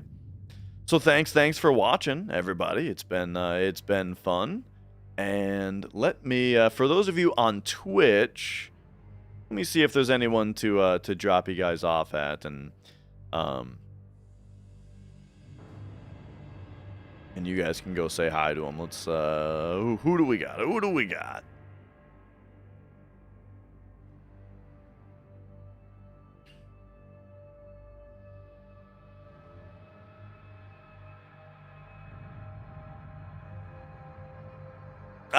Katumbas is running FF7. I mean, I know you guys, a lot of y'all love FF7 speedruns. Katumbas is a full-time streamer, so I will send you guys over there. He's from Australia. So have a good night. Go say hi to him for me, and we'll see you guys later. See you later. Bye-bye.